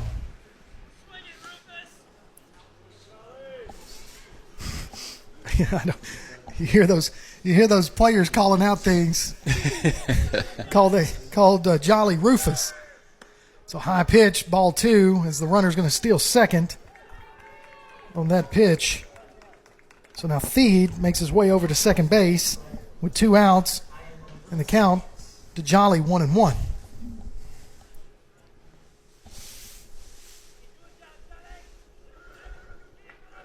Here's the 1-1 pitch. That's going to be popped up as Johnson's going to range over, try to make the catch, and he does. Nice play. Foul ball to the catcher, and he makes the play to get us out of the inning. They leave a runner stranded, but they do score 2. Your score, James Clemens 6, Florence is 2. You're listening to James Clemens Baseball and Play Action Sports. We are the NFHS. That stands for the National Federation of State High School Associations. But really, what we stand for, together with the AHSAA, are the 138,000 high school sports students in Alabama. And so we stand. We stand for the runners, soccer, and basketball players. We stand for their coaches, administrators, and officials. We stand for the swimmers, football players, and wrestlers. We stand for the golfers, softball, and volleyball players. We stand as the national leader and advocate for high school athletics and all who participate in them and make them possible. Because it is our purpose to ensure that high school students get to play, perform, and compete together. To learn more about who we are and what we stand for, visit nfhs.org. Welcome back to James Clemens Baseball right here on Play Action Sports. Bottom of the 6th inning.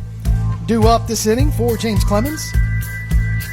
Supposed to be Ramirez, Peyton, and Graves. Facing a new pitcher on the mound for Florence. That's Aston. He hadn't thrown a strike yet in warm-ups. Well, he had to be selective when they're at the plate. So we'll see what happens here. So you can look for the Play Action Sports Report. There's results, announcements, and special guests each and every week. It drops Wednesday on your favorite podcast platform like iTunes, Amazon, Google, and more. You can also hear it on your Alexa or Google device, or hear it online at pasnetwork.net. I don't even know what happened. I was reading my... He tried to catch the ball on the throwdown, and I don't know what happened, actually. So Ramirez is your batter to lead us off in the bottom of the 6th. 6-2 your score. James Clemens in these two games has scored 17 runs to 3 for Florence in this doubleheader. So I'd like to keep that going right here with Ramirez leading us off the bottom of the 6th. Here's the first pitch from Aston. Catches that outside corner, strike one. Wow.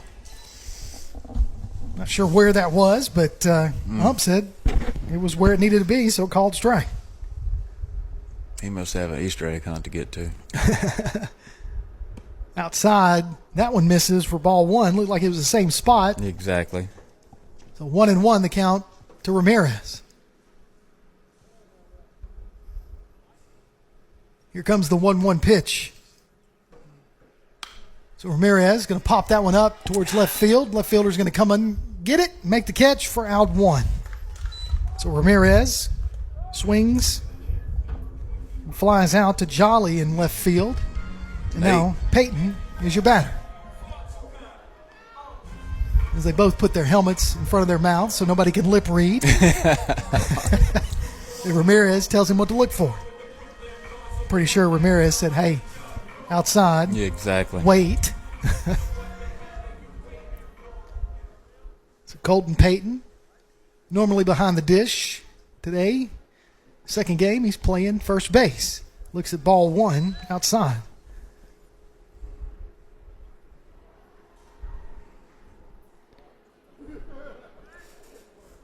So here comes the 1-0 pitch to Peyton. Outside, way outside, ball two.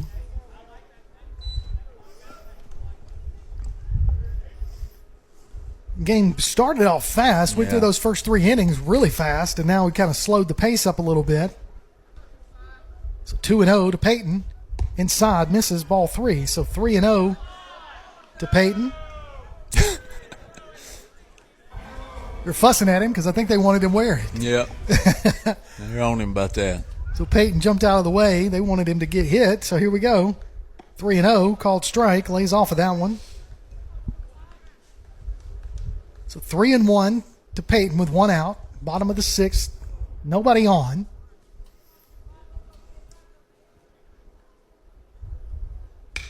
Peyton, opposite field, is going to drift foul for strike 2.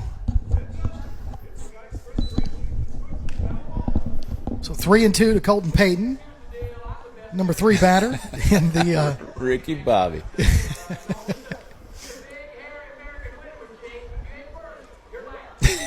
You ain't first, you're last. So 3-2 to Peyton. Slingshot engaged. Here's the payoff pitch. Swing and a miss. He went after that outside pitch. That looked like it was ball 4. I thought so too. So 2 outs right here at the bottom of the 6th.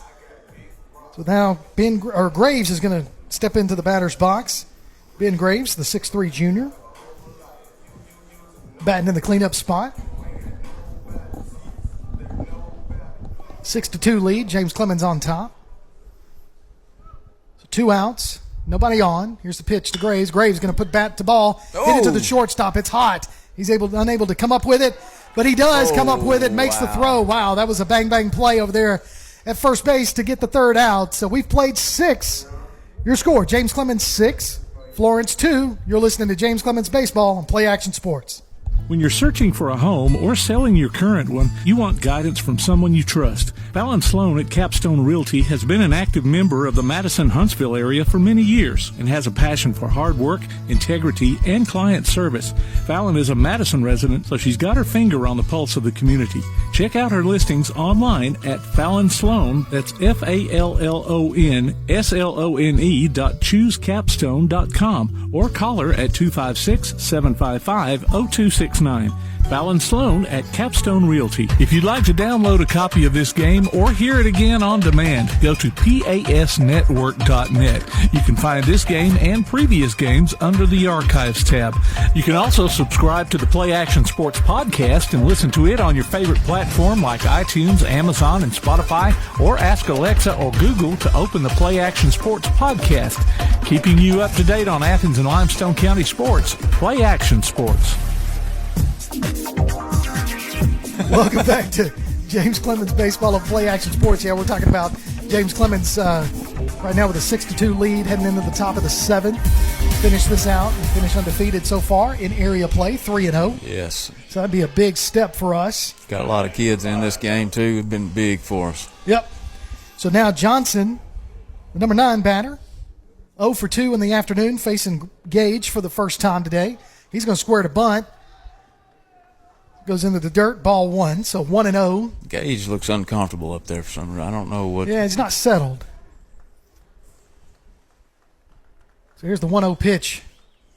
That's going to be a slow roller to Wilson at second. He's going to field it, throw it over to Peyton for out 1. Woo, that was close. I tell you, that was a lot closer than it should have been. Exactly right. We took a little too much time there. But he still gets the out. So now 1 out, top of the 7th. 6-2 lead. Blank, your batter for Florence. Now back to the Falcons, number 1 blank.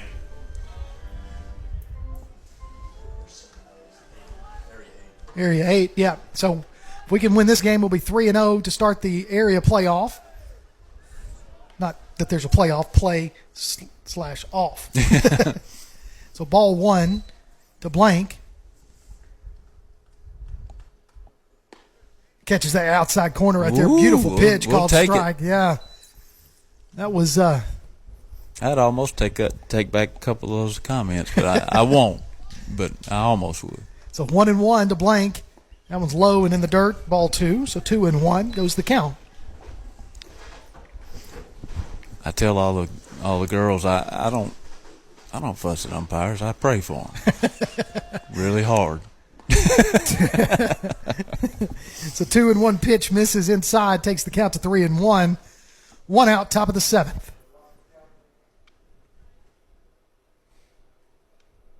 Here comes the 3-1 pitch.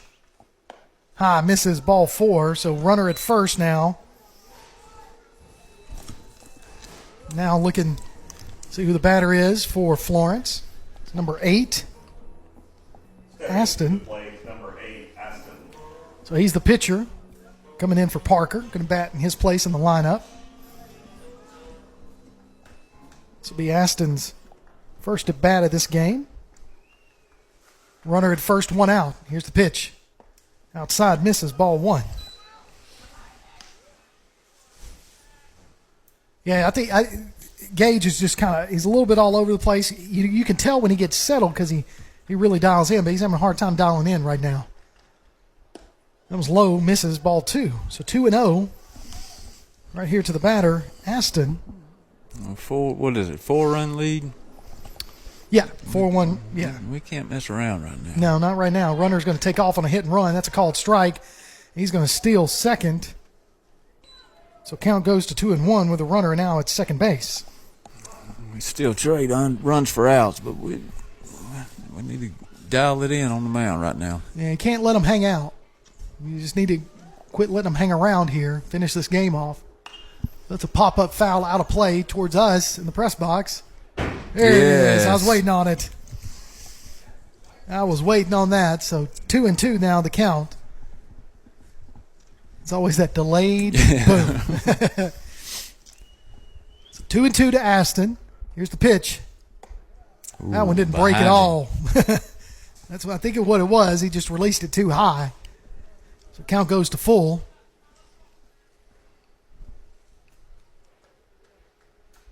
So here's the payoff pitch. It's going to be fouled and hit two of those net poles right there. Sound like a pinball machine. Yeah, you don't hear that a lot.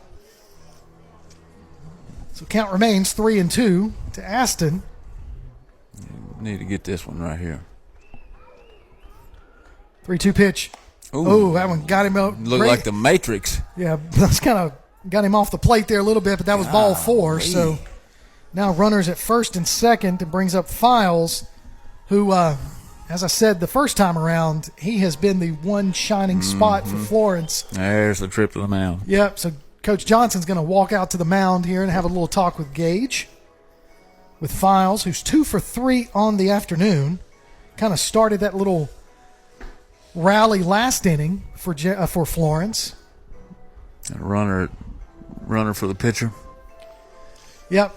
So you got a runner now for Aston. That's number 2. Cochran. And Gage, 1 out, 2 on, first and second. Files has a single, his first at bat, flew out his second at bat, and then had that double last inning. And I'm sure Coach Johnson was telling him, candlesticks make a good view. Yeah, that's probably what he said. That's what it was. That's exactly right. Yeah. Goes out there and settles Gage down a little bit.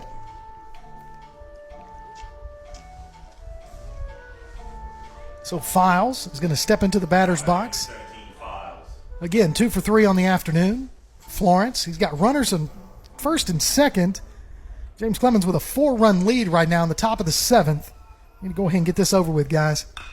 So he's going to take a first pitch swing. Wilson's going to come up running, throws it over to first, lobs it. It's an error throw on that one. It's going to score 1 run. There's another runner. They're going to go to second and third now. So just ground ball error there by Wilson.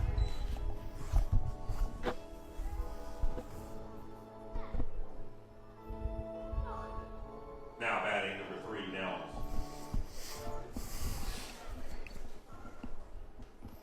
There's another one. So that's going to be a passed ball right there. It's going to score another run. So now 4-run lead goes down to 2.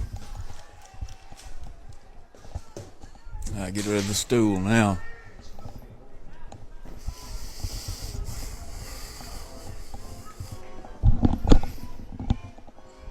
So I'm trying to catch up with everything that I got going on. So Cochran on the pass ball is able to score. 6-4.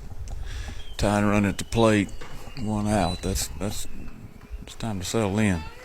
So 1-0 the count to the batter. He's going to hit a sharp, hard ground ball to left field. That's going to bring in another run. That's Nelms. Hard ground ball, single RBI. Who's warming up?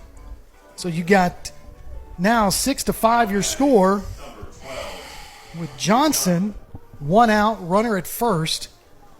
James Clemens, that 4-run lead went down to 1. Yes. And that's just not what you want. So got a little action in the bullpen for James Clemens right now. Double play ball to end it right here. So Johnson 0 for 3. Gage throws it over to first. Runner's back safely. So you can tell with Caleb, he was kind of second guessing, kind of lobbed it over. I think if he had fired it in, it'd have got him. So the runner at first steals second. Tie and run, score in position. So count is 0-1, I believe. Yep, 0-1 on that swing and a miss on that stolen base by Nelms. High ball misses, ball 1. So 1-1 goes the count to Johnson.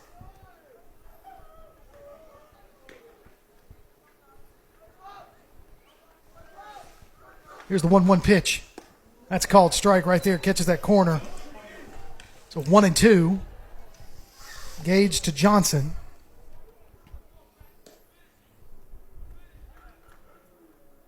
Strike right there. Going to punch him out. Called That strike was a 3. big pitch. So got him looking there, two outs. Big pitch right there. So Thomaston steps up to the plate. So Thomaston, your batter, he's got the tying run at second.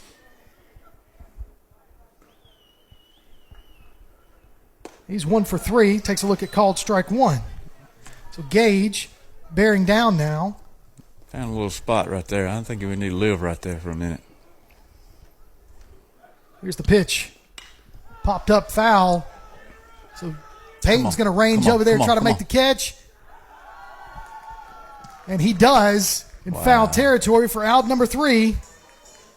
And that will do it for us as James Clemens comes into the inning. They made it interesting. They did. Coming into the inning with a 4-run lead. Squeaks out a 1-run win. Yes. So good doubleheader there for James Clemens, able to start the area playoff 3-0. So that's huge for the Jets. So we'll take a break. When we come back, we'll have a little stat talk and then wrap it up here. You're listening to James Clemens Baseball on Play Action Sports. North Alabama Gas District has provided safe, reliable, and economical natural gas service to Madison and surrounding areas of Limestone County for over 40 years. However, accidents and leaks do sometimes occur. If you smell odors similar to rotten eggs or notice other possible signs of a gas leak, such as a fire or explosion, a blowing or hissing sound, or blowing dust or bubbling water, leave the area immediately, avoid ignition sources, warn others, and from a safe location, contact us immediately at 256-772-0227. And remember to call 811 before you dig. North Alabama Gas District, we take safety seriously. When you're searching for a home or selling your current one, you want guidance from someone you trust. Fallon Sloan at Capstone Realty has been an active member of the Madison-Huntsville area for many years and has a passion for hard work, integrity, and client service. Fallon is a Madison resident, so she's got her finger on the pulse of the community. Check out her listings online at Fallon Sloan, that's FALLONSLONE.choosecapstone.com, or call her at 256-755-0269. Fallon Sloan at Capstone Realty. Timeout. All right. Remember, we're a team that plays together. Listen, the winning will take care of itself. We just have to get everyone involved. In interscholastic sports, we celebrate what makes every one of us unique. And in the pursuit of a common goal, everyone in the huddle, in the bleachers, and in the community comes together. This message presented by the AHSAA and the Alabama High School Athletic Directors and Coaches Association. PASnetwork.net. It's now your gateway to the Play Action Sports Network. Whether it's Play Action Sports coverage of school, youth, and amateur sports from Athens and Limestone County, or Calhoun basketball, James Clemens Sports, and Applebee's Tailgate Talk via PAS Plus. PASnetwork.net. Follow the links to download apps to hear live streams and podcasts, enable Alexa skills, or listen live on your computer. Covering Athens and Limestone County area sports, PASnetwork.net. Welcome back to James Clemens Baseball on Play Action Sports. Final score, game number 2, James Clemens 6, Florence 5. Last 2 innings, Florence kind of made it interesting, Coach. Yeah, they did. They hung around, and we did our part to let them, too. So Wheeler picks up the win. Went 3 innings pitched, gave up 2 hits, struck out 2, had 2 bases on balls. Harris came in, pitched 2 innings, struck out 2, had 2 bases on balls. How about that? And then Gage came in, pitched 2 innings, gave up 4 hits, 5 runs, 2 bases on balls, and 2 strikeouts. So there were 2 errors right there in that inning, too, that didn't help him much at all. Just from a batting perspective, James Clemens ended up with 6 runs off of 9 hits. 6 of those RBIs, got 4 bases on balls, struck out 4 times. So you've kind of Mark Fort had really the only extra base hit for James Clemens. Yeah. And Ramirez and Kulovich both had stolen bases. They did a good job, though. I'm most impressed with them both games, though. You know, you get the big hits with the runners in scoring position, but they probably had, 5? Yeah. Sack flies that just kept advancing runners, and then good things happened, pass ball, singles, and that kind of stuff. I was very impressed with their unselfish approach to the plate. So when you look at this, though, I mean, that going 3-0 right off the bat in area play, that's huge. Huge. So, I think their next game is here at home against Austin next Friday. Yep. So they get a little bit of a break, time to kind of recalibrate and think about how they're going to approach rest their arms. Yeah. But we'll be back Monday for you guys. Going to play action sports and softball. Looking forward to that. We're ready. We had a decent week last week. It didn't end the way we wanted it to, but we got some rest now over the weekend and come back Monday and Tuesday here and hopefully grab a couple of wins and then head into Thursday against Austin, hoping to make a run in the area. If we do our part next week, we could really cause some major chaos in our area, because we could have a 3-way tie if we win both games next week. Well, I like it. I'm a big fan of chaos. So I love it, yeah. I love it. Well, hey, listen, we've wrapped up 2 games, had a doubleheader, both victories by James Clemens. Yep. For Coach Laney Rich, my producer, Mr. Tim Lambert, I'm Kirk Pierce. Thank you all for tuning in. Hope you've had a good time. We have. Y'all go home, be safe. If you're already at home, hey, enjoy the evening. Enjoy the evening. We'll catch y'all Monday. You've been listening to James Clemens Baseball on Play Action Sports.